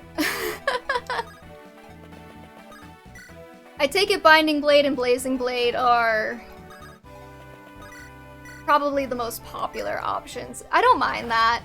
I did actually play through a significant part of Genealogy in the past, so it would be a lot of retreading old ground. I'm not perfect myself. I did see a bunch of unpromoted at level 17. There's a small part of me that wants to go full glasses emoji and explain why they should promote now, yada yada, but just play how you want. That's kind of my 10 cents on backseating.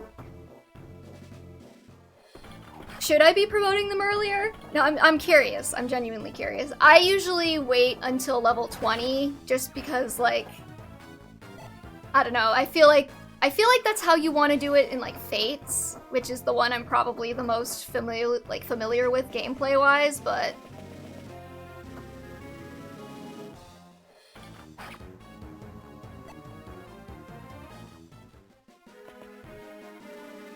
Shadow Dragon added a character who's only recruitable in the prologue, and he isn't available outside of the easiest difficulty. Oof.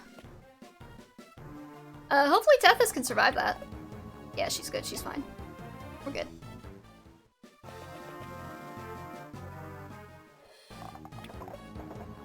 This meanie head's gonna waste his longbow uses.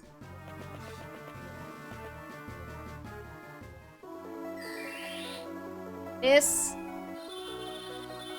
Miss. Okay.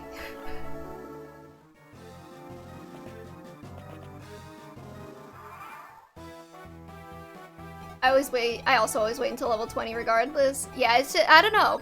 Like, if there's a reason to promote earlier, like, I'm not opposed. I just feel like I like seeing the stats get bigger.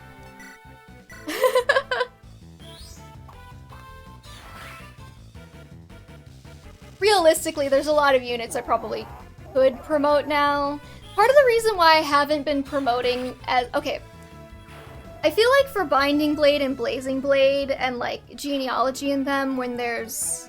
Well, can you... I don't even think you can promote before a certain point in Genealogy. I think that's how it worked, right? Like, you have to hit the max level before it lets you, something like that.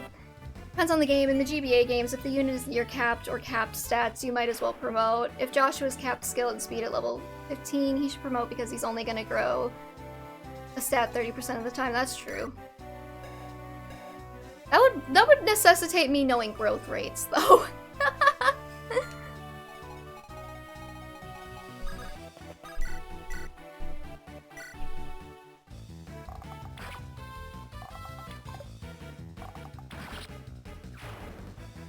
I also kind of haven't been promoting because I'm not sure which, like, route. I played Eirika's route to the reconvene point, and then I'm playing Ephraim's route to the reconvene point, and I'm not sure which units I'm gonna use yet, so I wouldn't want to promote somebody on Ephraim's route and then be like, oh wait, nope, not gonna use these guys, actually.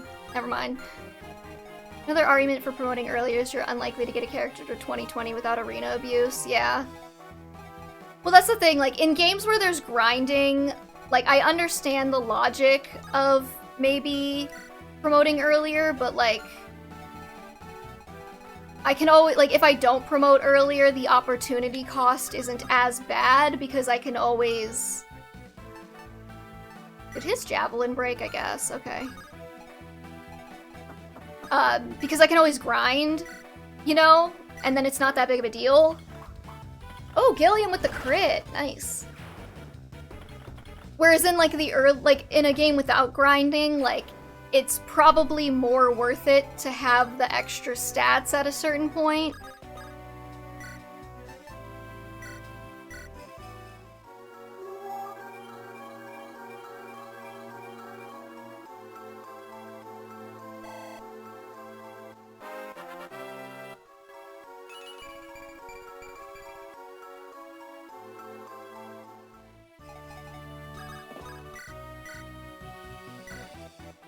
Yeah, most people never see max level anyway. What's your core mag look like? That's a good question.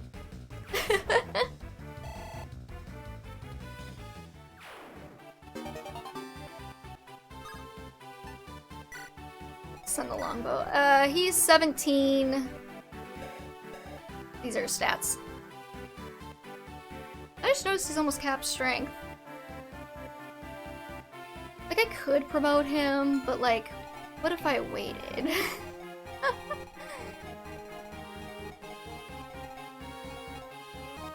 Okay, we need to figure out how to get La Rochelle. Maybe it would have been better to keep La Rochelle on the other side. Okay, I figure if he goes and gets that chest and she's on her way over, he'll have to come back down to get these guys, right? Oh, but his inventory will be full, so he'll probably just nope out. Fuck, okay. We need to expedite this a little bit.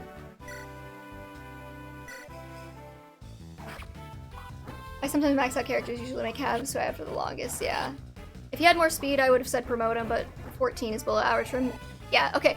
That's the other thing, too, with, like, early promoting, is, like, I don't actually know a lot of this stuff. Like, if you told, like, you just told me, like, 14 is below average for core mag, I would not know that, like, on my own.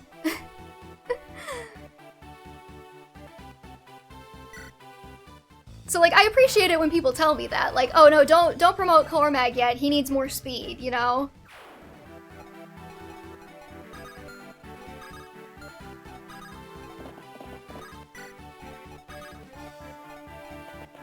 We're just gonna... I think we're just gonna yeet Dusel into the enemy. And have La Rochelle following closely behind. And then maybe we can catch up to Rennick.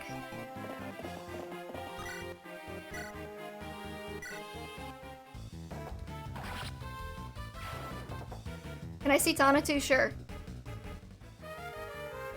Let's just give me a second.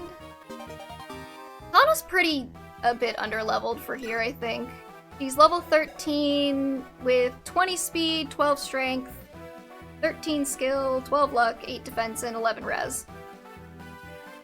You're just super nerdy for this, but I'm also stubborn and refuse to change how I promote my units. Honestly, like, valid. Like, play however you want. I also figured Sacred Stones is probably easy enough that, like, if I mess up on that, like, it's probably gonna be not easy enough, but forgiving enough, shall I say. That is probably not gonna absolutely kill me if I don't optimally promote and whatnot. Okay, La Rochelle, you're just gonna have to go. Like, I'm just gonna have to get you moving.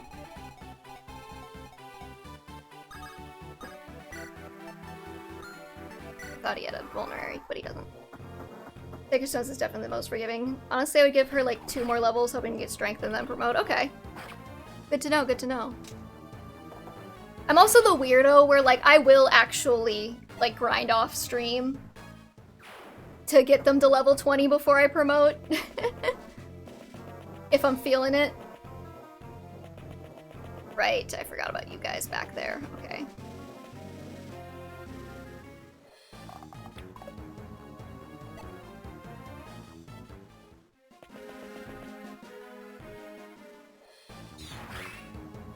He's fine. He was always going to be fine. And he didn't kill. Of course he didn't. Unless you play an Iron Man and people die. Because Sacred Stones also has the lowest amount of characters to recruit. Oh, you can reach me with that Berserk. That's bad. Why can't I see the range on that? But it also has Seth. Yeah, it has Seth. Okay, this is gonna be problematic.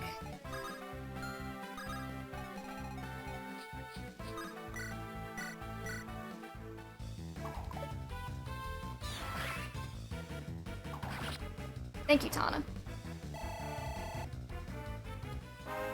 It does, but what if Seth dies? Ooh.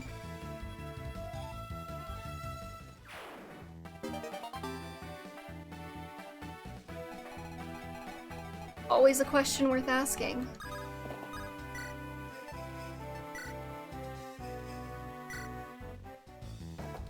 Okay, so, why can't I see the range on Berserk staves? Because I assumed I was safe, but apparently I'm not. If Seth dies, you should probably play other.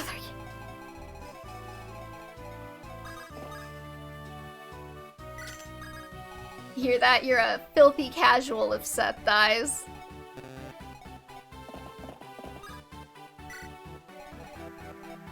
I'm just... maybe I should, like...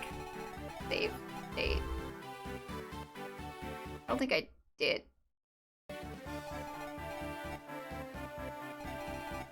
He can die, but he probably won't. Okay, so Pent is a good character. Good to know.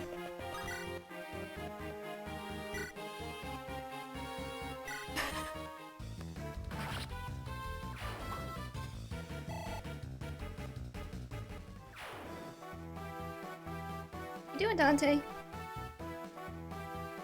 Death always gets a fate worse than death for me, and that is the bench. Oof. By clicking the enemy twice. What the fuck? Oh my god! Okay, well.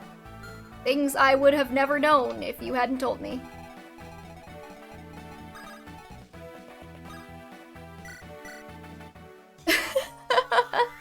See, this is what I mean. I need people around to tell me what to do, because I don't know what I'm doing.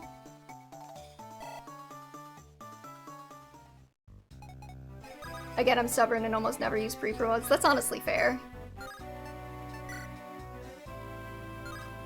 Okay, so he has a Lance Reaver, but she will kill. And that means I can move Lara's shell in more safely. Assuming she hits, though. That's really the rub.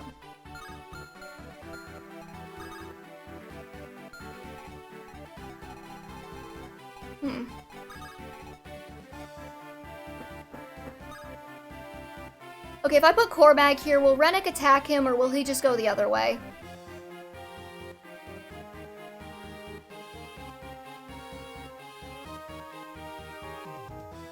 You could also do the math. You expect me to do math when I play my video games. That's a bold assumption. Rennick will not attack ever, okay. I trust you on that.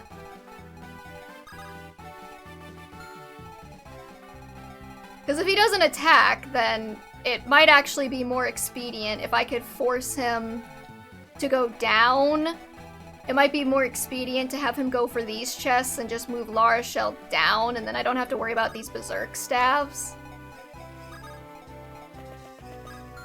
I don't know if I want you in the range of the Berserk either, because you'll probably just immediately body Ana.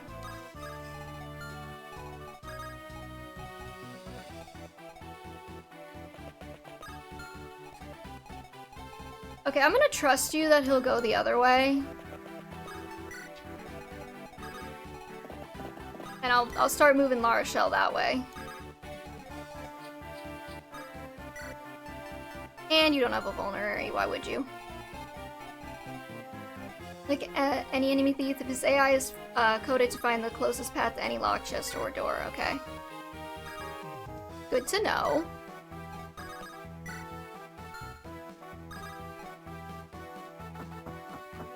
Don't kill him, Gilliam.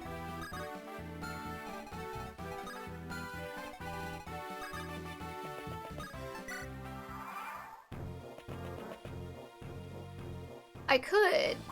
Oh, don't kill Cormac, please. Kinda want to keep him around. He's sexy. He's fine. Okay, he's fine. I could always get him to move to the chests. Oh, Cormac's not fine. Miss? Miss. But that other guy's gonna be able to hit him too, right?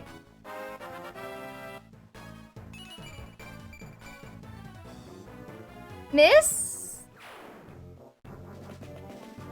Okay, he's not attacking. That's good for me.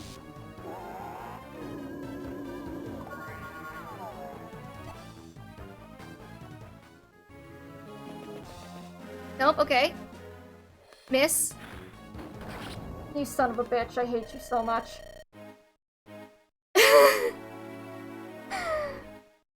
Okay.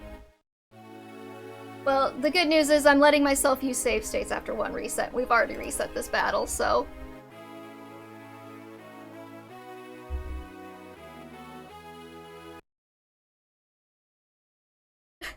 I'm just killing all of them today. It's fine. I think Ross has died once, Cormac's died once, Gilliam's died once.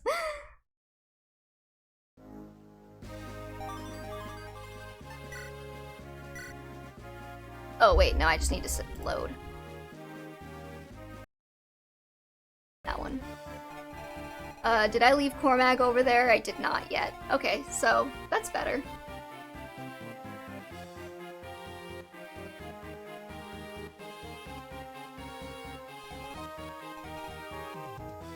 In FE8, it's a meme. I'll take your word for it, 'cause...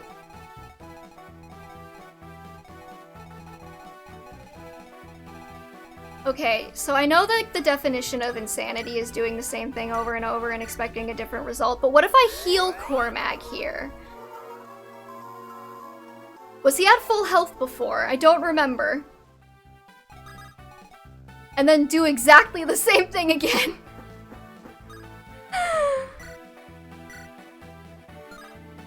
Maybe if he's holding a steel lance? Do they have a lower hit rate if he's holding a steel lance? They don't actually, damn.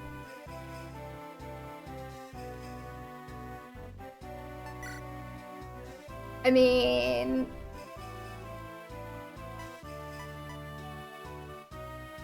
Right, like what's the worst that happens? We have to reset again? Like a loser?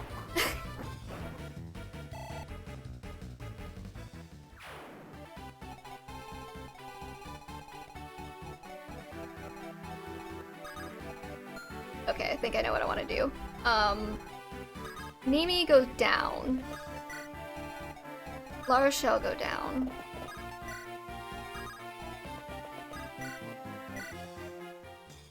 Tethys can dance. Luna in FE8 has 45 or 55 hit or something comical if I remember correctly. And yet it still killed Cormac, so like what am I even doing with my life? Or wait, no, they were using fire, weren't they? Never mind. I will just be angry over here by myself. In my corner.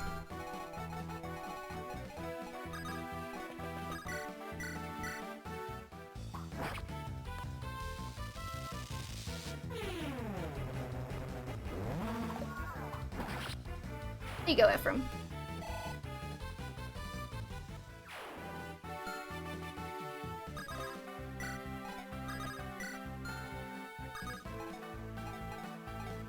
And then we'll move Gilliam up.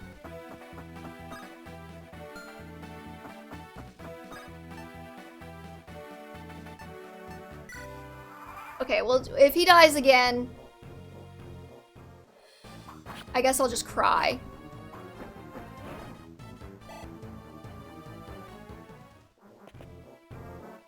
Oh, they're going for Seth this time.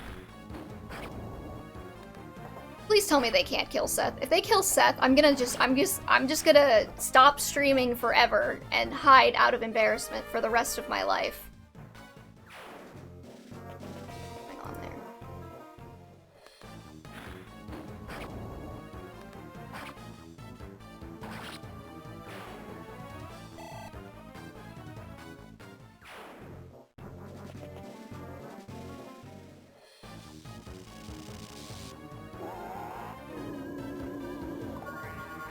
So, Ewan, right? Mage for him? I've put him in a mage both times. They prioritized Seth because they saw his weapon was about to break. Oh. Nice.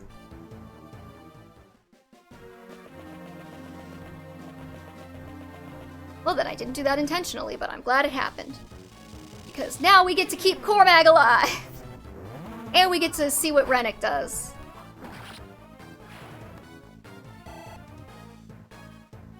I make a message typically, yeah, okay. Okay, he is going down. And this asshole is going to berserk.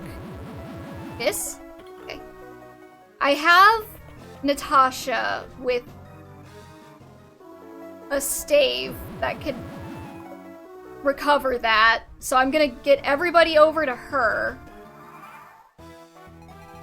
So if they do get berserked, I can fix it immediately. Okay. Well, actually, I think La Rochelle will be able to talk to Rennick, so I guess we don't need. I guess okay. I'll take you guys down, just so I can avoid those berserks. And I will save state again.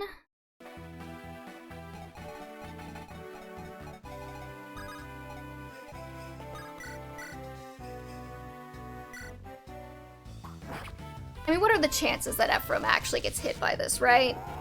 I say that, he's gonna get hit now. Cormag can't fight all those mages, though. Oh, no, probably not, but...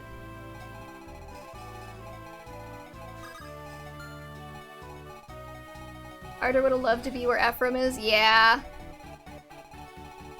I could move him up there now, I suppose. But I wasn't thinking.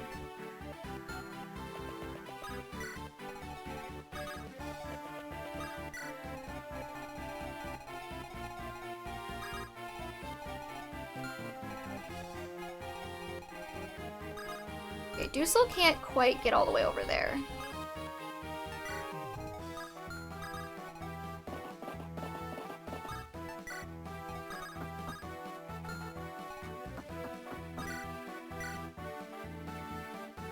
Ilium.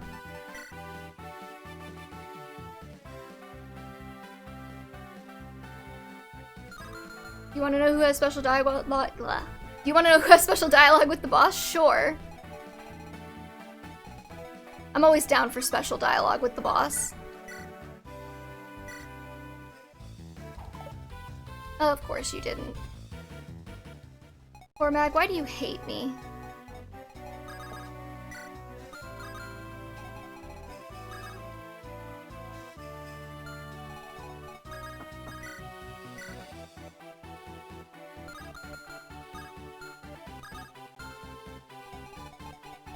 Dusel does. Okay.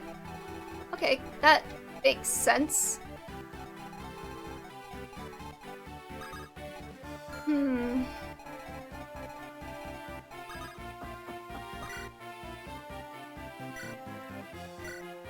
We'll just see if this works. Nice.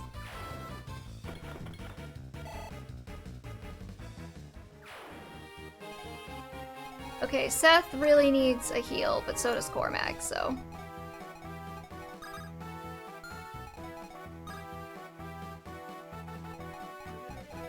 So, 1, 2, 3, 5. 5. If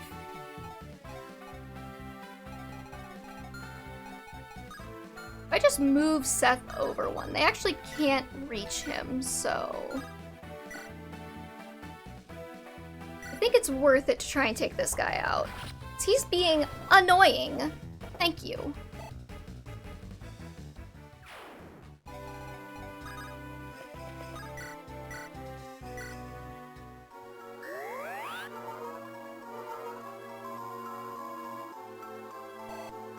Okay, now we just gotta hope Gilliam doesn't eat shit. Also, just in case this is the last time we hear it, Ephraim has the best map music out of the GBA Lords. I'll take your word for it, because I haven't heard any of the other GBA Lord map music.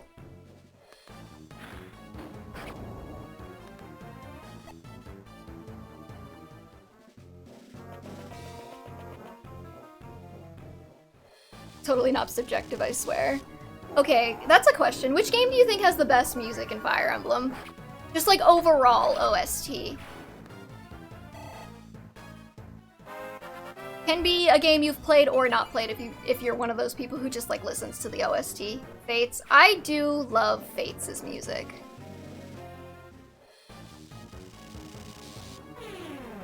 This one has the best one on GBA. Okay, fair. We heard Eric's map music. I'll be real. Okay, great. Now he's going back up. Miss. Good. Miss. Okay, good.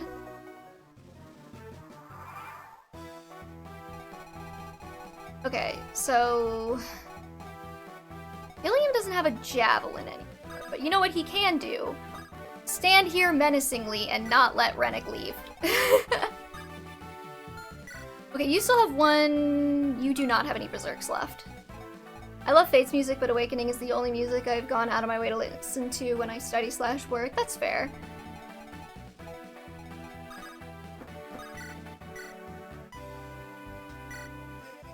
All the games have good music. The Yggdrasil games are very unique. Every map in FE4 has a unique theme. That's true. Music is honestly one of those things that I don't really notice when I play, unless it's like really bad or like really outstanding.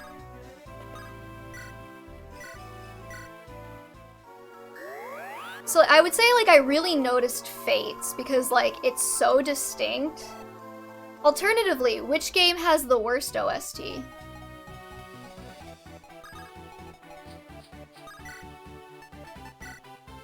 In your humble opinions.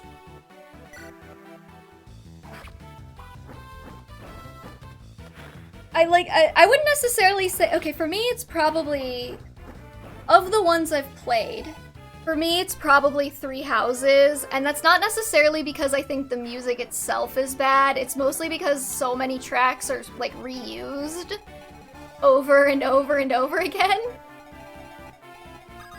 that it just gets tiring.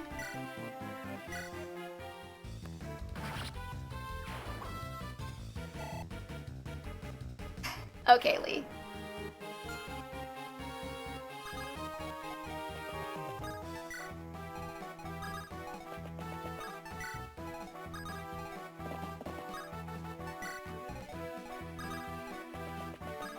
I guess I'm too indecisive with which direction these guys are going. Binding Blade, probably, because it has the same map theme for 18 chapters. Oof. Probably one or Gaiden, but Gaiden has Mila's Divine Protection. Fair.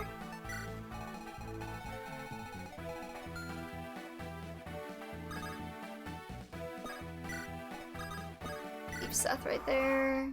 Now Rennick should go down again. Yep. And we got this Berserk loser who actually succeeded this time. Great. Love that. At least he succeeded on the last hit, so I only have to heal it off once.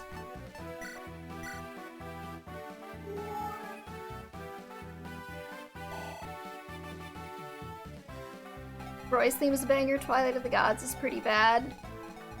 I would have to go listen to it, honestly.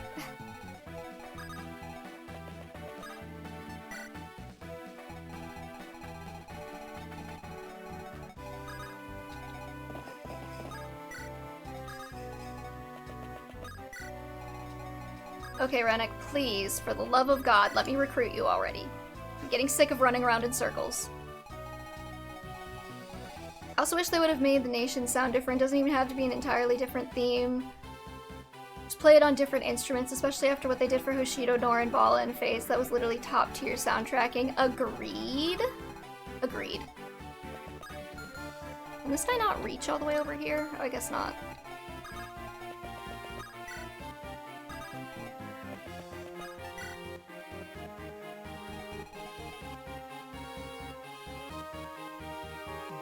Most Fire Emblem games nail music. It's harder to think of one that doesn't, yeah. Again, like, I wouldn't even say Three Houses has, like, a bad soundtrack. I just think it's, like, a boring soundtrack because it's so constantly, like, repeated. I think somebody actually mapped out, like, exactly which songs repeat and, like, on which maps, and, like, there's, like, 4 or 5 songs that are, like, repeated for, like, 30 or 40 chapters, just because, like, if you account for, like, all of the times you would play it, like, on a different route, but, like, the same map over and over again, you know what I mean?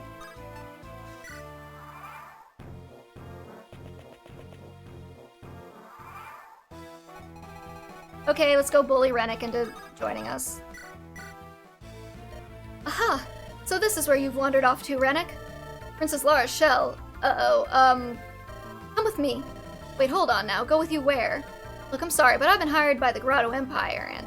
Hello, I'm talking to you. Rennick, whatever is the matter, I promise to listen to your story later, but now we must be going. No, I'm no servant like that Coop Dolza. I'm a mercenary. I escorted you to Renee like I was hired to do. Is this just the same recruitment dialogue? You've no right to drag me across creation without any pay whatsoever.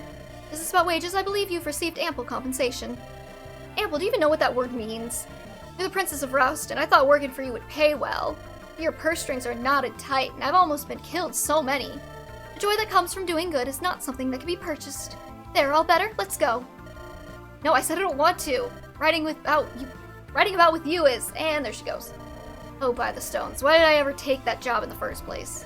I must hurry, Rennick. Right, I'm coming. Poor Rennick. The fact that Paralogs and Three Houses reuse maps from skirmishes really got under my skin. Oh, absolutely. And then they reuse, like, they don't even, like, only reuse them once. They reuse them multiple times. Like, the one battle with, Dedue is also the one that you get with, like, Manuela and Hanneman. And then I think there's, like, 2 other characters that use it. It's too much.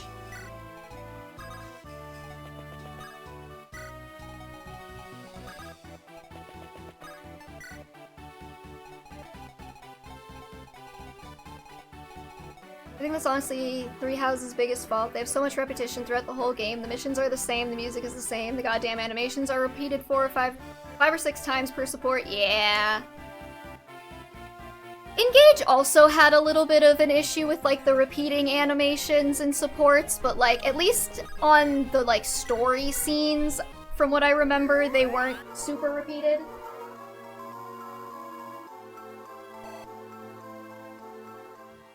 Lara, Shell, and Finn are your favorites? Sweet. Good picks, good picks.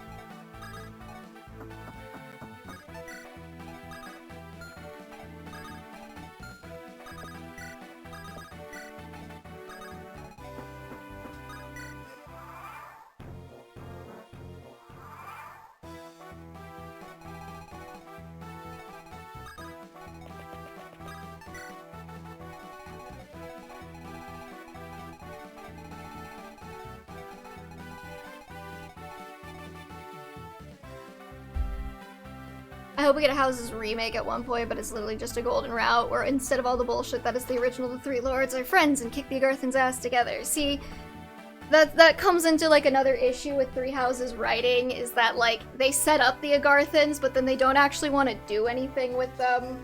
So they don't do anything, they just kind of exist.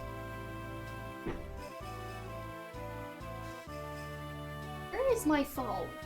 Sorry, okay, we're gonna have a moment here.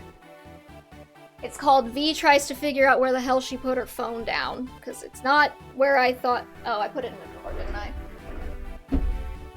I put it in the drawer. I found it. We're good.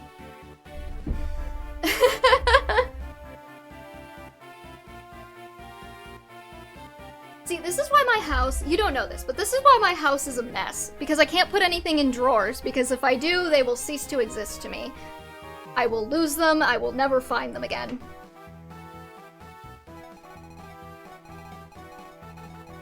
I actually want to put Ross here and see if I can get...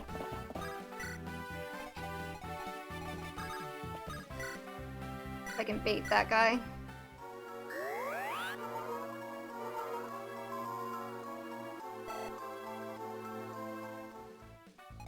But yeah, like,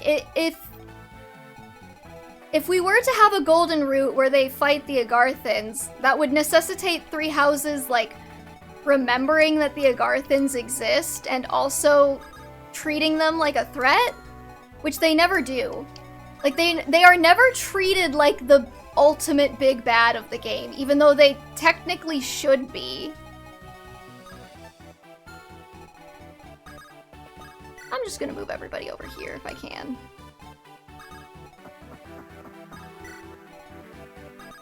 And like, because they're never treated like the ultimate big bad, I don't feel like a golden route where you kill them is actually like what the game would want to do.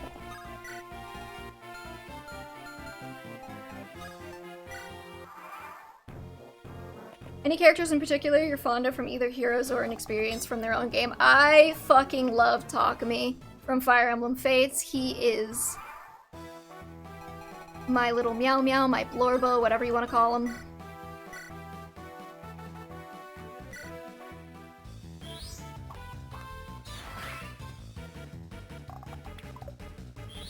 I also like Leo. I like a lot of the cast of Fates, honestly, but like Takumi is like my number one. The golden route where you make all of these kids take an ethics class and calm down.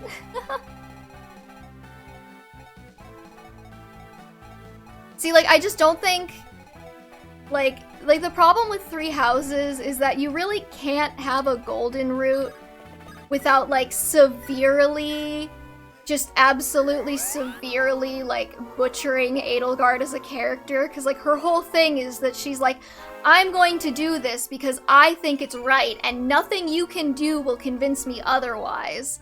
So, like, the only way to get a golden route where she lives is if you, like, if you just completely rewrite her to be less of that, you know? Or completely rewrite her goals. Oh yeah, I have played the first, like, 2/3 of Fire Emblem 4, actually. I just never finished it. So I'm counting it as a game I haven't played, technically.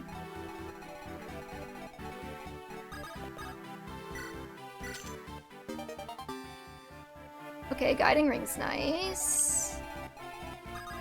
I should move Tethys over with Renix so that she can, like, dance him. We can get this done a little bit quicker.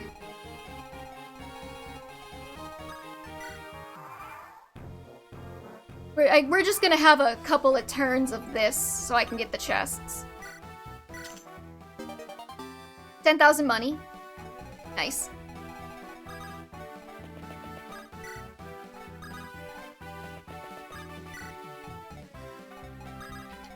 Poor Mag could use a heal, I guess. But yeah, Arvis is an interesting character. I'm a little bit afraid if they ever remake Fire Emblem 4 that he's gonna get hit with the Wooby stick, but you know.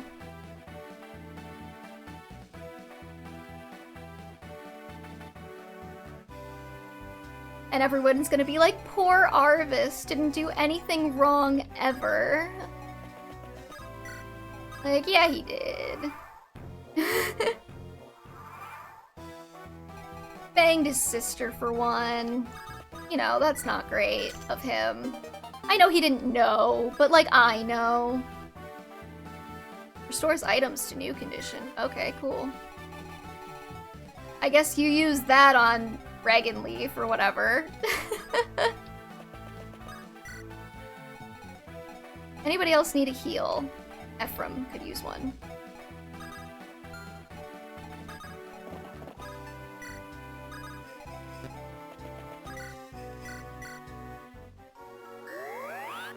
Didn't he find out later and not divorce her? I don't actually remember. Honestly, for a golden rune, I'd probably replace her with a character who on the surface pretends to be a spoiled damsel in distress kind of princess, but is doing the whole Flame Emperor thing in the background and get back at the Agarthans and turns out to be a real badass. Yeah, but see, then we have the problem of we are just rewriting Three Houses to be a better game than it originally was.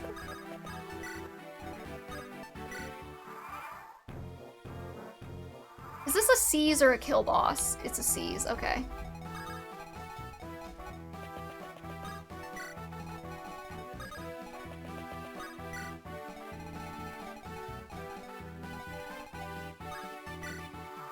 We'll just end the turn real quick and then I think I will make a quick save state and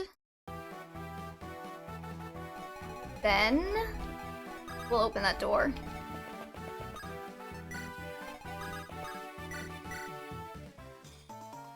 I do like the boss convo with Duso there. I will try and get it.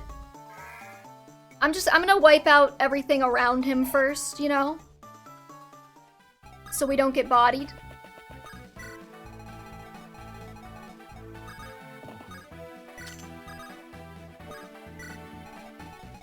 Because these guys are gonna... I mean, they have Nosferatu, which probably won't hit the broadside of a barn, but you never know.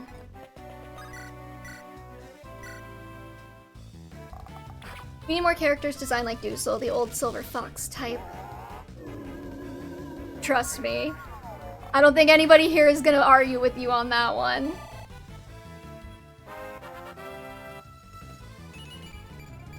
The old men characters are sexy as hell. I wish we had more, like, women over 30 characters, though.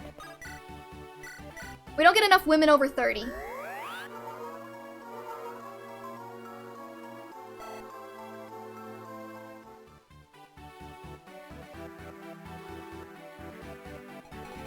Okay, lesbian, I got it. Men aren't attractive to you.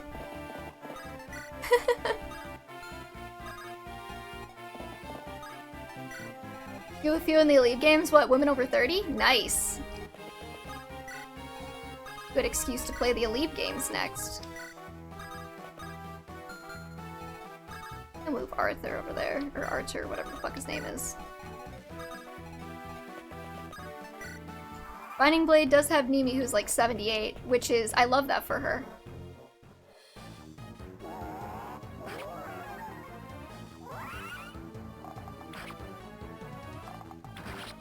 Unless that's somehow offensive, I'm not personally offended, but then again, I'm not a man, so...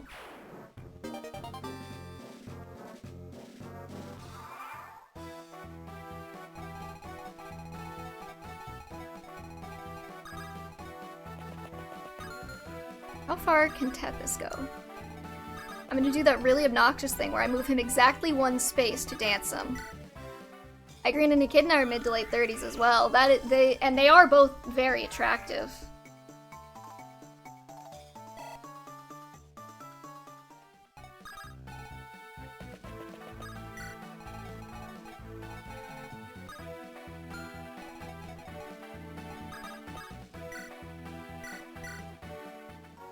Very attractive ladies. Okay, no, I'm definitely human. Please. I'm trying to order a pizza on the side. But apparently I'm not human, so it's not letting me do it on my phone.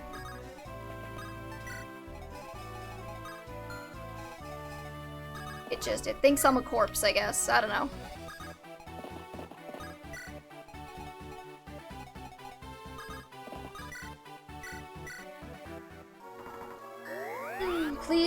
Please let me order. I'm hungry. I am human. Thank you.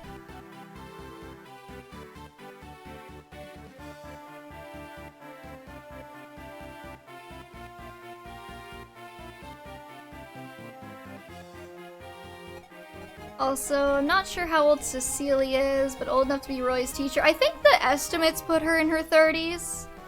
Persona 5 moment.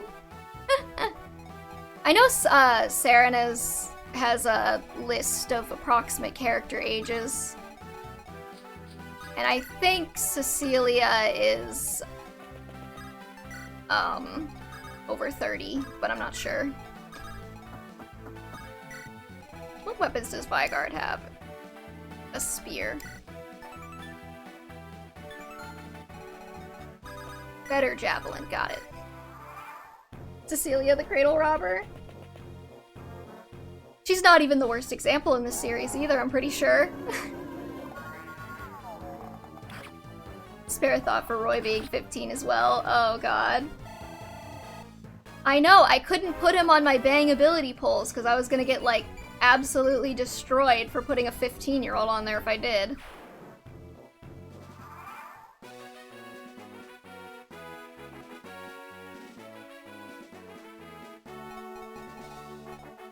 Okay, Rennick.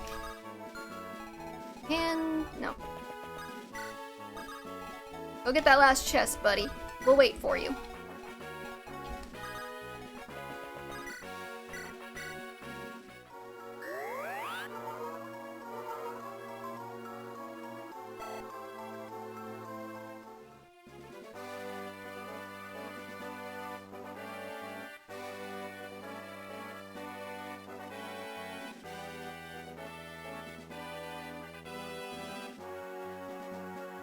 I hate ordering food on mobile. A lot of popular characters in the League are way younger than you think. No, I know. I had to... we already did the Binding Blade poll. And it drove me absolutely crazy. Like, literally, like, 85% of the characters who were, like, popular were, like, 15.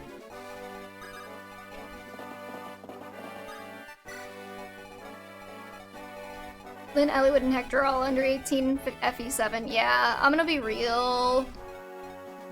I'm using like 16-ish as a cutoff point. Technically, Lynn is 18 in the localization if you want to split hairs there. But if I ban everybody under 18, I'm gonna ban like 85% of Fire Emblem characters because this is anime, and we follow anime rules.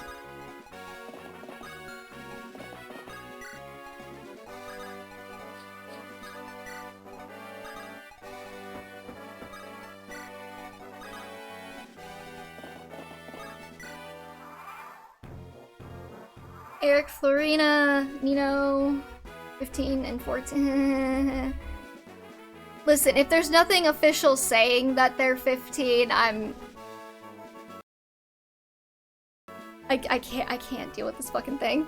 The localization is so bad it contradicts itself, so Link cannot be 18 in the localization either. Well, I'm going with it.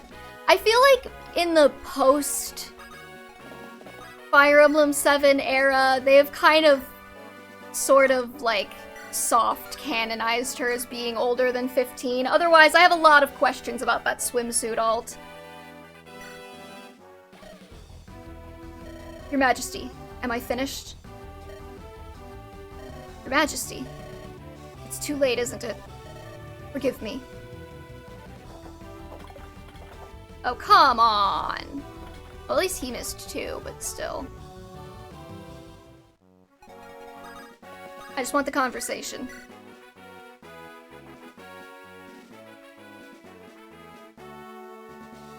Okay, if everyone gets crit here, I'm gonna cry. Vigard, why did you invade Renee? Why did you kill my father? Answer me, Vigard. So you really have lost hold of all of your senses, haven't you? Ink. Ouchies. Anime rules for me is always how the character's depicted in a particular work. Canon ages don't really matter because anyone can draw a picture and say they're actually older. That's kind of my logic, is I'm like, as long as they don't act like a literal child, I'm just gonna call it good.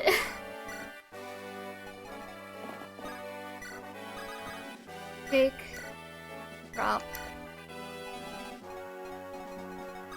Deal with Natasha. Do you think Dusel and Vigard explored each other's bodies? Yes. See, my thing is always like, they'll always make a character and they'll be like, yeah, this character's totally 16, but then they act 25 and they look 25 and it's like, okay.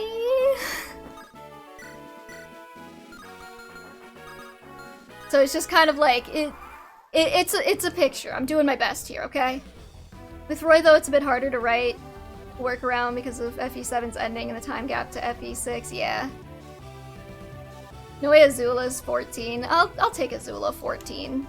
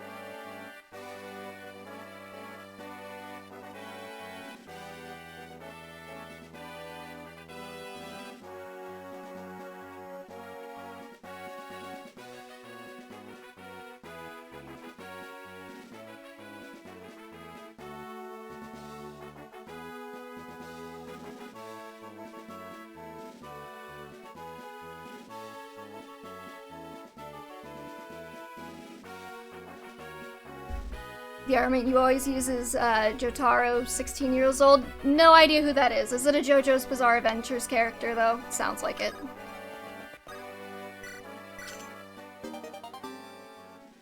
Oh, angelic robe. That's nice. Azula I can kind of see as 14. I mean, I wouldn't say she looks particularly mature. Nor does she act particularly mature, if you think about it.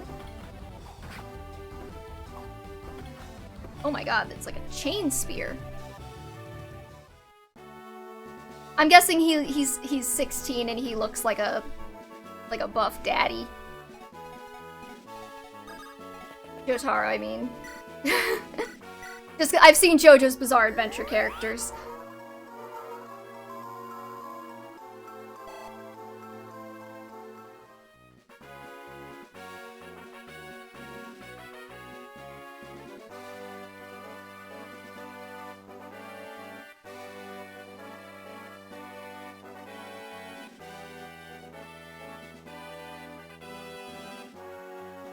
Wasn't there a meme about JoJo's that quoted that scene where some guy goes like, I don't know.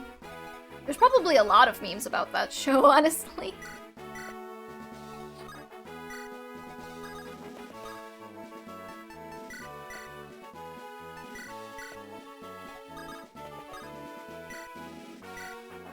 Oh my god. Okay, so I guess the name of the game is just whittling this guy down with Dusel.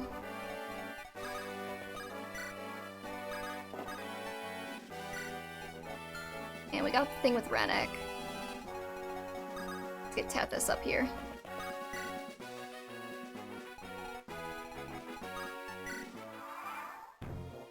I forgot his name, I'm 12 years old. I don't know anything about JoJo's Bizarre Adventure, so probably.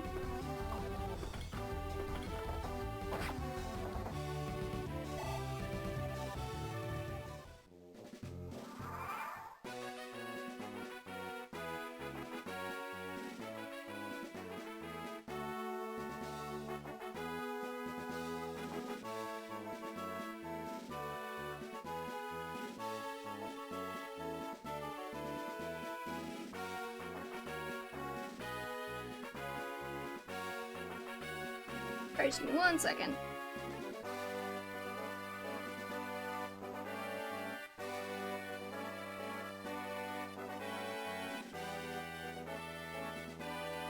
Okay. I had to put in a pizza order. We're good.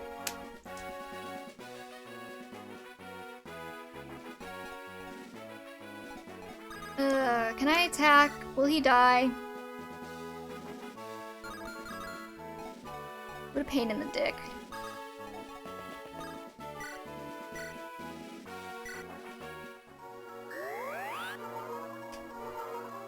This map will end eventually, I promise.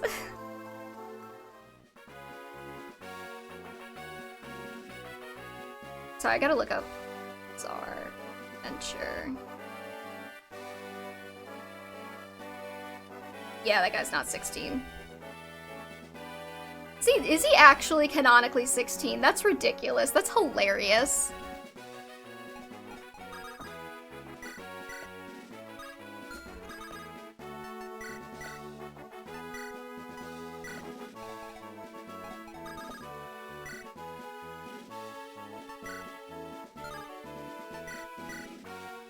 Anime has stupid logic, though. Yeah.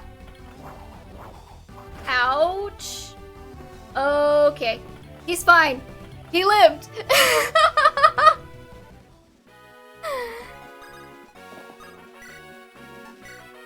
We're just gonna mend stave that. Hopefully that doesn't happen again. Oh, fuck. He's still pretty low.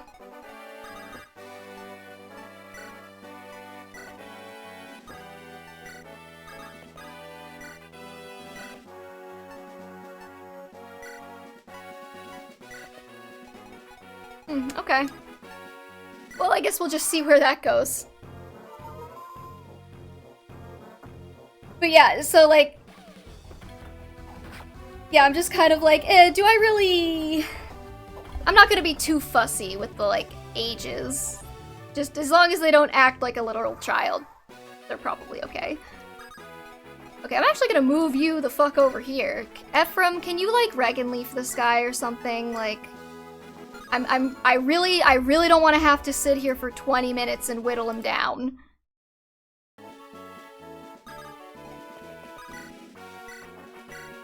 Just do this for me, Ephraim. Just do it for me.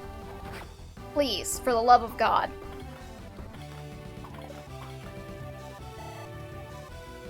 Stupid blue-haired whore.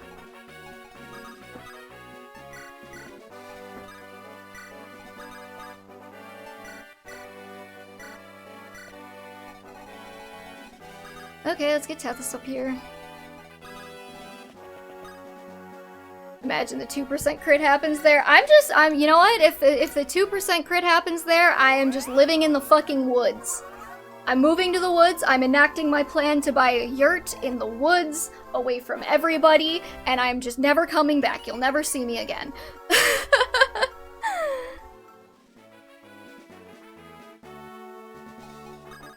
Seth, can you do it for me? No, you can't. Fuck.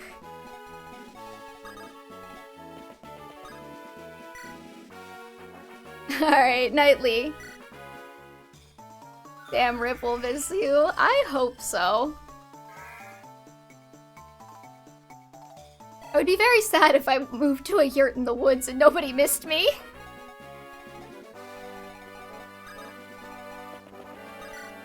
We're just gonna keep men staving.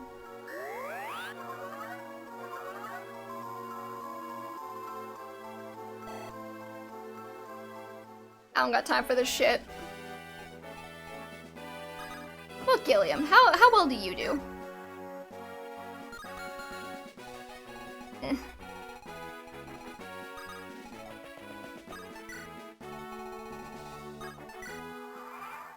Can Nimi do any chip damage? Maybe, but I think she'll just, like, die. The problem really is that when they're on the throne, not only do they get, like, hella avoid and extra defense, which is really the annoying part of this. No, she can't do any chip.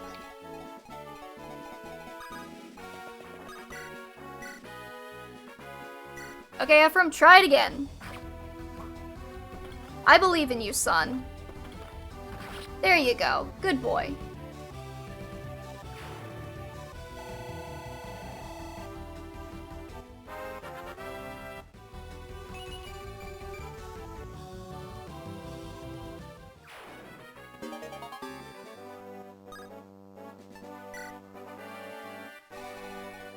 Ugh. Is there anybody I can heal? I'll heal Tethys and I'll heal Ephraim real quick. Or I'll heal Tethys, I guess. I don't want to waste a mend on this. Natasha will be fine.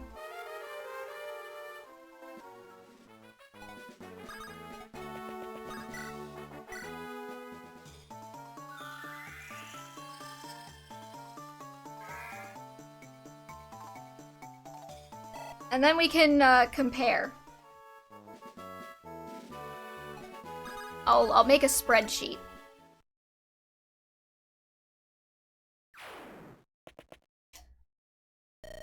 What is this? Vigard's corpse. It disintegrated. It must be some kind of dark magic. Regardless, the capital has been captured. I'll lead a patrol through the castle. There may be enemy soldiers remaining. I'll go with you. Leon may be somewhere within the castle.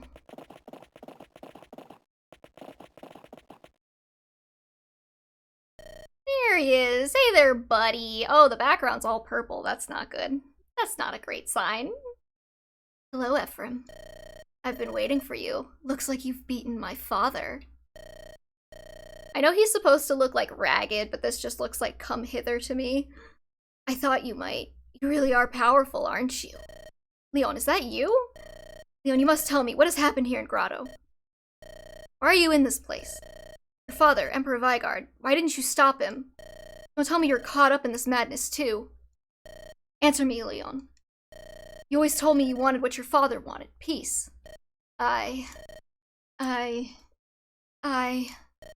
Ugh. Hey, Leon, are you feeling well there? You've got the edgy hair again. For real.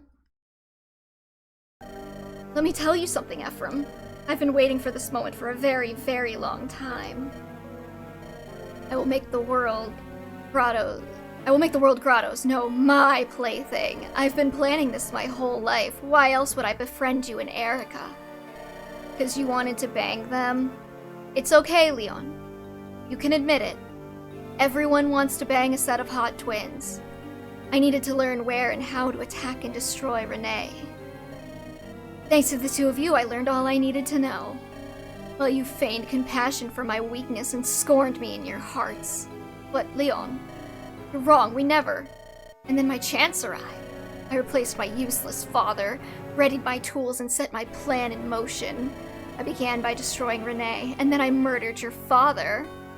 Nah, Leon wanted to get banged by them. Potato, potato. You lie, Leon. You could never.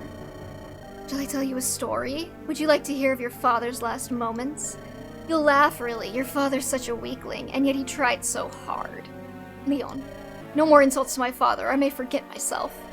Oh, are you angry, Ephraim? But not even you can stop me now. The stones of Frelia and Renee are dust, and Johanna's is soon to follow, which leaves only two more. I will destroy them one at a time. I shall see my dream fulfilled. What? Ephraim, you're in my way, therefore... Ugh.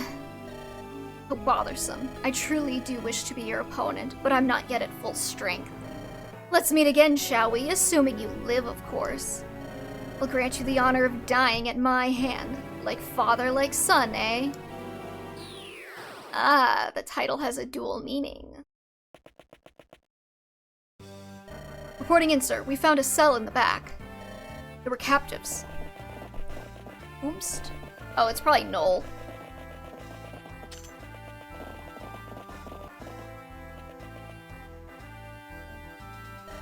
Who is it? Ah. Has my execution been moved up? He's so much hotter in this game. I thought he looked kind of like scraggly in Heroes. Damn, sir. Hello. Has my execution been moved up on the schedule? Wait, you're not a grotto soldier. Who are you? I'm Ephraim of Renee, and who are you?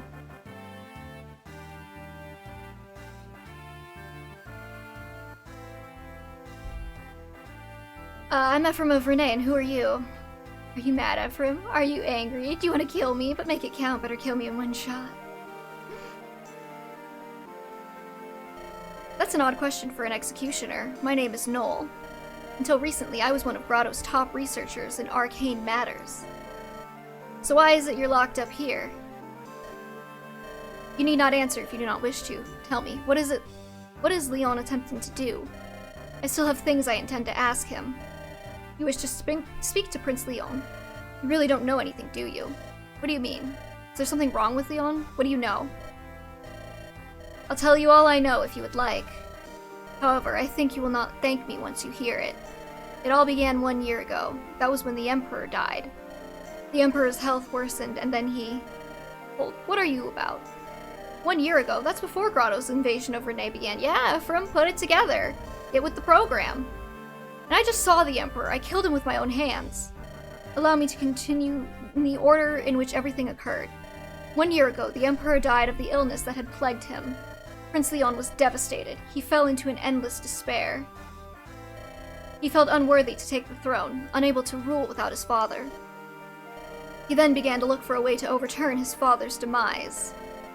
He wanted to resurrect him. He did a necromancy. Yeah, we got it. Wait, resurrect him? Yes. As you know, the Stone of Grotto is possessed of unique powers. It was once used to seal away the Demon King, and it alone held the Dark One's soul. It burned within the Demon King's rage, and we called it the Fire Emblem. The Fire Emblem, they said the thing. Prince Leon and a team of mages skilled in ancient lore hoped to harness its energies. This is why you don't read books, kids. It gives you bad ideas about doing necromancies. I remember the joy in Prince Leon's eyes when he spoke of using it to save lives. Leon. Prince Leon told us he intended to use the Fire Emblem to restore the Emperor. His death had been kept from the public, but rumors were beginning to fly. We knew we had to hurry. Okay, they kept it even from the generals, though. That's some intense. For a whole year? We knew we had to hurry before the people learned the truth of the Emperor's death. Prince Leon dedicated himself to research, skipping meals, foregoing sleep. And then, what happened? I wasn't there, so I did not witness it firsthand. By the time I arrived, the deed had already been done. The Fire Emblem had been shattered, split in two. One was a sacred stone, and the other... Oh, now we get the flashback.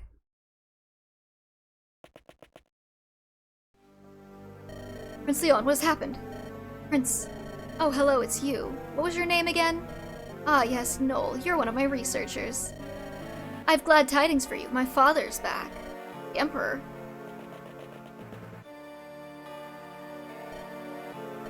Come, Father. Open your eyes. Your Majesty, this is incredible. Prince Leon, what miracle is this? It cannot be. It's not. Should rename this Fire Emblem Pet Cemetery, I guess. What is that stone? This is the Dark Stone. It bears even more power than any sacred stone. I extracted and condensed all of the magic bound within the Fire Emblem. The Dark Stone's power is what gave my father back the spark of life. Dark Stone? Now that the Dark Stone is mine, I have no need for this empty husk.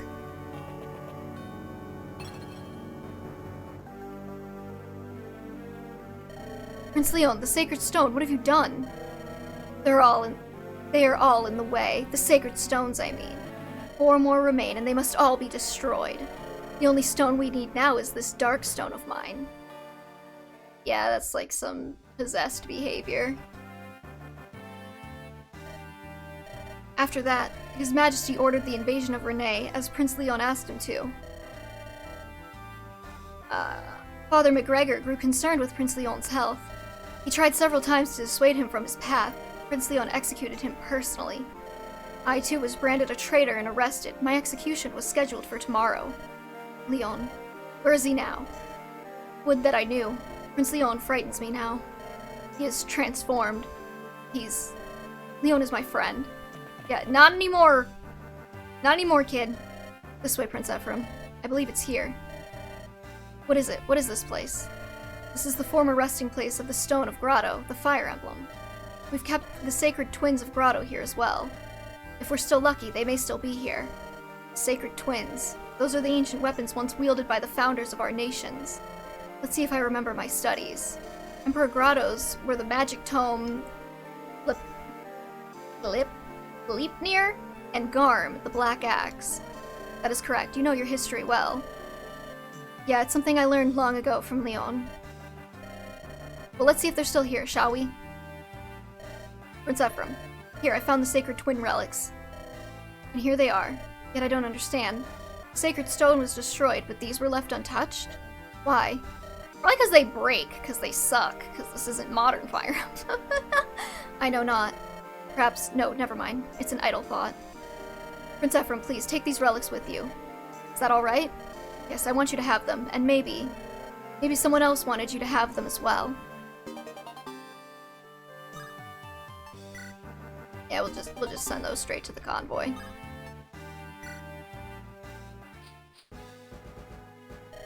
Prince Ephraim, you've come at a good time, soldier. I want you to take a message to Frelia. Actually, we've received dire news from Johanna. It's about Princess Eirika and Prince Inez. They're under attack by Grotto forces led by Tiger Eye and Moonstone. I think having weapons break makes sense, at least from a gameplay standpoint. The legendary ones that have lasted thousands of years, though, hundreds of years. I have a friend who ships Null and Dusel, and it's kind of big brain. I can get behind that. Hello. Another femboy old man ship. Eirika. Calic Tiger Eye, and Volter Moonstone. They're supposed to be the most powerful of Grotto's Imperial generals. For them to have abandoned the capital and led the battle into Johanna. The Knights of Rouston have ridden to the eastern front to aid Frelia, but the enemy attacks have been brutal. I fear for their survival. We march for Johanna immediately. We will rescue Eirika. But even if we leave now, we will not make it in time. We'll make it. Rest easy on that. Eirika's my sister. That one will never lay down her blade. And I'm Eirika's brother. There's no way I'll let my sister die. Yes, we have established that you two are siblings. Thank you, Ephraim. Femboy old man, and they've both been betrayed. Yep. The issue is if they don't break through is that the player's just gonna use them and nothing else. Well, yeah, but like... Is that not like every game, though? Oh, Johanna's way closer than I thought. That's nice. Okay, hold on. I'm gonna make a couple save states real quick.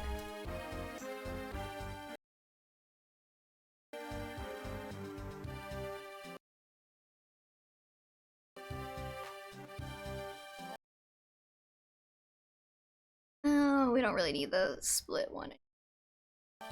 I made 3 on each route, just in case I accidentally fuck something up. Okay, now we get to the best part, the spreadsheet part.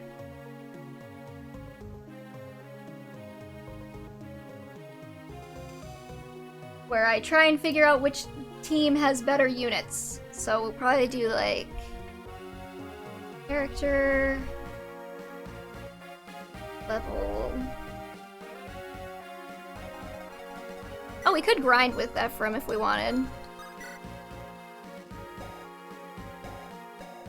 What is S/M?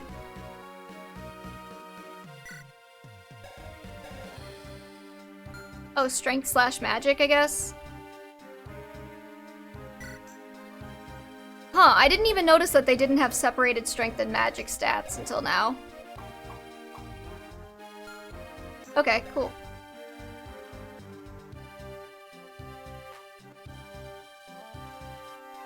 Yeah, I just figured because the newer games have, like, separated.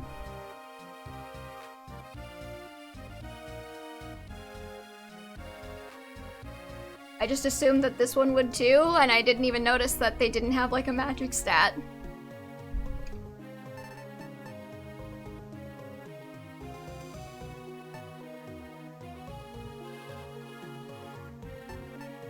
Cross.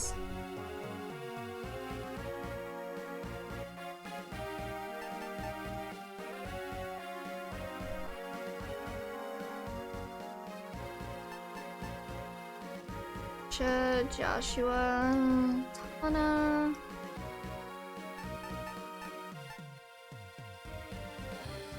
Amelia, Eric.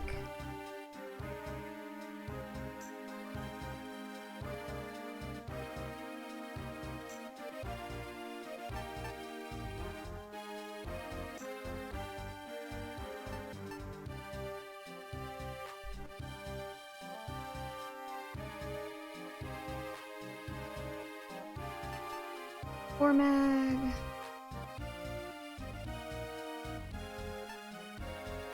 Okay, that's all of them. Do you get Dusel and Eirika's route? Because I feel like he has been pretty good. You do. He comes at the split chapter with Ephraim. If a character can't ever use a physical or magic stat, the other stats can't. Yeah, no, I'm just used to the newer games where they, like, you can reclass anyone to anyone so they can... So they give them both. Skill, speed, luck, defense, res.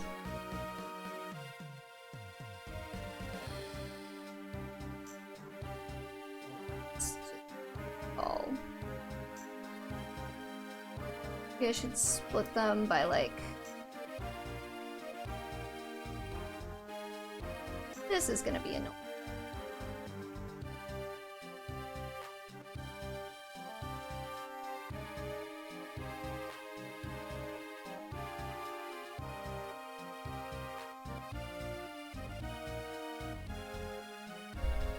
Maybe I should do this off stream.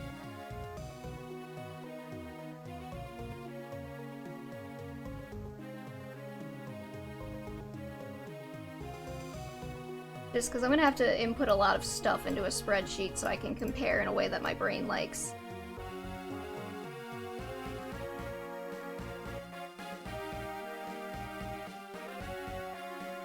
What am I doing with myself? I'm confusing myself, great.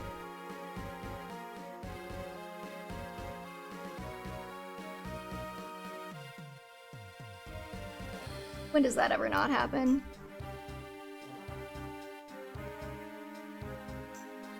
Not really a fan of reclassing. I mean, I usually will play just taking them in the class that they were originally coming in, but it is nice to have the option. I'm not really a huge fan of reclassing when they, like, arbitrarily decide to give characters, like, their worst class. Like, in Engage, Anna is, like, garbage as an axe fighter. And, like, if you want to reclass her into her best class, which is, like, what, like, Sage or whatever, High Priest, you have to...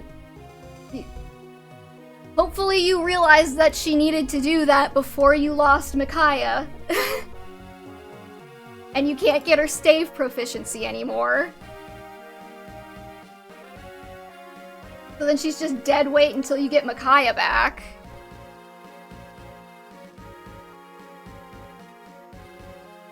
Okay, so, let's see, my Ephraim is level 19.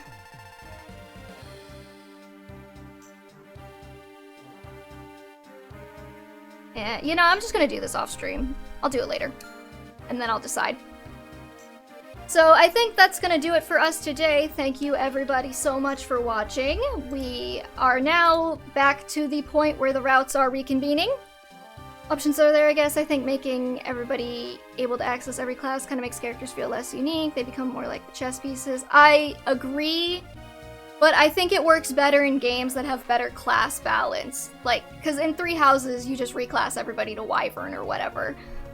You know, like, in games with, like, actual class balance, when there's, like, a reason to, like, have different classes and, like, utilize different characters' stats, strengths, and growths, I think it works better. But anyways, yeah, that's gonna do it for us today, everybody. Thank you so much for watching. I will be back next Saturday around 3 p.m. Eastern Standard Time for more Fire Emblem Sacred Stones. We are back at the route reconvening. I am gonna go ahead and off-stream, take stock of what I have, and then we'll decide who to follow for the rest of the game. So, until next time... Oh yeah, and you know, follow if you want to follow and you want to be alerted to the next time I go live. All that stuff. Forgot about that. Anyways, until next time, peace.